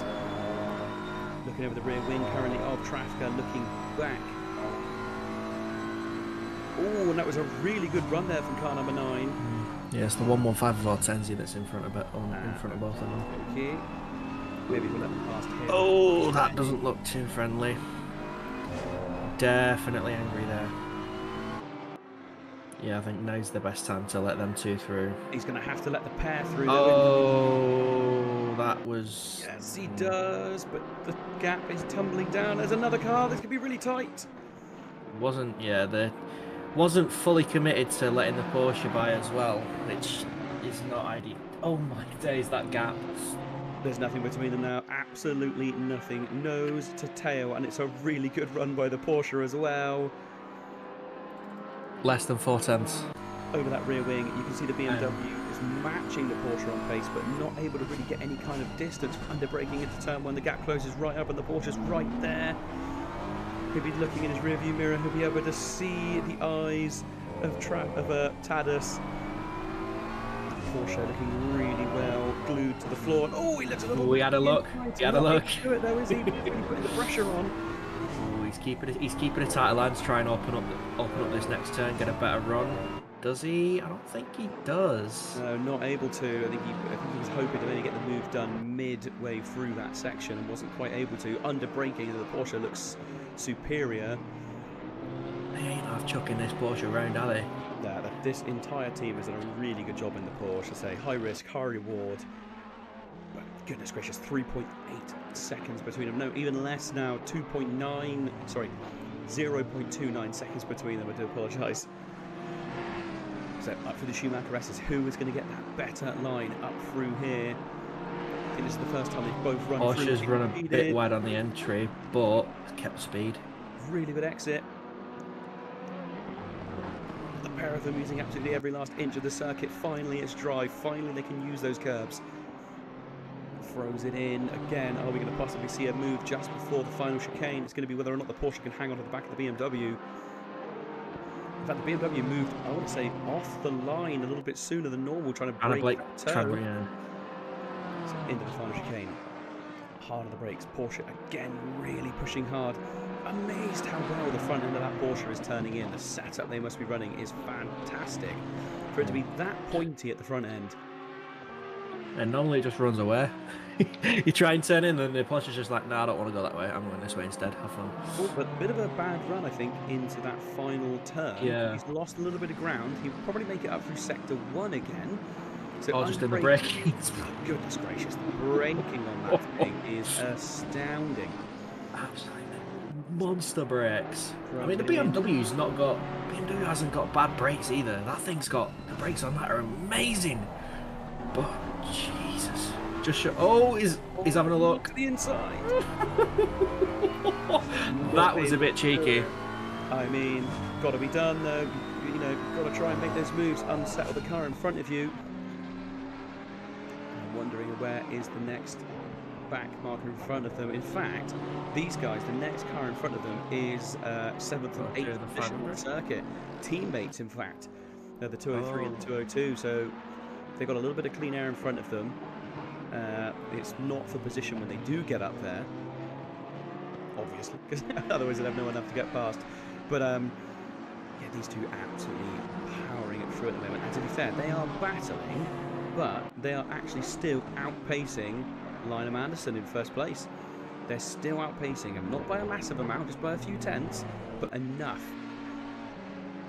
Yeah, I think the number 9's pushing the BMW along a little bit now, because the BMW knows it needs to, like, even if it was doing a bit of tyre conservation, it definitely needs to put the foot down and just try and get on with it just to try and clear the Porsche, which they have managed to do in that second sector, up to 0.794. So they've lost about half a second there. It does look like it was a much better lap that time round by Schrafker. Yeah, and the gap is now 6.2, so that's double what it was last lap at this point. So maybe there's a case of backing off slightly, letting the tyres cool down, because he's been pushing very, very hard. Maybe having a little breather, getting out of that aero wash, just have a few laps, settle himself, and then he can go on the attack again. It's something you've got to think about. You can't just be constantly attacking. Otherwise, by the time you get past the car in front, you're suddenly going to find yourself running out of tyres towards the end of your stint. With 2 hours left of this race, there is still plenty of time to get past. There's only, there's 18 seconds between Trafka and Lynham. That's right, Lynham Anderson. So there's still time to make up. Over 2 hours, 20 seconds is totally doable. Yeah, Mats has been going through a fair amount of traffic. There's been about 3-4 cars he's had to make his way past. So I think that may account for some of the time that he has lost to these two. And he's not really got a clean run. He's still got he's got 3 cars that are fairly nicely gapped, but then he's got a group of 3 that I mean, they do look like they're battling, but I don't think they are, because the numbers aren't. The car numbers don't match up with the timing street. So yeah, he's got a bit of Mats Lynham-Anderson's got a bit of work to do to get past these back markers to try and get in a bit of clean air. Which, yeah, it's just hampering. I mean, it's hampering him more than these two going at each other is hampering them, because they're just going faster. Did pull out a bit of time on the last lap, but not enough to... Really, really good track position here for car number 9. He's really close. There were 0.3 as it came through the last timing board. What's it going to be across the line? Probably even less than that. What is it now? 0.3. 352. Okay, but there might be an opportunity for something under braking here if he's really, really brave. He does. Oh, he's going for it. He's done it. He's gone up the inside. I don't think there was a run, but it was very a close. little bit. And I think he's going to do it. Can he get back across? Yes, he can. He's got it. And he seals the position, amazingly managing to move across under braking and hold on to that position. Great bit of driving and excellent car control. Now I wonder what Tadas is going to do now that he's in relatively clean air. He's got a couple of back markers ahead, including the number 500, which isn't slow. and it's no, not But Dubel, unpredictable either. So Dubel will know to get out of the way. He knows that's the battle for second place. He's a that BMW went a bit deep into that corner, didn't they? Yeah, a little bit even They just losing. threw away a lot of time. I wonder if it's a certain extent of he knows if he's going to get this position back, he needs to strike quickly, and so he's pushing hard, and maybe just pushed a little bit too hard, and that has allowed Tadas to get away. Yeah, not the feeling. That's the gap, and that's here. This is where it could all fall apart for Trafka. Yeah, Porsche looks a lot tidier through that through the Schumacher S's than it has done on the previous couple of laps in the dirty air. So definitely nicer for Tadas at the minute. Yeah, it's going to be interesting to see what happens here with the 500 car. I mean, it's got enough pace that it should be able to stay ahead all the way up to the chicane. It probably might want to get out of the way when it comes to the main straight, the pit straight, as it were. Yes, because there we go. That's immense on the brake. Every time it's just like Good, it looks like they brake so late, but the brakes are just dealing with it, and it's like, okay, fine. Yeah, brilliant bit of driving. Yeah, that's really good. I think it's testament to the setup and the driver confidence. 500's gone deep into turn one. Yeah, very. Lead through, Yeah, nice the Forza Italia guys are always. I mean, I wouldn't say they're always clean because every racing car has incidents, but they are always very aware and they know when to concede track position to let a fast car by. Their racecraft is definitely up there, isn't it? Like it's some of the best racecraft. Like the entire team, very much like gentleman racers, as it were. I'm gonna say, even with that battle going on, Tadas' lap was still 100th of a second faster than Lionel Anderson. So even while he's been squabbling to get a position, he's still gaining. So 18 seconds between them now. Just under 2 hours left to go. 233 laps in the bag so far. There's definitely time, isn't there? Took a lot of curb through them Schumacher S's. Absolutely arrived on the scene, said thank you, and just absolutely flew by that backmarked BMW. The Lexus unbelievable. As well, it's like some really good backmarker work here. To be fair, these guys being really fair to these faster drivers. It's dark; it's very hard to see what is going on around you. Obviously, you've got your heads-up display to kind of let you know who is where, but it's still very difficult in the dark, especially if you're having your own battle to try and work out which car is which. Yeah, my goodness, so much use of the curbs here. But to be fair, Trafka does seem to have settled and really starting to pull back now. Let's see what the lap times are like when they come across the line. A little bit slower, 155.6 from Tadas that time versus a 155.3 of Trafka. So Trafka that time round closing the gap back up.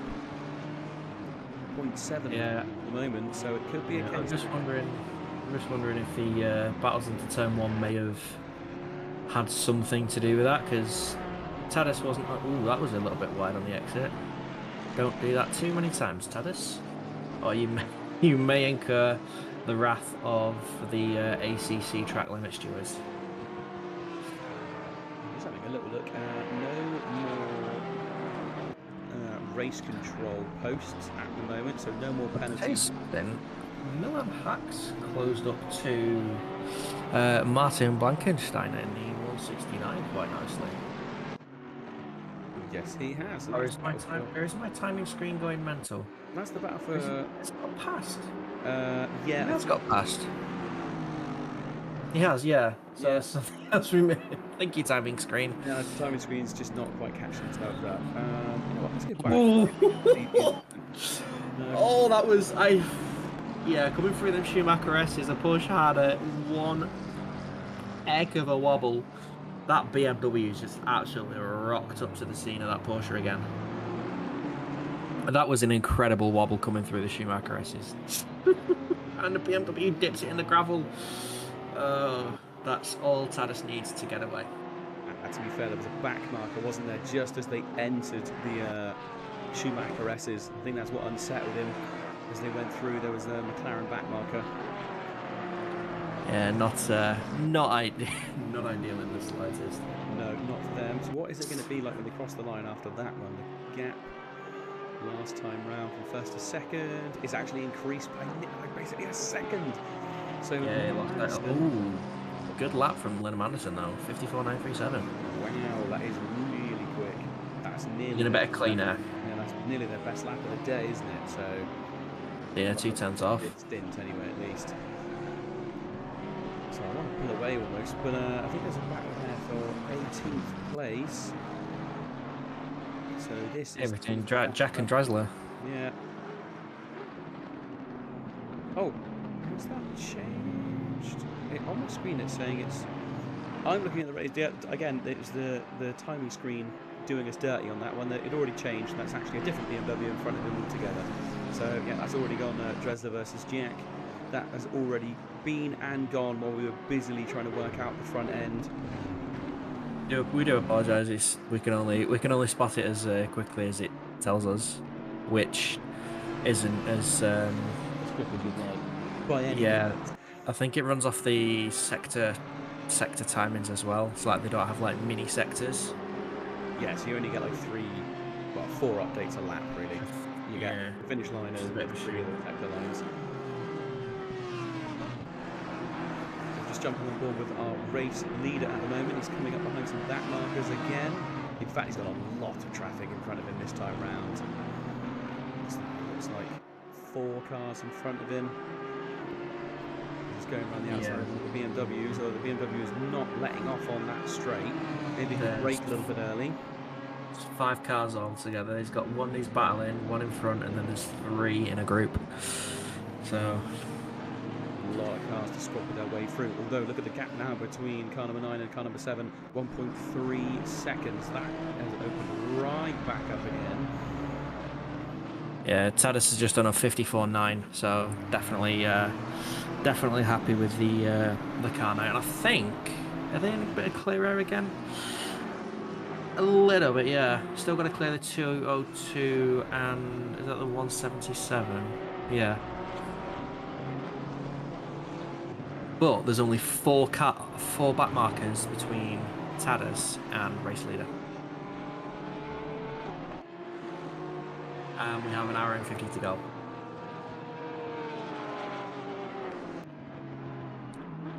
What do you reckon, Tim? I've seen some pretty bonkers drives in my time with AOR. I've seen some incredible comebacks, so I'm not going to say anything. I always go back to the one. I think it was Black Gold Saw at Kailami. Qualified. Oh god, I remember that. Had an incident and then another incident on lap 1, and yeah, I think me and you covered. Was it me that covered the beginning of the race? Or it might have been me and Arca Tooth. It was. Ah, okay. I think it was all 3 of us because we started talking about food, and then I think Rage came in and we started talking about meat snacks.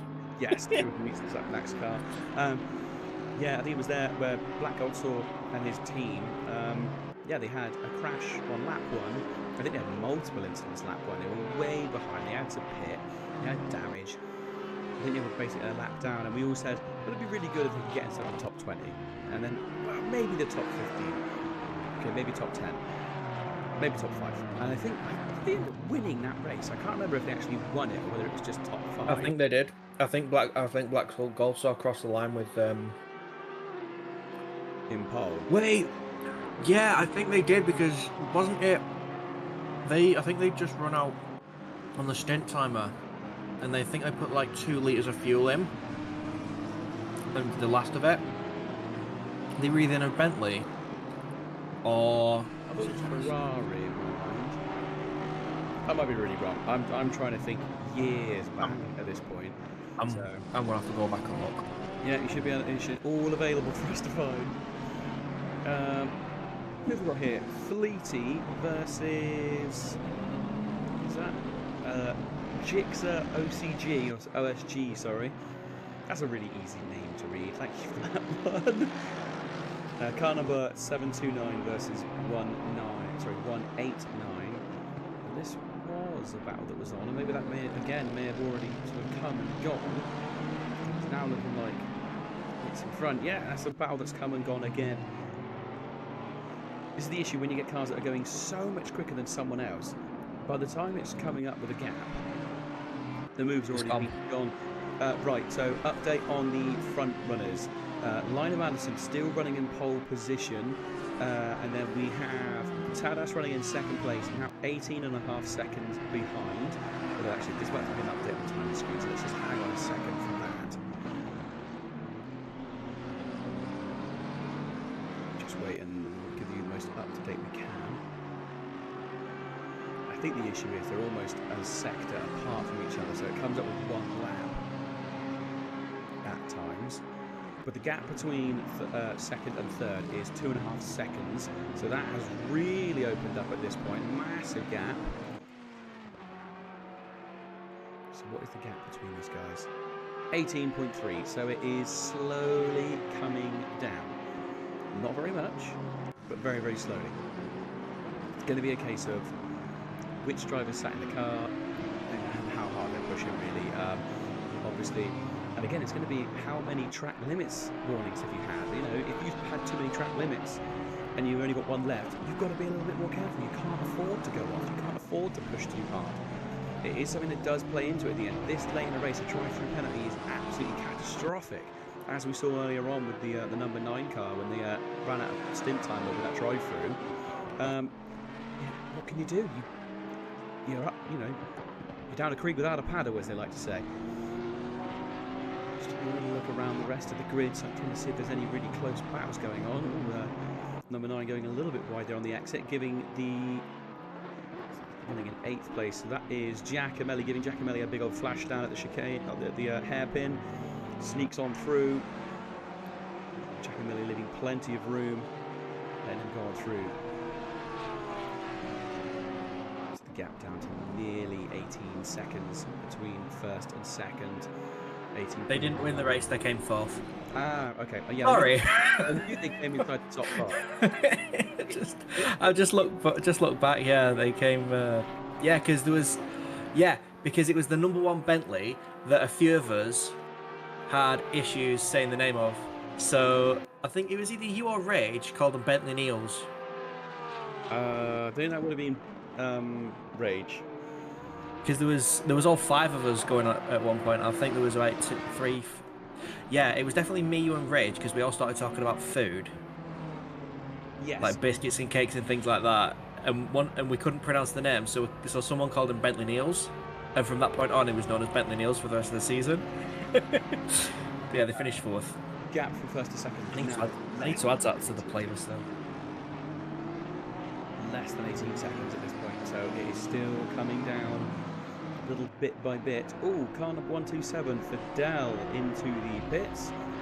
I'm trying to think if that is a scheduled stop or not. I haven't seen these little yellow flags or anything to suggest as to why they'd come in off of sync, unless they're trying to now think about the end game. It's getting into that part of the race where you want to make sure you're not having to pit right near the end of the race, or you need fuel, maybe a little splash and dash. We've seen people lose races like that before. I think it was at Bathurst. One of the teams was meant to do a little splash and dash, and they made a mistake and actually ended up putting loads of fuel in, so they were stuck in the pit for a lot longer and ended up losing their positions. I want to say that was one of the PCDC Motorsport cars, or might have, yeah, I'm pretty sure it was PCDC. One of those guys had some issues at Bathurst a couple of seasons ago. 18.1 seconds now, that gap for the lead tumbling down.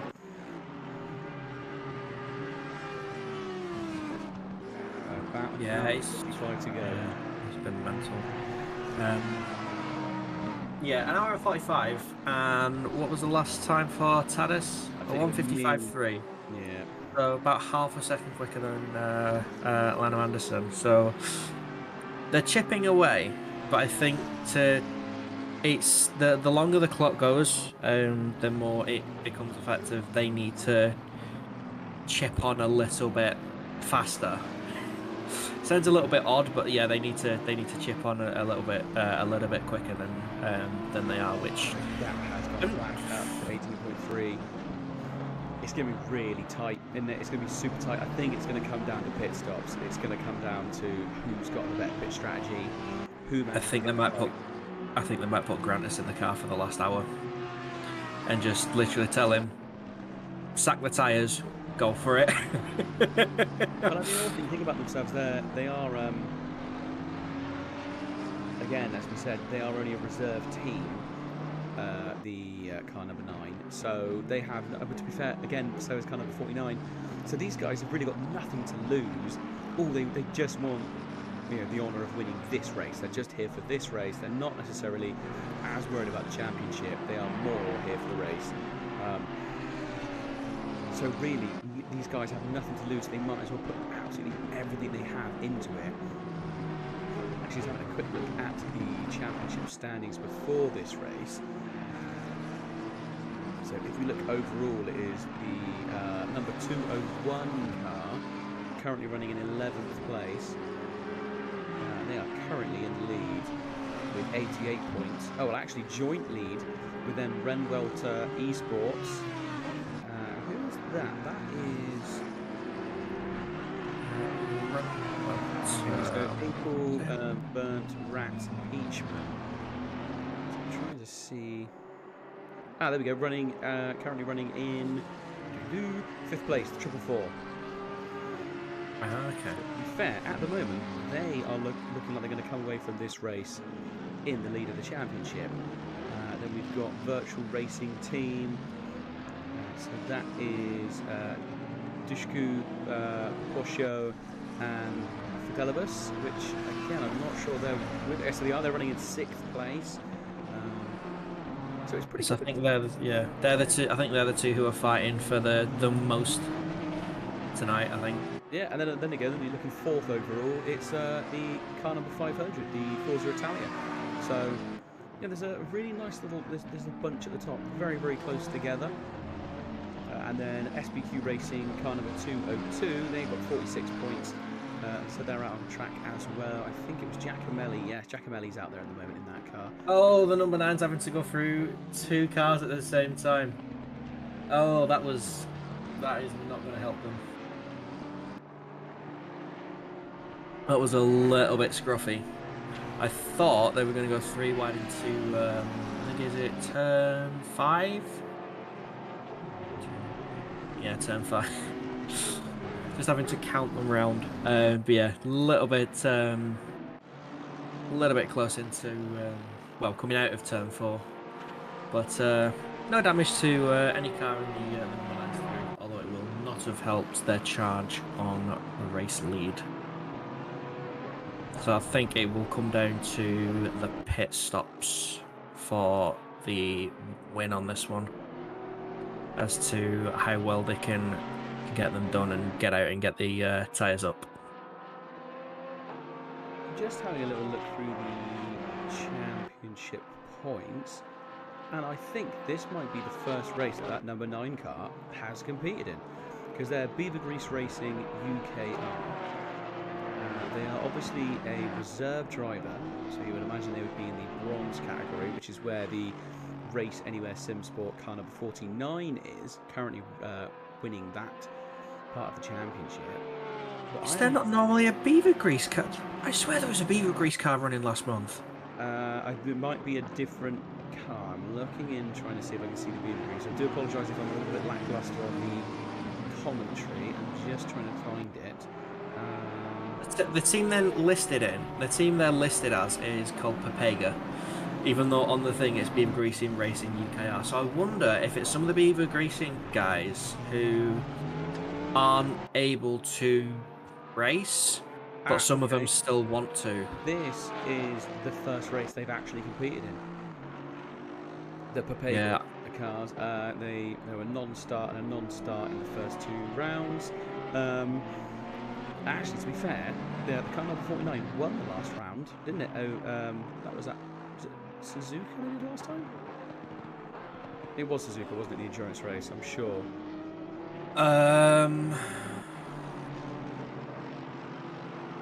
That's the only Japanese circuit in the game. I couldn't tell you.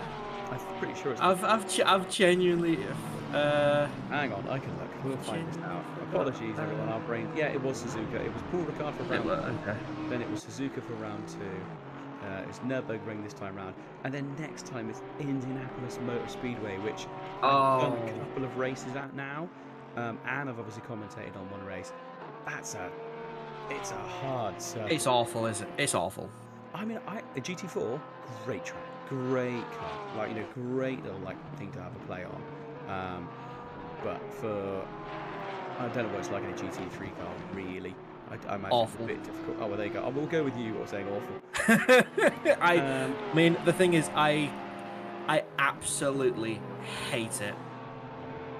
Like, there's tracks that I don't like. I hate Indianapolis in a GT3. However, like, I do iRacing as well, and they had Indy, a slightly different configuration because it doesn't have that loop at the start of it. In an LMP2, loved it. So I don't know. Like, in GT3, I absolutely hate it. It's one of the reasons actually I didn't do a championship with some buddies of mine, because it had Indianapolis, and it's like, I refuse to race on that track. It is horrific. I think for me that's I genuinely just hate it. beyond anything. I just your arch enemy. Just quickly back to the on-track action. Car number 8, which is our leading Silver Cup driver, Kajewski, in that number 8 car. We've seen it before. That brilliantly liveried Porsche, currently being chased down by Dubel in the number 500 Ferrari, who isn't a silver class driver. He is a platinum driver. Well, sorry, the team is a platinum team. So it'd be interesting to see how these guys are getting on. So in the silver class, let's have a little look and see how they're getting on. So this is past Sim Racing team. Let's see if they're actually listed. Yes, they are. They're currently 8th in the Silver Cup in the championship. So they'll be looking to make a nice big jump up through the grid. Yeah, again, the 500 guys, they always have solid pace. And, like, again, I don't know. I genuinely do not know what they do to that Ferrari to make it as controllable as they seem to make it. Because, like, the Ferrari is one of the... Ferrari's a mixed bag. Because it can be compliant until it's not. And it's not going to tell you when it's not. It will just give up on you. It just bites your head off, and then it's totally. Oh yeah. And then suddenly it's just nope. Like a lion. Yep. It's just, yeah, it's horrible. The thing is, I have done a 10-hour race in a Ferrari. I did 10 hours of Silverstone. Me and a mate, because he wanted to do it, and I was like, "Are you okay with driving a Ferrari?" He's like, "Mate, I'm fine." And it wasn't actually that bad. I have driven it since it's had like balance of power updates, and I just don't like it anymore. Which is why I really want the new Ferrari to come out, because it's like, I want to give this a try. I want to drive this. Just, oh god, the timing screen has just done me dirty again. I was like, oh, Fleety, having a really close battle. No, has it not? I missed it completely. He's already. Yeah, it's. I think it is a little bit odd at the minute. I think the timing screens are running, especially in-game, slower than before, simply because it is having to remember a colossal amount of data and streaming it back and forth between everyone. It's not just us that has this on-screen stuff. Every driver can have this as well. They can have as much data as we've got. There's actually some really, when you're racing, really good like heads-up display information available to you. So it's kind of wow. I just want to say the last lap was a 1:55.3 from Lionel Anderson compared to a 1:55.457 from Tadas. So every time Tadas gains any kind of advantage, Lionel Anderson just comes along and says, "Nope, no thanks." That's got the answer. Just takes it back every single time. Really well driven. Car number 8 has actually managed to pull away from the 500 Ferrari. That gap opening up. Ooh. blue. Let's see if we can get this one on screen. Ersk should be having a battle. Ooh, go on, Ersk. It is Ersk battling it out in the 999 car with car number 728, which is Voodoo. I think they call the team Goat Racing, don't they? Oh, his team is not coming. Ersk is coming up with I think you got a broken livery there, mate, because it's plain white and it's the same on mine's, which is normally what happens when they have a custom livery and it either doesn't load correctly or you don't have it. I've got he is like pink and white. Got pink and cream. Is that car? Oh, battling it out with the back of the Honda. Honest. To get through. not to be, but completely unbiased, by the way, guys. Completely unbiased. Yeah. But Urs is one of the guys who does a lot of the behind the scenes to make these things happen, and it is nice to see him having a bit of fun as Rain well. in half So an hour, guys. Rain in half an hour. So it's. You've got to be joking. It's gonna feel better. You have to be kidding. Oh. And some of these drivers are looking at Guarantee that you. report and are fuming about this. So again, strategies all out the window. You've got to rethink it all again. You've got to try and work out what you're going to be doing. How are you going to gain a position? How are you going to work out who's coming in, who's staying out? I bet you any money Grantis is back in the car at the next stop. I bet you any money. Down the inside into turn one. Big dive there from Urs. Can he get the job done? Little bit. Oh, it was a bit of a bonk. I think it was a case of the pair of them trying to go for the same bit of track. Not too bad of a rub. Urs does go through though. I think all things considered, that was pretty clean. Yeah. Not too bad. It's basically it's an over 90-degree corner. It's nearly a hairpin essentially straight away. I mean, really, realistically, it is a hairpin. So throwing it into that and trying to take the inside line can be really hard. Right, another little battle going on a bit further up. Thomas, Jack, and I bet we've just missed it, haven't we? Yes, of course we did. Yep, we just missed it. Fantastic. I'm still keeping an eye on. I'm just trying to figure out, like, I'm partially colourblind, so I can't tell if Linnam Anderson's up on his delta or down. He's green and red, and I don't know. 1.2 seconds down. Down. Yeah, 1.2. So I can't tell which one. I can't tell which is green and which is red. No, that's fine. I know what colours they are. Like if I look at bright shades that contrast each other very well, I will be able to tell the difference. It's just, I don't know. I'm not sure if he maybe struggled to get past that 660, but he is still losing time. And again, 1.7 seconds, 1.8 seconds down on his time. What is suddenly happening to his lap times? They are not good. That was a 1:56.8. I think we might need to keep a little eye on these. Although to be fair, everyone's down a little bit. I think that'll be probably the tyres at this point, I'd imagine. Maybe it just seems like a sudden fall off for everyone. It hasn't started raining yet, but suddenly temperature's not dropped either. Top 10 is down on their time. So whether it's just a case of bunching on the circuit and track, like whether people have slowed down. So someone just applied like a ballast to all the cars, the cars in the top 10.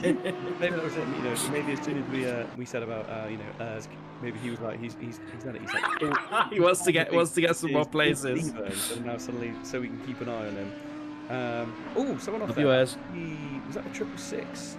Yes, it was a 666 Lexus. That was 666. That's an odd place to, especially on that side of the track. Going back and watching it on the replay. Oh, have they hit the wall? Let's have a little look. I was gonna say it's very bizarre to be on the right hand side of that particular corner. I think he ran too much inside curb, and it unsettled the car while he was trying to get the power down, and it just then, as soon as the car re-gripped, it flung him across. Big front end damage, massive front end damage. In fact, he's reversed off the circuit to get out of it as well, and he's trying to rejoin. But that front end of the car is now hanging off. The 666 car currently running in 36th position, but absolutely fair play for sticking it out this long. Really well done. You'll never guess who the number 9's come up against now. The one and only Ersk. Oh, he's coming up there, is he? Right, jump across, see if we can get him up. There you go. It's showing how it's done. Moving out the way, letting him through. In fact, You trying to get in good favour with us, Goey? Oh, I've got no reason to get in favour with us. It's not. Yeah. Well, there you go. He's actually. If you notice, Tadas had a little bit of a wiggle in front of him there. So I wonder if he suddenly realised who that was and decided to give him a little bit of a wiggly show. I think there's a bit of a left and right. I think he just. Yeah, I wouldn't be surprised. You know, it's like if you're going somewhere and you overtake your boss and you're just like, evening. It's just like as you go on by, kind of thing.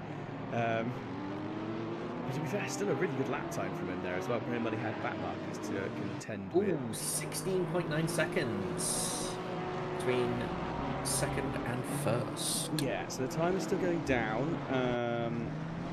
Hopefully it's going to keep. Well, I say hopefully. I'm not biased in any way. It's just I like to see a battle, and it's always good to see a battle for first place.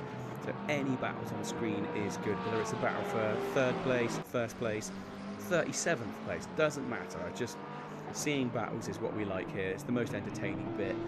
You know, no one just likes to see someone hot lapping for hours and hours on end. In fact, let's have a little run through the grid just while everyone's a bit split up and see if we can spot anything.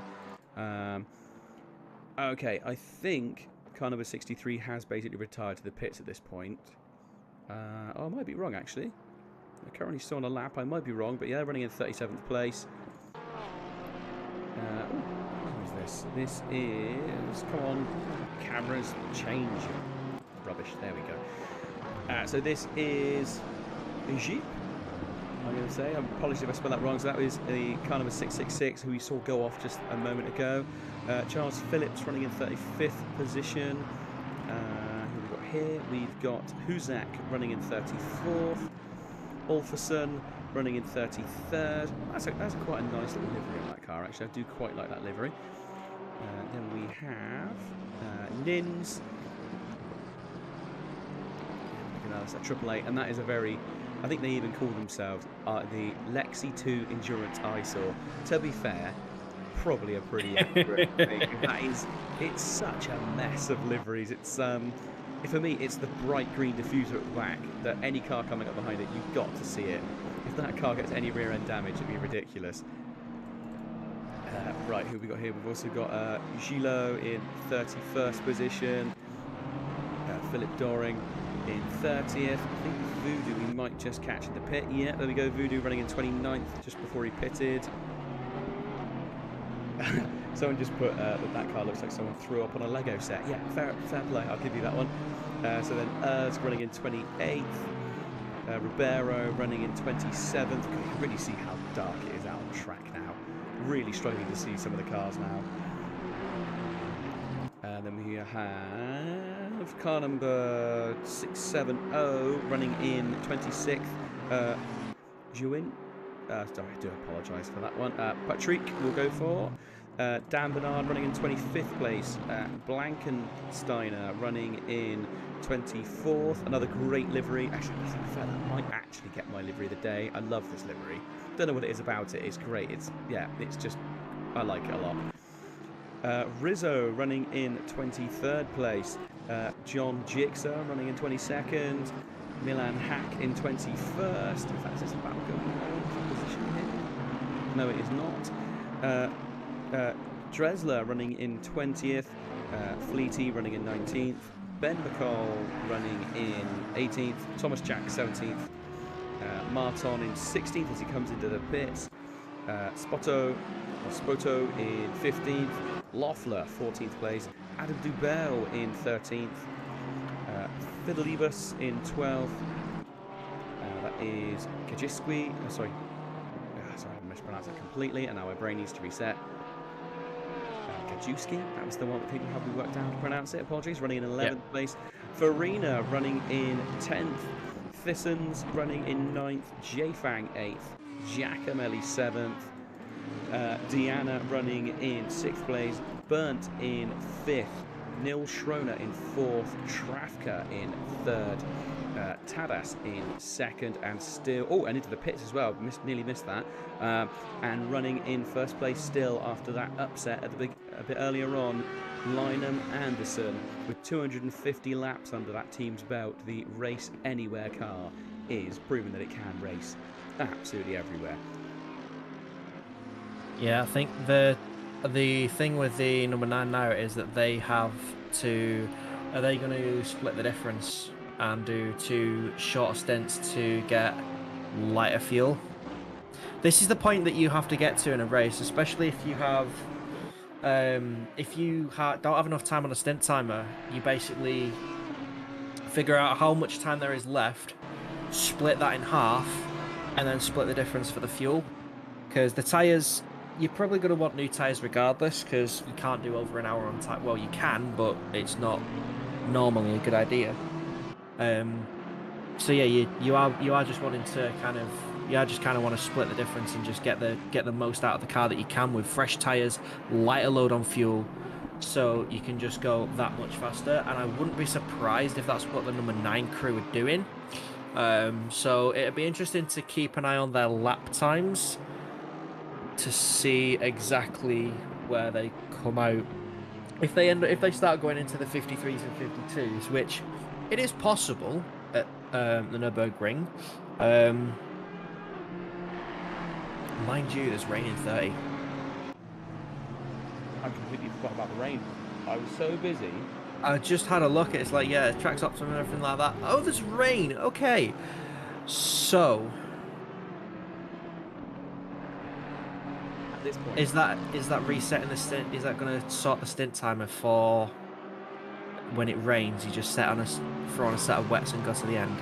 I think you need to hang on a little bit longer just to see, because at the moment we can only see 30 minutes ahead maximum on the weather reports. I think you need to wait and see what the next, when it changes around so that rain is 10 minutes away, what's on the other side of it. Is it heavier rain? Is it no rain again? Are we just going to have a quick shower and that's it? You know, it can happen. You just have a quick 10-minute shower or 5-minute shower. What's it going to look like? Judging off the symbol they've used, that's not light rain. Here it comes. I think any moment now we're going to see rain. Just 10 minutes is light rain. Just Yeah, there's triple fours in the pits as well. Okie dokie. Oh, that's awesome. That's the awesome livery. It's so colourful. I just noticed it says He-Mans rather than helmets. Or maybe that's just because of the overlap on the panels. It says He-Mans. No, it's not on purpose. Yeah, it is, and I've just noticed all the ridiculous, what should be Adidas. It's something else. Adidas. They've even got McDonald's on the front, but not McDonald's. Does it say Mercedes? I think it says Mercedes on the front of the car. Oh, I mean, it does as well. It's the McDonald's logo. Yeah, that's my favourite livery because it's just a giant meme. I love it. Yeah, I do like it. It's a lot of love. I think that one it looks like Hot Sick, but it's awesome and I love it. It is pretty crazy livery, that one. There's some pretty good ones though, isn't there? There's that beautiful 112 BMW as well. I mean, now it's dark, it's very hard to see them. But it was that's Thisson's, that livery on that 112 BMW, stunning. Really like that. And then it was also car number 8 as well. That Porsche, it will come into shot eventually. It should roll round. There it is. I like that livery as well. But I think there is just something about the absolute insanity of the Lexus livery that I think probably does mean it is going to win livery of the day, quite frankly. Yeah, I will be honest. I brought that up a couple of times, in a couple of races, just like that. How that livery is amazing, but awful at the exact same time, and that's why it's one of my favourite ones. It's like there was a few good liveries last season. I think the one that a lot of us liked was the PCDC Motorsport ones, because that was on both the McLaren and the Bentley they ran. So that was quite nice. Forza Italia's always got a good one. Was it the Bikini Bottom Racing? That was always good as well. Yeah, the Patrick and the SpongeBob cars, didn't they? Who did the refreshers bar last season? I can't remember who that was now. Was it Beeswax? They've always got loads of cars. The Beeswax guys always do some really good. It was a refreshers Bentley.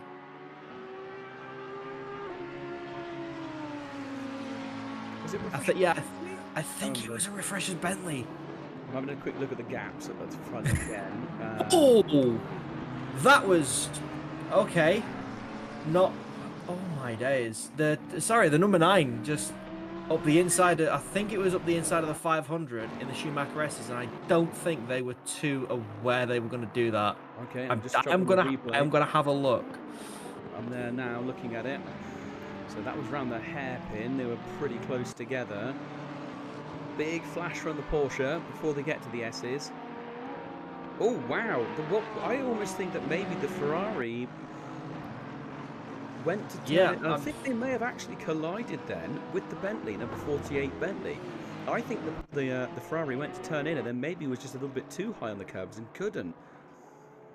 I was riding on board basically at the windscreen, and I just saw the Ferrari and the Porsche wobble, and I was okay, nope, no thank you. Did you see it? Did it make any? Did you see if the Ferrari made contact with the 48 Bentley in your replay or not? I think it.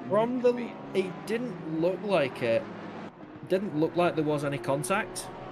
I mean, it certainly doesn't seem like there's any contact, judging by the way they're still yeeting the car around the tracks. But to be honest, they could probably do that with about 5 seconds of damage and we wouldn't notice. Little battle hotting up now is Fidelibus versus car number 8, Kajewski. So it can be interesting to see what happens here. That Aston Martin's been very quick all day. I think these two have squabbled once or twice already this race. But suddenly, out of nowhere, it's right in the back of the number 8 car. So whether it's a lack of pace or sudden very speediness, I'm not sure. No, to be fair, they're both kind of reasonably similar. Well, this actually was about a second a lap different. Oh, car number 8. Literally, while I was looking at the timing screen, I just missed the incident. Car number 8. What happened there? Oh, come on, game. Don't do this to me now. I do apologise. I've had a bit of a walk up on my end while trying to do a replay. This is the first time this has ever happened. So I've just got to wait it out. Apologies to everyone at home. We are just currently a bit stuck. Insert car noises. Yeah, might be the case. It's stopped for the minute.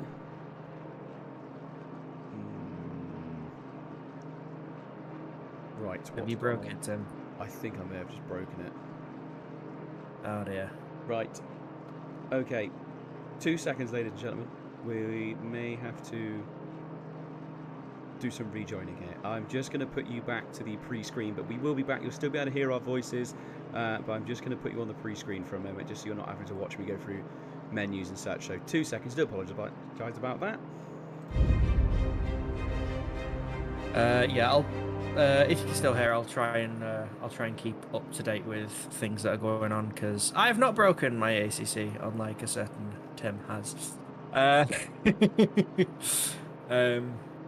yeah, there's not much happening at the moment. There's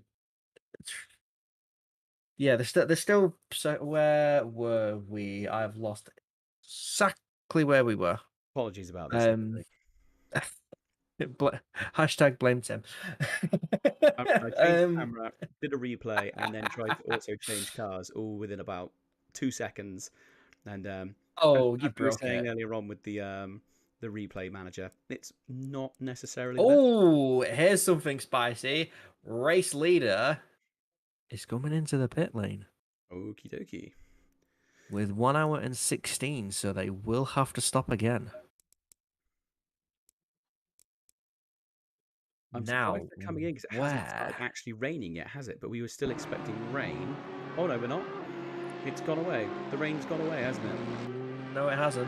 Oh no, it's back. There we go. It's just because I'm rejoining as we speak. Yeah. So the 49 is still in the pits. The number 9 is coming through the final chicane. Are they? Are they? So the 49 will have given the lead. Oh, the 49's going. They're near the end of the pit lane. This is going to be close. So they're just coming out, and the number 9 beats the 49 out of the pit lane and into turn 1. I'm so sorry, everyone at home. The number 9 is ahead. There is currently, so the current race leader is the number 7 BMW driven by Trafka.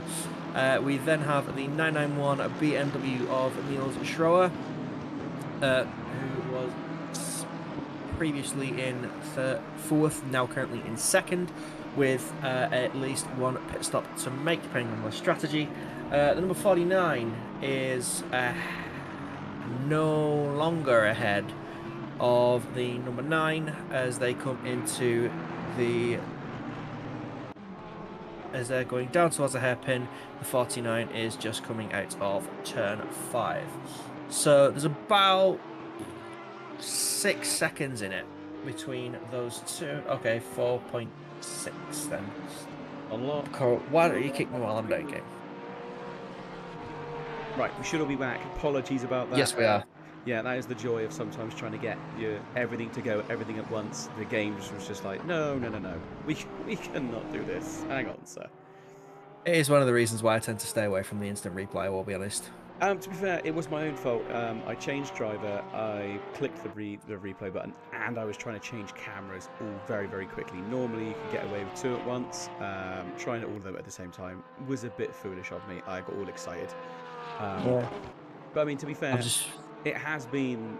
I have been sat here already for 4.5 hours, so I got a bit. Up to this point, everything's been pretty flawless. Computer. 49's just let the 500 by. Oh, the 500 pitting. Okay, that's Dubel, isn't it? Mm-hmm. So, And Dubel, yeah. I mean, again, yeah, Dubel, sorry. So, yeah, we know he's a quick driver. So maybe just kind of thought, no, go on. Who are they letting by again? The 201? Which car are you looking at? Sorry, mate. You looking at 49? The 49. Okay. They've just let the 201 by. I'm not... 201's running in 9th. That's Farina. Yeah, they've just let them by on the straight. Maybe tyres not up to temp. Knew they couldn't, keep it going and just wanted to stay on the main line. Wanted to stay out of trouble. And there's rain on the windscreen. Okie dokie, here it comes. Oh, a little bit of a nudge there from the 127.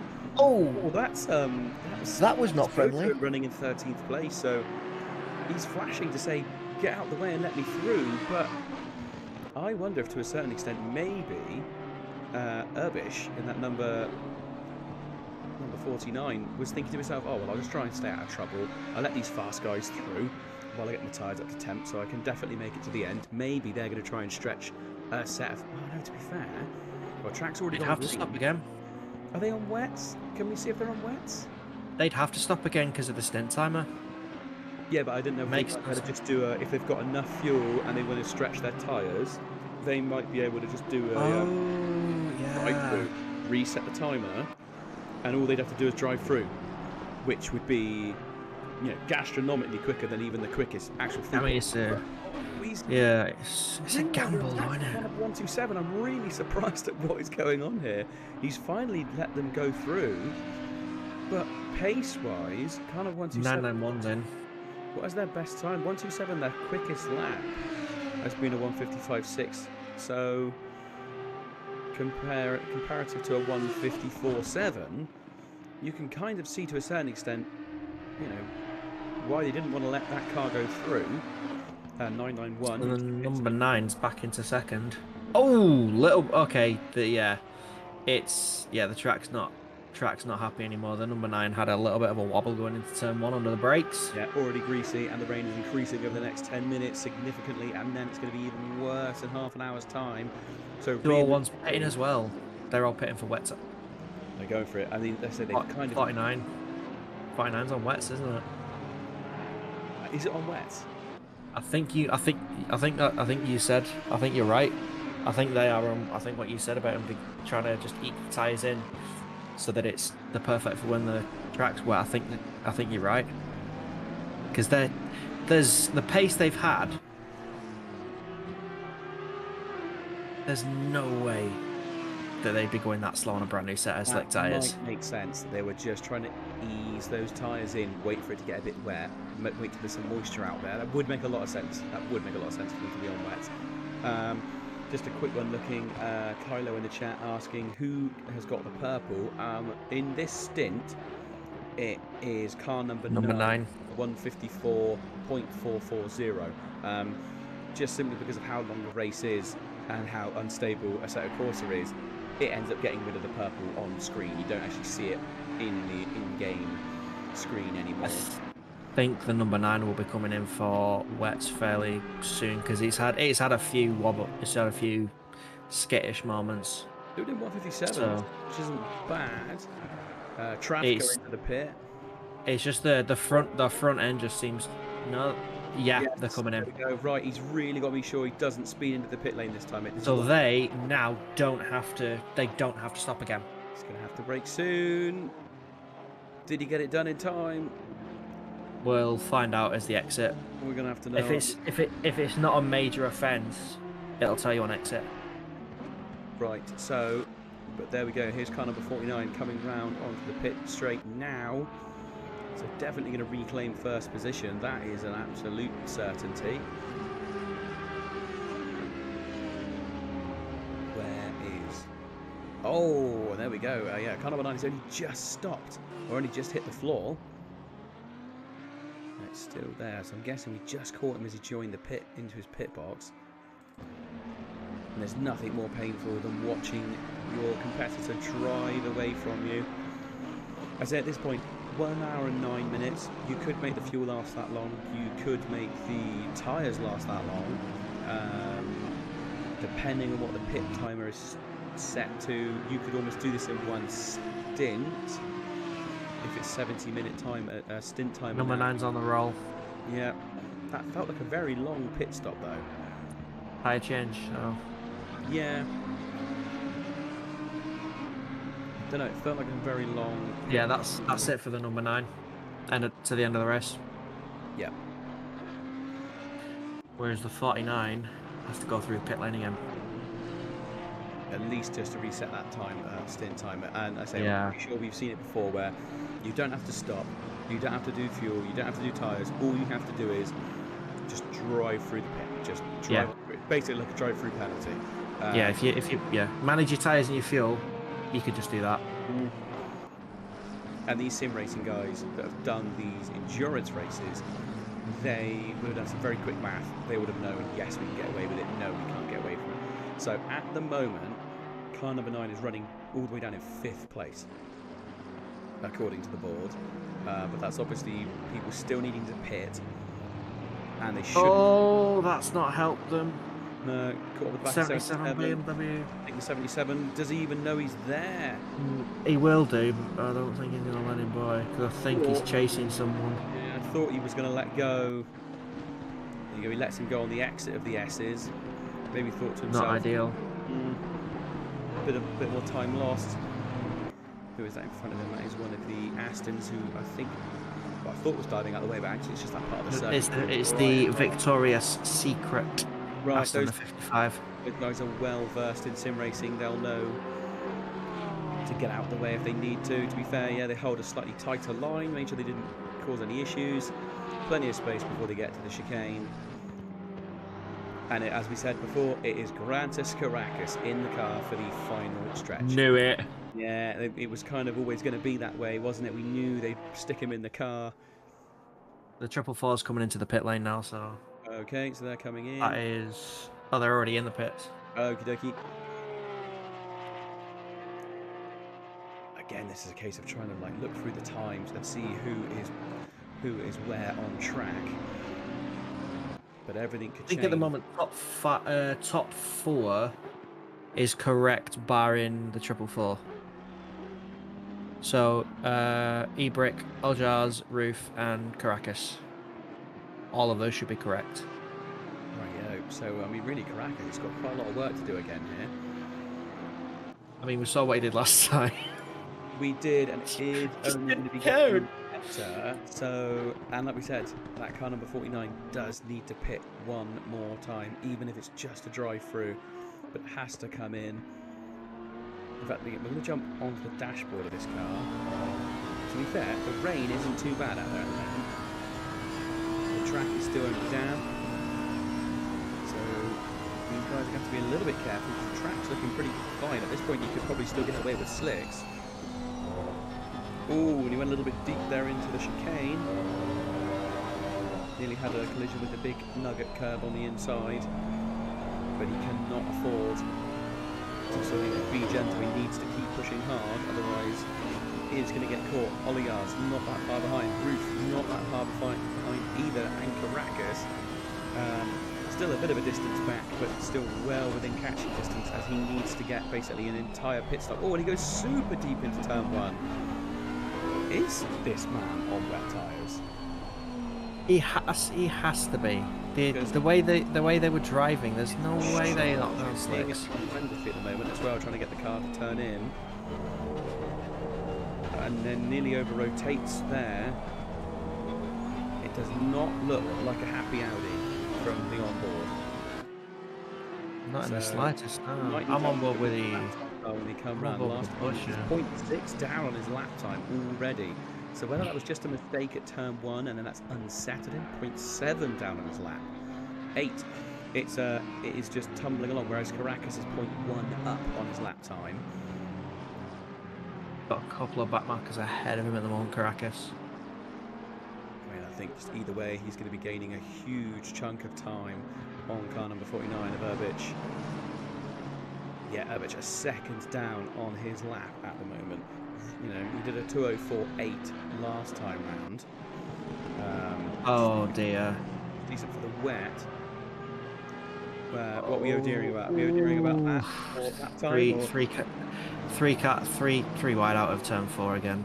Oh, Just- okie Because no one ever gets a good exit at a turn. No one ever gets a good enough exit at a turn 4 to do anything. And yeah, it was a 63 Mercedes. They let them go on the straight, and then the 656 Honda just a little bit earlier on the brakes, I guess, into 5. But it's just one of those situations where you just look at it. It's like you don't really want to see the outcome because it could be absolutely horrendous for all parties.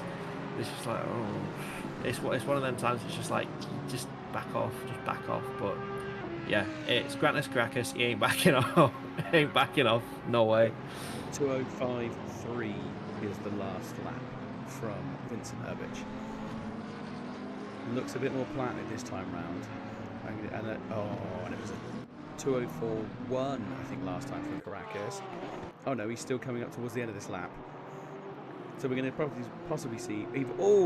Well off the circuit there. Gee, that was not the ideal line. So comes up towards the chicane, outbrakes himself, gets a bit of a slide. Luckily manages to basically cut the corner completely to avoid the curb. But I imagine that would have added something onto his to the list of track cuts. Luckily, I think he's got away with that. Yeah. What was the... Okay, so Caracas was a second faster than the 49 on the...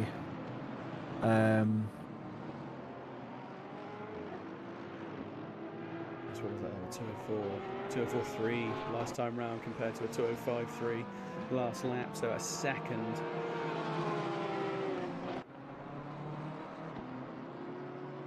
Yeah, so I just got a bit Got slightly distracted. In the chat at that moment. So Oh, you're doing the same thing? no, Both of us are going after the same thing. I didn't realise you were doing it as well. Sorry, because I'm still logged in as Apex Online Racing, so I can Yes, I'm. I love we're both. I'll leave you to it then, mate. I will leave you to do that. Sorry, I didn't that is realise fine. that It's fine because if I don't catch it, you will. So yeah. rather both of us catch it than none of us. But yeah, Caracas is 0.2 up, and I think I think Urbich is 1.5 down. He's just got tumbling. traffic, hasn't he? 1 point. So he's nearly. That was a 2:05.59. That is not what he would have wanted. In fact, Oligar's is closing up on the back of him pretty quickly.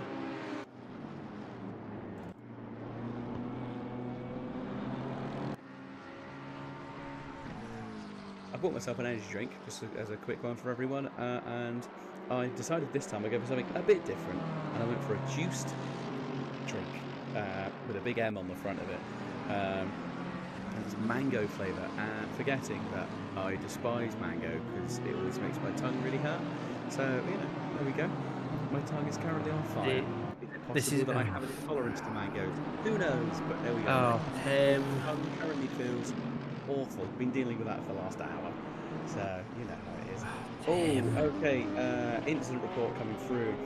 And car number 77 versus car 500 on lap 222. 15-second penalty for car 500 and license points. 500 responsible for recording a moderate avoidable collision. So yeah, Yaroboski, 15-second penalty. He'll either have to take it as in the pit stop, or will have to have it added on to the end of his race timer. Either way, 15 seconds. That's going to lose him some positions. I think at least one position. Yeah. I think at the moment, Colin with the 420 car is far enough behind it and only lose the one, as that car on its own is about 15 seconds behind Jack. So it's ideally, yeah. Just need to pull some good laps out now, because they now know they have a penalty. And someone who's not pulling out good laps, and I hate to say it, is our lead driver, car number 49.8 down their best time. Caracas in 2:03.7 on the last lap. That's bonkers. That is insanely fast. I told you, Granta's Caracas does not know any other way to drive other than fast. Yeah, the thing is, his delta times that we're looking at, it's always going to look like he's now having a really bad lap when he could still be putting in a 204, simply because he's putting in a 203. Urbich has managed to find some speed, and to be fair, put in a 204.97, so that's a lot better. Not terrible, not great. Not good enough, but someone who is still lapping faster as well is Olayars, a little bit quicker than him as well. And to be fair, so is Roof. So whatever's going on with that 49 Audi, it is obviously not feeling as good as it has done other parts of the race. Again. Oh, okay, right, so the rain is going to be decreasing again in sort of somewhere between 10 to 30 minutes time. The rain is going to drop back down. It's not stopping, but it is decreasing again. So it could be a wet finish. It could also just be a bit of a damp finish. This is what I was saying about these. Oh, number 9 going. Oh, Urs. Is that Urs in the 999? Yes. Has he spun it? Is it Urs who spun it? Possibly. I'm going back on the replay now. Grafham spun it at turn 3. And yeah, Caracas had to do a little bit of avoidance work on that one. So BMW not overly happy with its drivers' inputs. Yeah, big slide. Yeah, Caracas has to go around the back of the car. I reckon that's got onto the green on the outside, and the back end just swung it. Super easy to do. Really, really technical bit of the circuit there. In the dry, great. You can get yourself quite a long way over the track, off the track, and still keeping it within the lines. But when it's wet like this, the AstroTurf just turns into absolute ice. It is horrific. But I will say, even with that incident, I think he's still going to be gaining time on Urbich. A 2:05 last time around from Urbich. Yeah, even that is only 0.9 down on his last. Oh my goodness! Look how far actually on the track, and the track's gone to fully wet now. Look how far back on the actual track he is. Again, it is going to come down to this final pit stop. It is going to come down to the final pit stop. This number 9 car 49 cannot afford to pit for any reason, whether it be tyres, fuel, or damage, or penalty. They cannot afford it. They need to stay out on the track all the way to the end now. And Urbich is just going to be pushing as hard as he can in a desperate attempt to gain some time. See, even when he was a second down on his time, a 2:04.8 from Caracas. It's again. Oh, and hang on. That for 7th place looks like it's heating up. It is heating up. We finally got some people close on track, but they're teammates, so it might not be too dirty. SPQ race. Chatelli. So these two, are they working together and just staying close, or are they possibly going to make some moves? They've got about an hour to are they going to do team orders and get the best result for the team and just have them have one car drag the other? Quite possibly. So yeah, this is the 203 and the 202. This is technically it's a battle for 6th place. Although they should not squabble too much. And I will say, we are now entering the... Ooh, bit wobbly there for the 202. Looked like he got a little bit unsettled. Just before entering, that would have been a bit curver, a little bit unsettled. They do sound really good. What's better than one Audi? 2 Audis right next to each other, absolutely howling their heads off. Gotta say I prefer the Porsche, especially in 6th gear. You know, with the gearbox line. Yeah, that straight cut. I love it. I love it. Yeah. I'm just jumping on board now that it is wet, and actually it looks like it's going to be properly wet for a little while now. So I'm on board with Sinotti, 202, chasing after his teammate Audi. Oh, and to be fair, I think these two are squabbling a little bit because they nearly went side by side through turn 1. 202 nearly outbraking itself a little bit there. You can see just how little visibility there is when it is pouring down with rain like this, and now it's at night time as well. The Audis again, all of them really struggling to get the turn in here in the wet. Air brake on the last lap, 205.625. Caracas, 204.627, and a second quicker. And he's only about 30 seconds behind, about 35 seconds I think. That's definitely stuff you can gain on a drive-through, isn't it? That is... I can't remember how long the pit stop takes here, but it's definitely a little while. I think it's about 40-50 seconds for a pit stop before you slow down, isn't it? Again, the 49 has to stop again. The 9 doesn't. They stopped to pit for wet tyres, so they reset the stint timer. They'll have put a new set of wet tyres on.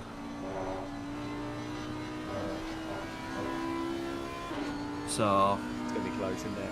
It is going to be really close. If Caracas keeps pulling up the pace, it's going to be fun on a bum.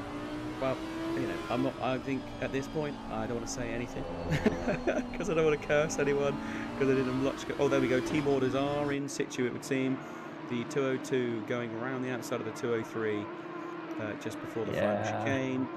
That's a well orchestrated move that from the SPQ racing team. Yeah, those two obviously in contact with each other, seeing what was going on. I'm just trying to work out how far back Troke is. Quite a long way back. So these two are pretty secure in their positions. They were lapping quite a bit slower than Tim Troke, but obviously the two of them together can make quite a decent rolling roadblock. Yeah, I mean they can. Yeah, because the 201s right behind Troke as well. How far behind is it? About 20 seconds. Yeah. Just under, I think. There's back markers between 112 and 203 as well, so there's quite a few cars. I think there's an hour to go. For some reason, someone's just started setting off more fireworks. Thank you very much. As you can see in game, it is 10:15, so it should be just after 11 o'clock when this race finishes. Yarabaski still hasn't taken his 15-second penalty. Again, probably going to have to wait to the end of the pit. Brick's in trouble. Definitively, because Oliard is 0.7 behind. Here he is, yeah, he's right there. That's him right there on the track, isn't it? They did a 206.080 on the last lap. Caracas did a 204.250. He's in serious trouble, and that BMW there, you can already see it is right on the back of him. And that is going to do nothing but slow him down further if he has to start going defensive against that BMW. Oliars will want this position. Andre Aldolfini, can I see the standings complete? This is all I can really show on screen as much as possible. So if you want to see more, your best bet would be follow the link in the description to the Pitwall app or the Pitbull website, and it can show you everything all in one thing. It is also pinned in the chat. Ah, cool. That's it. Yeah, can't open it anymore on the actual stream screen. Oh, there we go. Possible move into turn 1. Not quite. Only went a bit wide, didn't it? Yeah, but he's there on the back of him. In fact, let's have a quick jump on the dashboard of the BMW as he's hunting after the back of him. Gets on the brakes. You see the Audi drifting a little bit wide at the Who was that? The 77 spun at the final corner. And, apparently sideways on the straight, but is going again, but obviously very slowly. Sticking with this battle for a minute. So heading downhill, swinging through to turn 7. Down towards the hairpin up on the hill, the BMW right on the back of the Audi. Can it do something on the braking here? The Audi looks like it has slight advantage going on the downhill section. The BMW does look to the inside under braking, the Audi goes a little bit deep. The BMW not able to take advantage. Going to run up through the Schumacher S's. They've got back markers coming up in front of them as well. The Audi definitely using a lot more entry curb than the BMW. And it's like, as we said, we think that probably Urbich is pushing himself to the absolute limit at this point to try and hang on to first place. He knows any track position loss now is going to be opening up the door for Caracas in that car number 9. Good exit there from the BMW. Sticks to the back of him. He's definitely in the toe of the Audi as they're going to head down now towards the final chicane. Don't think he's going to be close enough to do anything on the braking, but he might be able to do it. He does show the nose to the left a little bit. Hits the brakes hard. Throws in. You can just hear how gentle they're being, and he gets a really good exit in comparison to the Audi. He's going to go up the inside of the braking. No, he's not. But the Audi goes very deep, and here's the door is open. Oh, brilliant drive by Urbich there. Just parking the car on the apex, stopping the BMW going through. So for one more lap, they stick in the same running order with 0.310 between them. Yeah. Bit of an update on Caracas. I am still on board. He's trying to wring every single thing out of this car right now. He is overdriving the car without a doubt, but he's also reacting very well to it and keeping amazing control of it. It is twitching every which way, just so that he can try and gain some lap time, and he is doing it at the minute. He's 12.2 seconds behind Roof, who is 18.9 behind the battle you're watching. I'm trying to work out if Ollie Yars and Roof need to pit. I can't I remember. don't believe they do. Okay, well in which case I think that's just going to be the main problem. I think the main thorn in Caracas' side is going to be Ollie Yars, because his pace in that BMW is really strong at the moment. He's just backed away a little bit from Urbich. But again, that might just be a case of, made a little mistake, just regathering his concentration, because he's pretty close now coming towards the Schumacher S's. Quite a few times he caught right up at the back of the Audi, but always in certain places where he couldn't quite get the pass done. Although really good run here at the Schumacher S's. He is looking to the inside.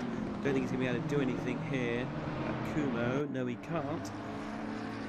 But up to this bit curve, can he do anything here? No, again, we've got back markers in front now, so he's going to be coming onto the back straight. Through the little kink for this bogan up towards the chicane again. Back marker stays in front for now. I think he's going to stay in front all the way through the chicane. Yes, he is. And that is... Let's see the number. Oh, big wobble from the Audi. And the door is open. The BMW tries to look, but he can't quite do it. But it looks like the BMW got a much better line. Who is going to have the better drag down towards turn 1. Again, there's still a back marker there, and the back marker now letting off the throttle, but I think only the Audi is going to get past. No, the BMW does as well. Down towards turn 1, here we go, throwing it in, the pair of them staying in line. The BMW is now really starting to look like the more comfortable of these two cars. The Audi looking much more skittish, a few little mistakes from the car as well, but getting a bit unsettled. The BMW just holding onto the back, slowly sniffing away at the back of him. As we said before, these great big nostrils on this car. You can smell the Audi. It wants its blood. It wants first place. Again, this is a reserve team as well. They're currently winning in the reserve championship. but the BMW, this is a fully fledged championship contender. It's really, really going to want to get that position. Really close now, really close as they come down towards the hairpin at the bottom of the hill. Yeah, can't quite do anything there at Dunlop though. Closing up, who's going to get the better run out the corner? Absolutely neck and neck, there is nothing between these two. Schumacher S's, here they come. Again, both of us trying to avoid the curves this time round. Audi looked a little bit more comfortable on corner exit, has to be said.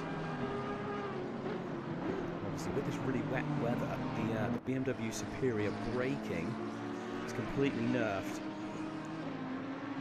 Oh, looked like a slightly better line there for the BMW. Is he going to have a run now? This is possibly going to be it.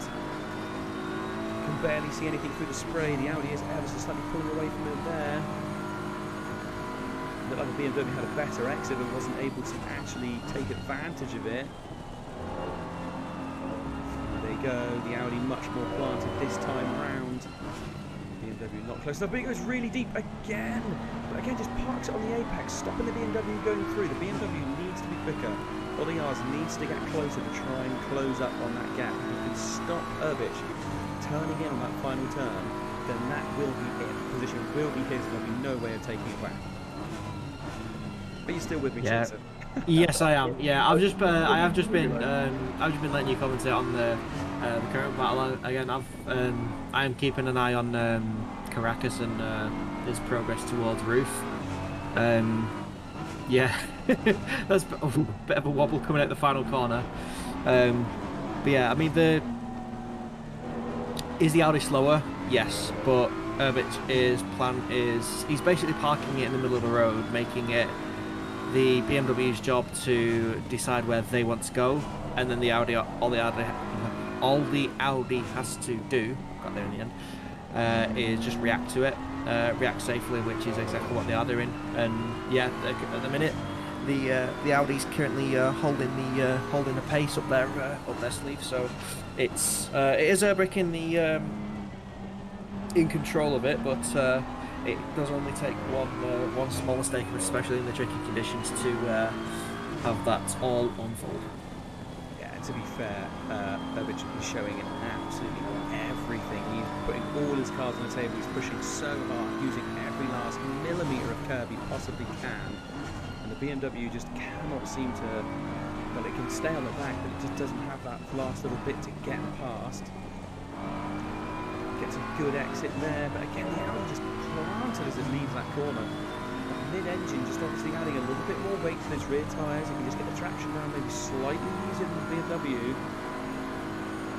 Again, that's where the front engine of the BMW helps with its braking. It's got more weight over the front tyres, but here we go through the final chicane, really close. Oh, a little bit squirrely on the exit for both of them. I think Oliars is going to have to do something pretty drastic to be able to take this, although they're super close now as they leave the final turn. They sprint down towards turn one. In fact, I think finally Oliars is close enough to be in the tow. He's showing his nose to the right-hand side. He's fully committed to it. He's moved right over. Is he going to try something under braking here? The Audi brakes as late as it possibly can. Side by side through turn one. Who's going to know how to hold on to it the best? It looks like Urbich is still there. Can Oliars get the switch back? I don't think he can.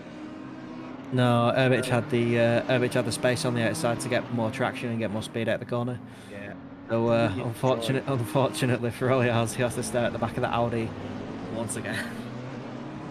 For another lap, but this is the closest he's been to getting past. He knows that he can do it now, and Urbich knows as well that he can finally make the gap. So there is a possibility. You know, he knows it's doable. He knows the gap can be made. He knows the overtake can be done.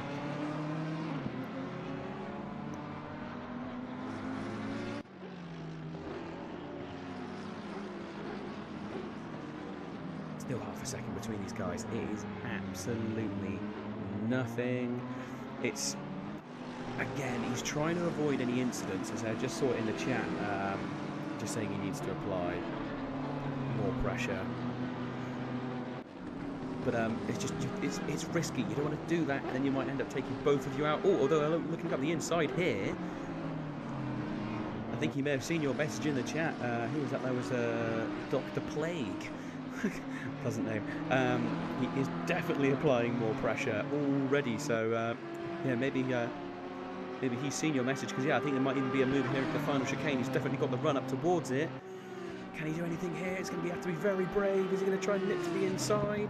No, he's not. He's just applying the pressure. Keeps pushing hard. The Audi pretty planted out of the turn. Anything is the final turn? No, not at all. It's going to be another lap of sticking right on the bumper of the Audi. Although I think it was a really good run. BMW once again within striking distance. This is very reminiscent of last lap. Maybe slightly further back. Yeah, there's a little bit more distance between there, so it's... Looks the inside again though, goes for it under braking. Yes! Cuts the nose off the Audi and now pushes the Audi to the outside for turn 2. The two of them giving each other room. There's a little bit of a rub, just a little bit of paint being traded, but the Audi is still stuck there on the outside. It can't cut back to the inside. BMW's got it. Yeah, beautiful drive. Absolutely fantastic drive. Just knew he had to just hold on to it, just force him out that little bit wider. Absolutely fantastic. Brilliant. And, and while all that's been going on, Roof has cut about 3 seconds out of the pair of those two, and Caracas has cut even more time out. He's about 9.5 seconds off of Roof. She's about 25, 26 seconds off the lead with under 40 minutes to go. Roof has got a couple of back markers in front of him immediately though. In fact, he's got a lot of traffic in front of him ongoing. So unless any of these guys need to pit as well, he's got a lot of traffic sitting in front of him. I'm trying to see who that is. Car number 420, so that's currently running in 17th place. That's McConnell. Obviously jumping back to Caracas, not that far back. There is a back marker as well. I think that's one of the, yeah, it's 189 AMG Mercedes. So another update from the from race control. Incident involving cars 63 and 340 on lap 212. So a bit of a while ago. There's a 10-second time penalty for the 63. I believe that's the Mercedes, and 2 license points for causing a moderate avoidable collision. Yes, that is the Mercedes. Currently running in 37th place. I think it just pitted actually. Or maybe not. I thought it said in, but maybe not. That would, again, could just be the time the screen deciding to completely lie to my face. Ollie R's, now he has broken free, is actually up on his sector time. So only just, but he is going for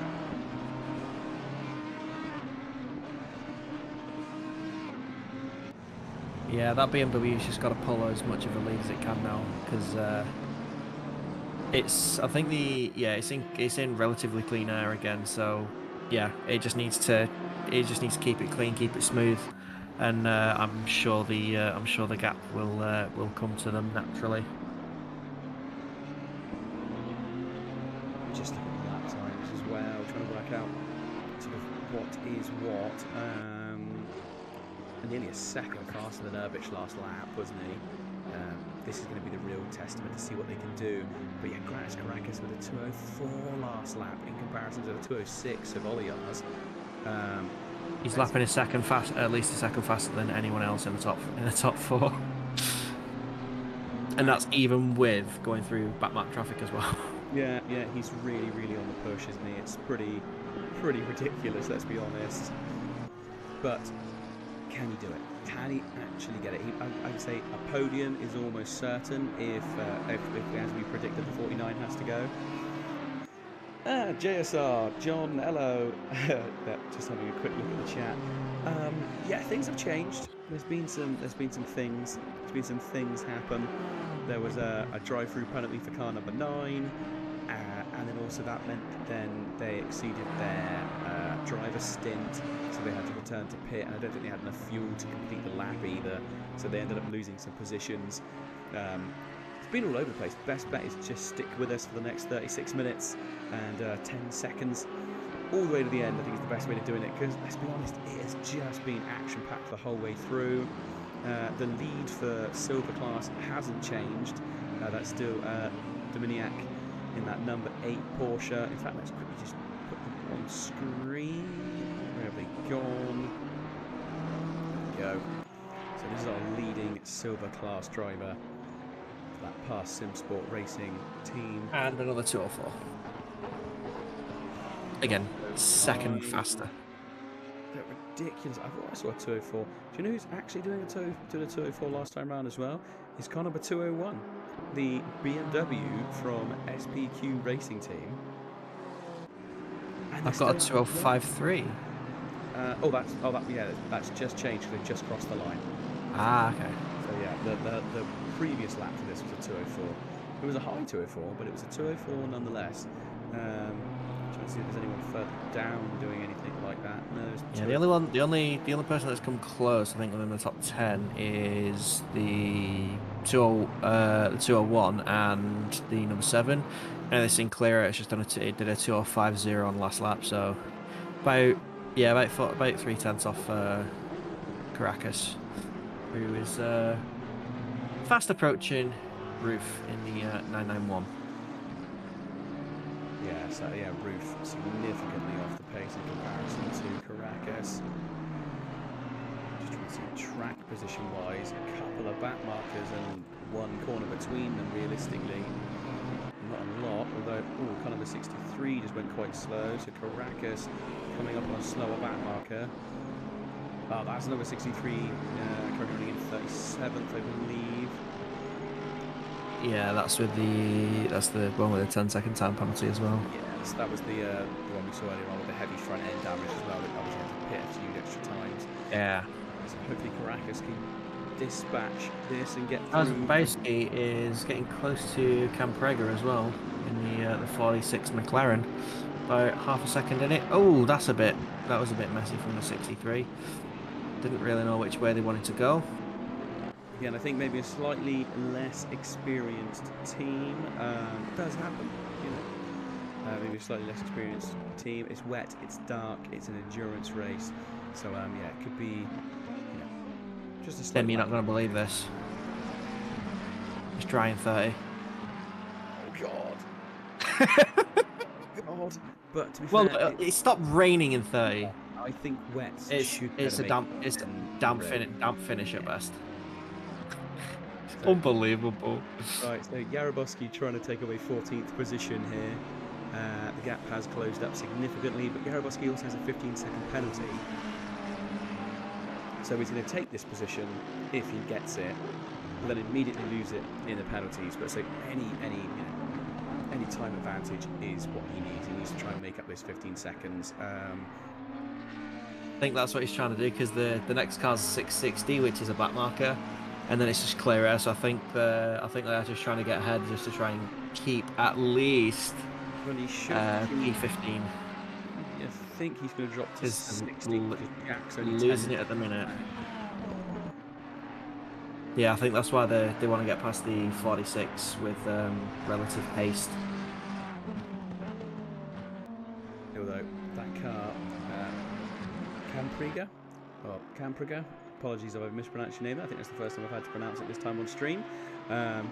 Doing a reasonably decent job of holding off that car 500. See, as we said before, Yaroboski, no slouch, goes to the outside on turn 1. Can he go around the outside? Under braking, we saw him do it earlier on. Yes, he can.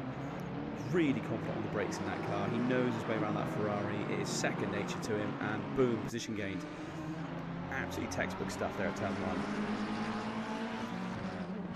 1. Oh, though he leaves the door open a little bit there at turn 3. Oh, and a little tap. Holds on to it. Well driven by the pair of them there. 49 is in the pit lane. 49 in the pits. And I think he knows he's on stream because he's just given us a huge flash as Yaroboski. So absolutely fantastic. Right, car number 49 in the pit. Yeah, so that is now the number 9 ahead of the 49. Dash, like I said, literally it was a quick case of jump in. I think they've just chucked the smallest amount of fuel, whereas Caracas already passed him. Coming through, yeah, long gone. Okay, so actually, already in turn 4, already in turn 3 and 4. Yeah, where is Babbage going to come out position-wise? Probably 5th. I think he's safe in 4th, I think, because Peachman is coming around the final turn. Okay, yeah, so bit of a shuffle again. Caracas has to now get 6.5 seconds to get second, and then see what the racing gods bring for him. I think a pole position is gone at this point. Oh, okay, another thing coming through. 27.77 340 on lap 237. 10 seconds penalty for car number 27, and no further action for number 77 or 340. So car 27, which is, I can't see that at the moment. So we'll scroll down. Car number 27, which is Alistair Baldwin, currently running in 34th position, has picked up a 10-second penalty. Yeah, it's not really the kind of time you really want penalties in a race, but obviously the stewards can only go as fast because they have reports to deal with as and when they come through, and they need all the details. So it's it can be a kicker, especially if the person who was in the car on that point is no longer in the car, and they're just not either knocking about in a voice chat, because I can guarantee these guys will be in a voice chat, just talking strategy, we're just trying to keep the driver's head on straight, calm, and make sure there's no just make sure that there's no unnecessary risk when it comes to driving the car. Or if anybody tries to tell Grantis Caracas otherwise, he probably is going to ignore them. He's now 5.8 behind Roof, and Roof is catching Oligar's that as well. Here's a question for you. Caracas did a 2:03.8 on the last lap. Right, here's a question for you. In the Platinum points, Renwalt and SPQ Racing 201 are equal on points. At the moment, SPQ, that car number 201, is running in 8th place with teammates in front of it. Are we going to see a double team orders and see that car jump up to 6th place to gain points? So if it does that, maybe over Renwalt Esports, which is currently running in... That would also be very satisfying as well, because then it'd be 201, 202, 203. Because Peachman is then, he's that car number 444, so he would still end up being behind him in the championship, but very, very close. Yeah, I mean, that's probably something that they are looking at, but it does depend on how far back the 201 is. If they're right, I mean, the 203, the 202 they're not exactly bumper to bumper anymore, like they were about 20 minutes, half an hour ago.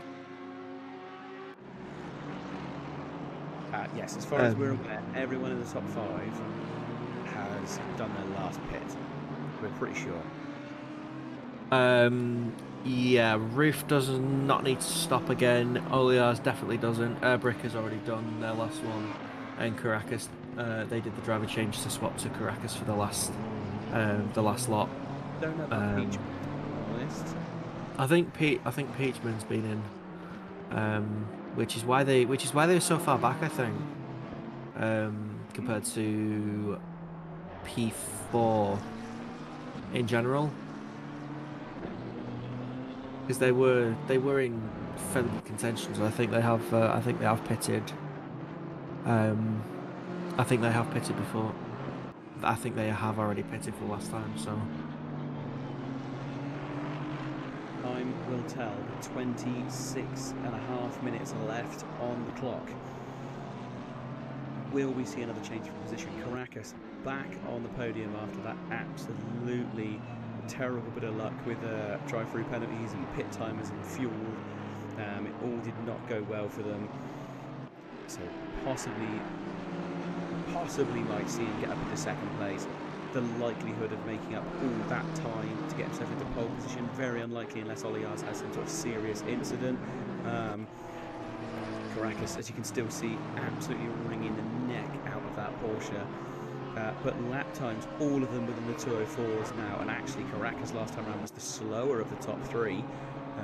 Got a 204.2, a 204.5, and then Caracas with a 204.8. So a little bit off the pace compared to others. And yes, and there's obviously the weather to contend with as well. The track is now damp, so going to be interesting. 25 minutes left of the race. I think there is still water actually falling from the sky. Yeah, it's still on the windscreens. Yeah, it's still falling from the sky with no. Very light though. So, and it is only going to get lighter again in the next 10 minutes. And actually, there you go. Look, Caracas already coming off the racing line, sticking over that better, dirtier part of the track. He's been doing that for a while. I think that's just to try and keep his tyres cool. I mean, it's got to be. Gotta be. I mean, he's not exactly treating the tyres with much care, is he? He's just absolutely. At this point, he's probably just ripping them apart. I think, as we were saying earlier on, he's. Again, they're not sort of in the overall championship. These guys are just racing for position overall in this race. They are reserve drivers, so really it's the battle between him and Urbich.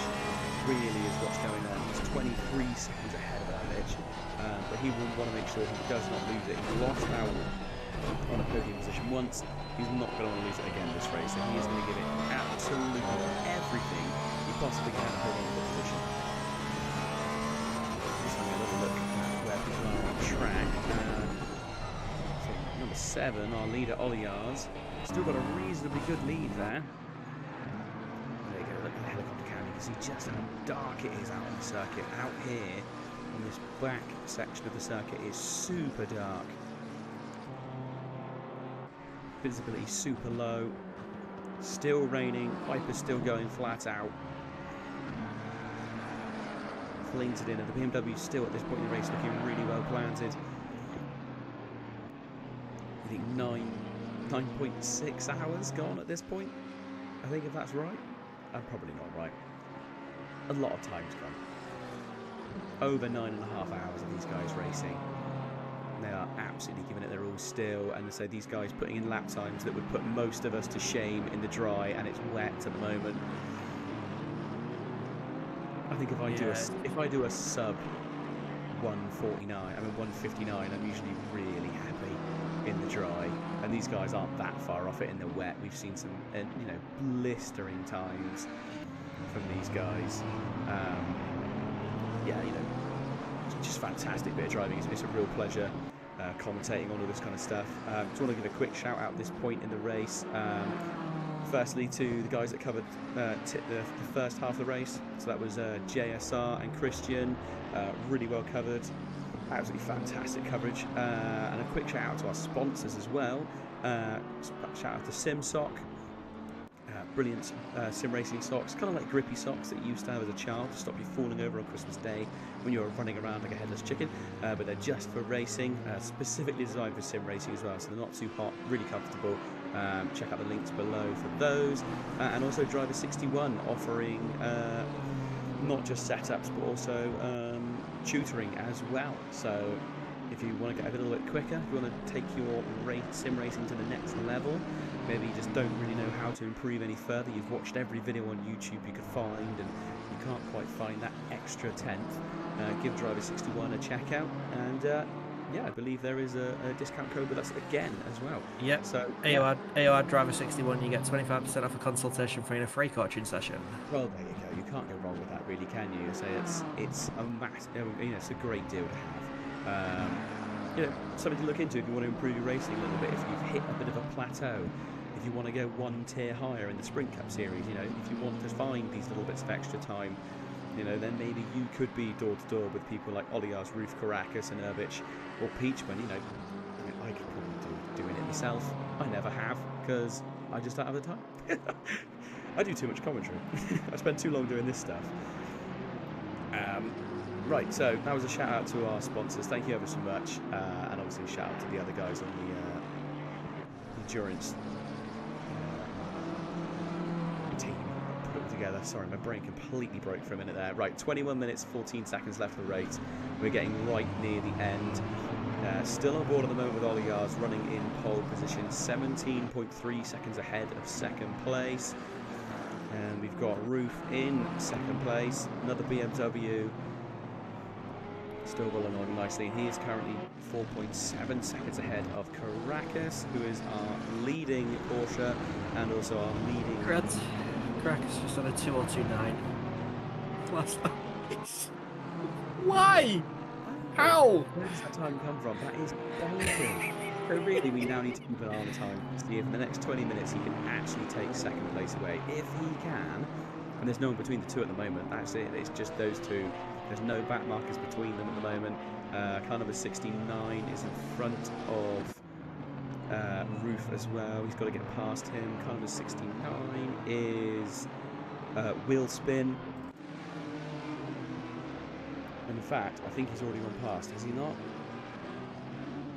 Is this, is this another ACC timer too late? 6-0, where are they? Have I gone crazy? I thought it was, yeah, it was 6-0. What car number is 6-0? What position are they in? Come on, brain. 6-6-0, 30 seconds. They're running in 30 seconds. Okay, let's see if we can go back and catch that issue. Oh, we just caught it. Yeah, just too much outside curb. Got themselves caught. Ouch. That stings. Oh, gets himself up and going again. Luckily managed to rejoin pretty quickly. Whereabouts on track is that? Is that just before the downhill? So, I think so, yeah. Oh no, that's just before the final eight. Final final game, isn't it? Yeah. Okay, right. I think that's the first time we've seen someone go off. Oh my god. Are you going to tell me he's gone even quicker? Don't tell me he's gone even quicker. You just can't. You can't do this. No. Well, let me put it to you this way. He's gone 1.2 seconds quicker than race leader and 1.3 seconds quicker than P2. Okay, so now 3.4 seconds behind second place. So it is all coming together for Caracas again. It's, oh, dearie me. It's This man's an alien. It's all becoming a lot, really. Oh, they now, and you can see him in the back of the shot. So as Roof thundering along, flashing furiously at possibly one of the best lifters of all time. He's flashing to say, please get out of the way, but to be fair, he's not catching up with that Aston Martin quite yet. I mean, Simeon's put it one way. I don't know if I can repeat it in a commentary box, but I'm not gonna disagree. Yeah, like if in sim racing you ever hear the term "that guy is an alien," this is the kind of thing we mean. Just constantly going faster and faster and faster, no matter the conditions, and just doing God knows what 3.8 between them now to keep the car on track and going as fast as they can. I could do this in the dry. I could probably do a 158, maybe, if I'm lucky. Not in a Porsche. In a McLaren, yes, because I'm used to the McLaren. I can't do that in a Porsche. Yeah, it's maximum, maximum risk reward, isn't it? As we were saying earlier on, it's the kind of car, it's still coming down to 266 now between them. Just eating so much of that exit curve. The man's got no fear. I'm just going to say, he has no fear. He just doesn't care. Nothing to lose at this point. All he wants is to try and get further up the podium. BMW now going to the inside again on the pit, trying to keep those tyres cool. Track is down. And he's got it 2:02.36. Okay, so he's going even faster. He's going faster and faster and faster because the track's... I think the track's just to his liking right now. It's not soaking, it's not dry, it's really nice for him. It's probably at that point where the Porsche is probably feeling quite nice because you've got a little bit of a slide, but not too much. You've got the rear engine that can keep everything kind of, keep the weight over the rear tyres, keep the traction going. It's just, conditions are perfect for him at the moment. It's just under 17 minutes left to go. And to be fair, Roof is still catching up with Oligar's as well. As far as I can tell, lap time wise, a little bit of time was still coming down slightly. Caracas is going to have to make pretty quick work here of the Aston. I imagine the Aston, yes, moves out the way and lets off the throttle and lets them through. That's it. There's nothing between Caracas and Roof second step of that podium. Yeah, Roof, he would have seen that flash of the lights and he'll be thinking, oh no, here it comes. He's 0.3 up on his delta at the moment. He's still pushing really. Both of them are catching Oliars as well. Not too much, but they are still catching. Still something, isn't there? In fact, we're just going to jump on board and see if we can look forward. And you can see the whack of Roof's BMW in front. Again, that Porsche. It really is a truffle pig, sniffing away, hunting down. The BMW. It wants that Bavarian, a bit of Bavarian meat and plump. Wants it, it's picking down. You can see Oliar's in front of Oliar. You can see Roof flashing in front as well as he's trying to catch up with some back markers. Yeah, 1.5. On board is ridiculous. It is terrifying. Absolutely. It also gives you a good idea of like what they could see. Like even if this part is semi-lit, like if you look to the left or right, once that beam of light ends, that's it. That you can't see anything else. So like as we head down towards the hairpin, if you guys just have a look at like the left and the right as we go away from the lit section of the track, ace. Yeah, doing a lap is fine. It's when you have traffic around you you're trying to deal with as well. But this little visibility, that's when it's a little difference. That when it gets scary. I will also say that obviously these guys when they're racing as well, they've got, there's stuff going on inside the car. They've got all of that dash in front of them. They've got all those distractions, bright distractions in front of them. And they have to look beyond that. They have to look beyond their hands and the steering wheel, beyond the dash, and just keep listening to the engine, looking for, putting out their braking points, trying to work out where they can take advantage of the car in front. And they're not even that far behind the leader either. No, they're really not. All BMW looks like it went a little bit deep. I think at the moment with this damp circuit, Caracas does have the grip advantage with that rear engine coming out of the corners. It's gripping so well even here as well. Like, you really thought it would start to like get the understeer, but once the Porsche starts to get low on fuel, sometimes you have the issue of it getting a little bit front end light. Doesn't want to turn in, but Caracas just working the brakes perfectly to get the car set up, get those tyres loaded up at the front and turning in, gets on the throttle at just the right moment, rolls all the way to the outside. I don't know if we're going to see anything this lap, but I think next lap, if this pace continues, we could see something. I think that's one of the Audis he's coming up behind as well. Wasn't it one of the split livery Audis? I always forget which number it is. It's the 660. Okay. Oh, there's a gaggle of cars. Drives out okay, the so way there's the 203. Audi jumps out the way, but to be fair, that's usually where the Porsche goes. Turn 1 could be interesting. This sticking on the dashboard of Caracas for a minute, because this could be exciting. Hopefully the BMW's going to stay out of the way. As it does, it sticks out wide to the left. Gives Caracas all he needs to get on tight to the bumper of that beamer though. Yeah, these two. Now, you could not get a Rizzler between these two, could you? They are so close. Absolutely all over the back of him. Again, he can smell the fuel coming out the back of that BMW. Oh, I feel like he'll probably steal it himself. He's that close. To be fair. Again, there's another Audi coming up in front of him. There's more back marking. To be fair, Caracas is probably happy about that. More opportunities to slow down Roof in front of him, although he doesn't really need that help with 12 minutes left in the race and already closed up this much. I don't think he's going to be able to take pole away from Oliar somehow. That 16 seconds just seems a bit too much. And there's a big mistake from the 991. Realistically, that was close. Fair play. That was very close to being a crash.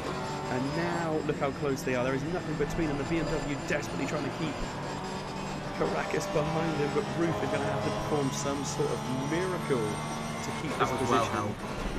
Yeah, fair play to both of them for not having an incident as well. BMW for holding the slide and Caracas for joining it. And there we go. There we go. We're going to go outside view, try and get a better view of this. He doesn't quite do it, but he definitely upset the BMW.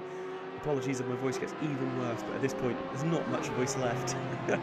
But still pushing on into the last 11.5 minutes of the race.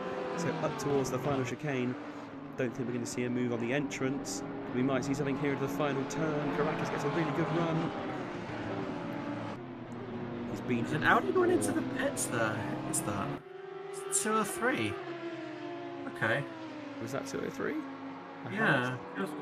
Don't think it was. It was definitely an 80. Right, okay, so there might be a move here into turn 1. Oh, Here it is, braking. Caracas looks to the inside. The BMW tries to close it off, but the car is already there. Caracas pushes him out, but he's going to be the outside for turn 2. Can he do this? That was a little bit ambitious from Caracas. Yeah, but I think at this point he's just desperate to do anything he can, and I think he has. I think he's got in front. As the BMW can do it, no, he can't because it's through. Brilliant move by him. So, held through turn 2 and just refused to give any of the positions back. A brilliant move. 17 seconds. 10 minutes. What do you reckon? Place your bets now, chat. Who is going to come out on top? It's likely going to be the number 7. They're in clean air, have no issues, no real reason to like overly push. They just need to keep it clean. I mean, they've been running 202s. Last lap for the number 7 was a 2025. So Peachman a 2:20.19. The track's definitely getting better. Once again, only needs 4 seconds a lap. Thanks for the thank you for them quick maths there, John. John is the mathematician for the Tier 2 Sprint Cup stuff. Although everyone changing positions and disconnects on Tuesday meant that his math went completely out the window. Oh, I suck at math anyway. Brilliant lap by Peachman.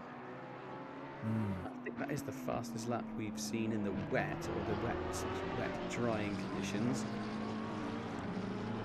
And a little look down through, see if there's anyone else having any close battles. I don't think they are really. I think the main one is still Caracas and Roof. Do you want a spanner in the works for the fastest lap? Go on then. Dushku's done a 54.420. 200ths faster than Caracas. Oh, okay, so he is in the number 9. They're absolutely ripping it. Oh, 11th place, isn't it? Let's have a quick look. And there we go, it's in the Aston as well. Fair play. Wait, that is, I don't know. Like we completely missed it watching everything else again. That will be the fastest lap of the race, I think, unless there is a team that just pits for slicks and just tries to go for it, which is possible. I think at that point, though, I mean, you're going to lose so much time in the pit. At this point, there's no point even risking it, is there really? Right, Ollie Yars just heading up towards the Schumacher S's now. Caracas just coming down the hill towards the hairpin. So 16.4 seconds between them still. 8 minutes left to go. It's a bonkers amount of time to make up. At this point in the race, though, you can see some of the back markers just moving straight out of the way. They know that this is all coming down to the wire. And actually, to be fair, Roof still less holding in within 2 seconds of Caracas. So he's not completely driven away. But my God, look at that! The 2:02.005 from Caracas last time up. That is blisteringly fast. You can really see why he's pulled away from Roof now. He's passed him. The Roof with a 2:03.46. Really shows the pace difference between them, and it just shows that overall pace isn't everything. You have to be able to make a move and get past. So if Caracas couldn't have made that overtake, didn't have the racing sort of skill to actually make the overtake, all that pace means nothing. Realistically, can he make it to first place? I don't think so. He's just knocked it down to just below 16 seconds. I think it's too much to ask for unless it's a mistake from Oliars, which, to be fair, we saw some crazy things in the Sprint Cup earlier this week, so it might happen. We're not going to say anything too much yet.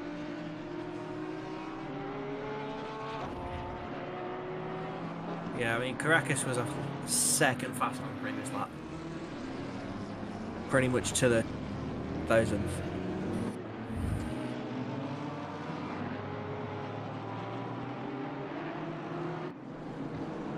Just trying to see everyone on the track, see if there's any little battles going on towards the end. Oh yeah, I must feel that 15-second penalty. While you are on board with the 201, one of the teammates is in the chat. They've had a difficult race. Pieter for everything. Yeah, that's one of the good things. I mean, the pace of the 201, just like not just yourself, but like the entire crew has been absolutely solid. And yeah, I mean, even if there are tech issues, it's a long race. Just keep going, because you never know. And even if you end up last on the at the end of the first lap, by the end of the race, you still could be in the top 10. So it's always one of them things. You just got to keep on going. I've got to be saying, team-wise, for the SPQ racing team, all 3 cars within the top 10. That is nothing to sniff at. Is it? That's mental. Really good. It's really good going. That is a team, that is fantastic. You are slightly out of order, so if the 202 and the 203 could maybe swap, you know, just so that it's 203, 202, 201. I'd appreciate that, but that's just me. Oh, car number 8. Looks like he is now squabbling with who is that? He was 1.6 behind. That's Spoto, isn't it? That's Spoto. In the 127 Audi. So these two battling out to the line as well. This is the battle for 12th position. Obviously, we'll keep an eye on the guys right there at the top, but definitely worthwhile keeping a little eye on this battle and seeing what way it's going. Although I think actually maybe the 127 was on the attack and pushing past, because he's caught up with the back of that awesome liveried 112 BMW. To be fair, the 112 BMW, that was running really high at the audio there. Oh, there it is in Nightfall speed. So still running inside the top 10. But yeah, I mean, as far as it's concerned for the championship team-wise, that's a really good effort for the SPQR guys this evening. Yeah, that is an immense points haul from the SPQ racing guys. 14.5 seconds between first and second. Yeah, he did a 2:01.5 on the last lap, Caracas to the 1000th, like dead on to 2:01.500. Yeah, Tim Peachman still did a 2:01.9. That 444's really been rocking the past hour, isn't it? To be fair, I think Tim Peachman has had some really good pace this evening. So every time his name pops up, I think a couple of times we've mentioned him putting in some pretty blistering fast laps. He's definitely been up there. Thank you for the maths, John. It is 7.5 seconds a lap. Okay. Oh, that's doable. It's fine. It's fine. There's 3 laps left of the race, so we're not going to hit 300. No, wait, no. 2 laps. Next lap will be last lap. Just on board with Urbich again, who obviously for a little while was holding on to the pole position. Sadly, the pit strategy did mean they had to pit again, and they dropped down to 4th. So this gearbox. I'll call the Ghostbusters then, John. Might be able to help. Yeah, it's been a fair good few hours. Like, it's been a lot of good racing, without a doubt. The battle for 12th place is still raging on, it would seem. I'm trying to work out what battle that is in front as well, or whether that is a battle. So that is the 112. Oh wait, 112. Is that? My brain's broken. Click on it. This is a battle for position as well. This is the battle for 9th place in the top. 9th place. There's 112 versus 69. Wheelspin versus Troquet. Trying to get around the outside there on the final turn. Not going to be able to do it. This has got to be their final. Probably the penultimate lap, because I imagine Ollie Yards is on his last lap. Well, his second to last lap.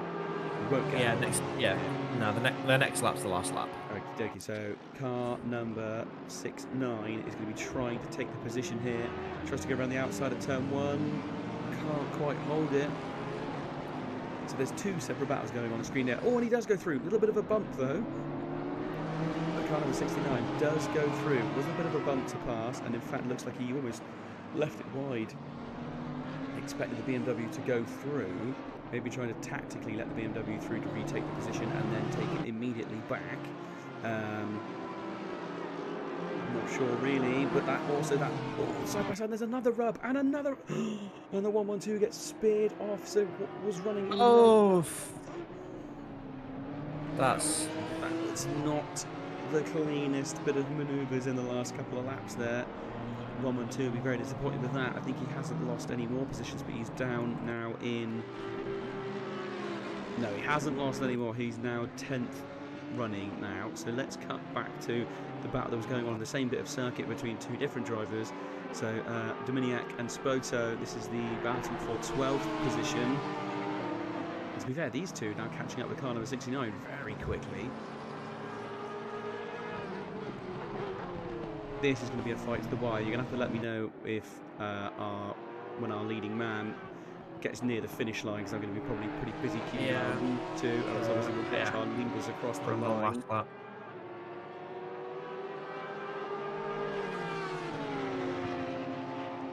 God damn it, John. I'm too tired for your maths jokes. Oh, John, why you got to break my heart like that, mate? Come on. Right, here we go. Dominiak looking in the final corner. Can he do anything under braking? No, he cannot. But he might have a better run. I think he does. He's already got the overlap. Who is going to win the sprint down to turn 1? This is going to be their final lap. They're starting their final lap right now. Absolutely neck and neck. It's all come down to this 10 hours of racing, and they're starting their final lap side by side. So it all comes down to this. Who can outbrake each other into turn 1? The Audi tries to go deeper and outbrake, but not quite able to. He's going to have the inside line for turn 2. Leaders coming into final chicane. Okay, we're going to have to go back to that one, I think. We have to keep an eye on the leaders really as they come across the line. This battle is raging on. But here we go. Oliars, after 10 hours of racing, is coming across the line in first place. 292 laps, I think, is going to be the end of it. Big swerve and a flash. Brilliant drive from these guys. Absolutely fantastic effort. Garantis Caracas coming around the final corner as well, here to come and take home the second point spot on the podium. Big flash of the lights, great drive from him as well, nice recovery. And Roof, someone who, again, we haven't really spooked that too much about.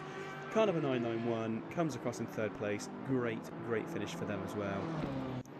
Vincent Urbich still actually quite a decent way back on the track, so we are going to try and cut now to the battle for 12th position again. It has opened up slightly, but Dominiak is giving it absolutely everything as he tries to squabble towards the line.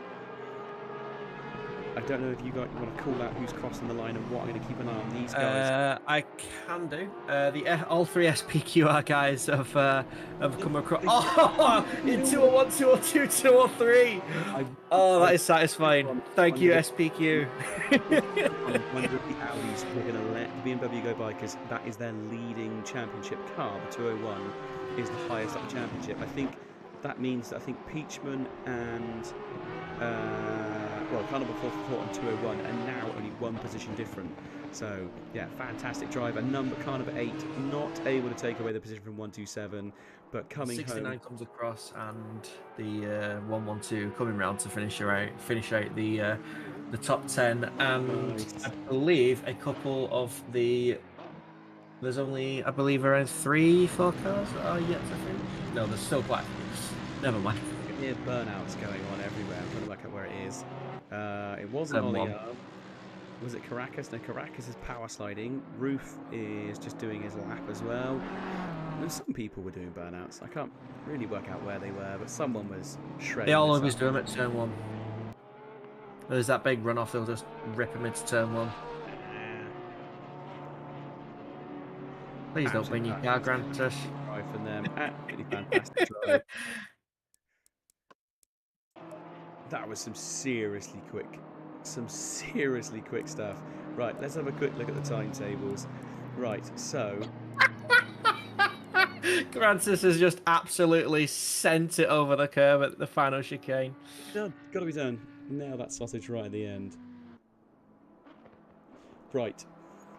So overall, Oliars came in pole, Garantis Caracas in second, Roof in third, Urbich fourth, Peachman in fifth, Manusco in sixth, Sinotti seventh, Richatelli in eighth, Wheelspin in 9th, and Troquet bringing home 10th. It's been an absolutely fantastic race from all these guys. Obviously, earlier on, I had to come up with my top pick, my pick of the day. I'm going to say team. I'm going to say team of the day is for the cars number 201, 202, 203. Those guys have played a brilliant game. It's been 10 hours. All 3 of their cars came across the line in the top 10. They played it well, not just overall race-wise, but they also really thought about it team-wise. They let their leading championship car come through. So the SPQR guys, they're getting Tim's top pick today. I mean, it's been a great drive from some of the other guys. Absolutely amazing. The 112 BMW is going to get my official best livery of the day because it was really cool. The ridiculous Lexus is going to get meme livery of the day because it was just so gross. It was so horrendously gross.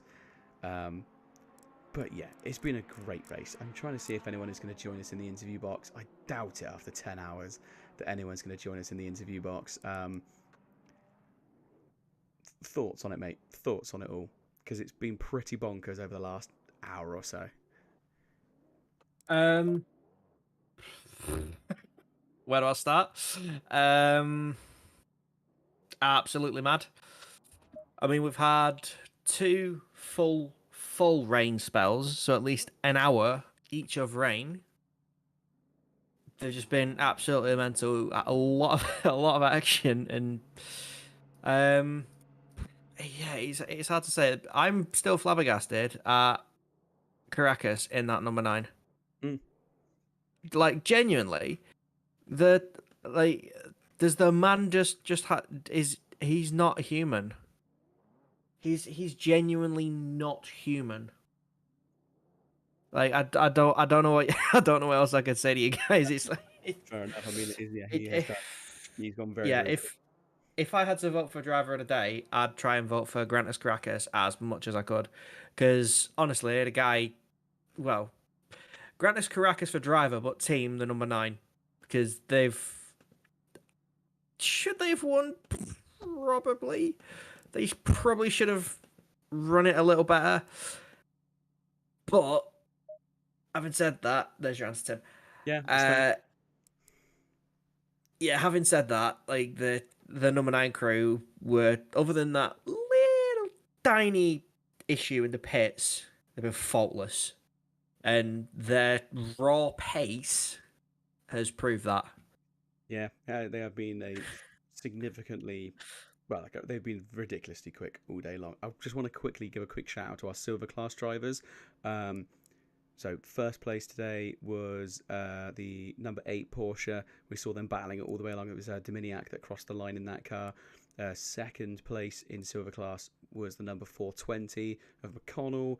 And third place was Smoggy in the AMG Mercedes, number 189. To be fair, all of those guys keep their noses clean. Number 8 put on some great battles for us. So top silver team, they came in first. They were really fast. They did a really good job of generally just putting on a great show. And they were our leading silver drivers by 3-car margin. They did really, really well. Really impressed with the way they all drove. To be fair, everyone today has driven brilliantly. My voice is pretty much gone. I imagine that your voice as well, Chinson, is pretty much gone. No, it's not too bad. It's not as bad as when I was doing 7-8 hours of Spa. That was particularly grueling. I think you popped in for about half an hour during that. I think so. And as soon as you popped in, like, it all kicked off. So I don't know what that's. You have a certain effect about you, Tim. Sorry about that. But yeah, my voice isn't too bad, but it'll probably enjoy the rest. It'll probably enjoy the rest. Yeah, but yeah, mad props to you, Tim. No, it's all good. Right, I'm gonna have to call it a night now, gentlemen. Thank you everyone for watching along at home. Another quick shout out to our sponsors, Driver61 and to SIMSOK as well. Massive shout out to everyone behind the scenes that helped put this together. Normally we do some post-race commentary, some interviews, but there's no one has joined us, understandably, this time round. But yeah, thank you ever so much. Everyone that's been in the chat, cheering your teams on and all the different bits and pieces, and just generally, you know, keeping us in check in the commentary booth. Thank you ever so much. We are going to call it a night now, guys. So thank you ever so much. We'll see you next round.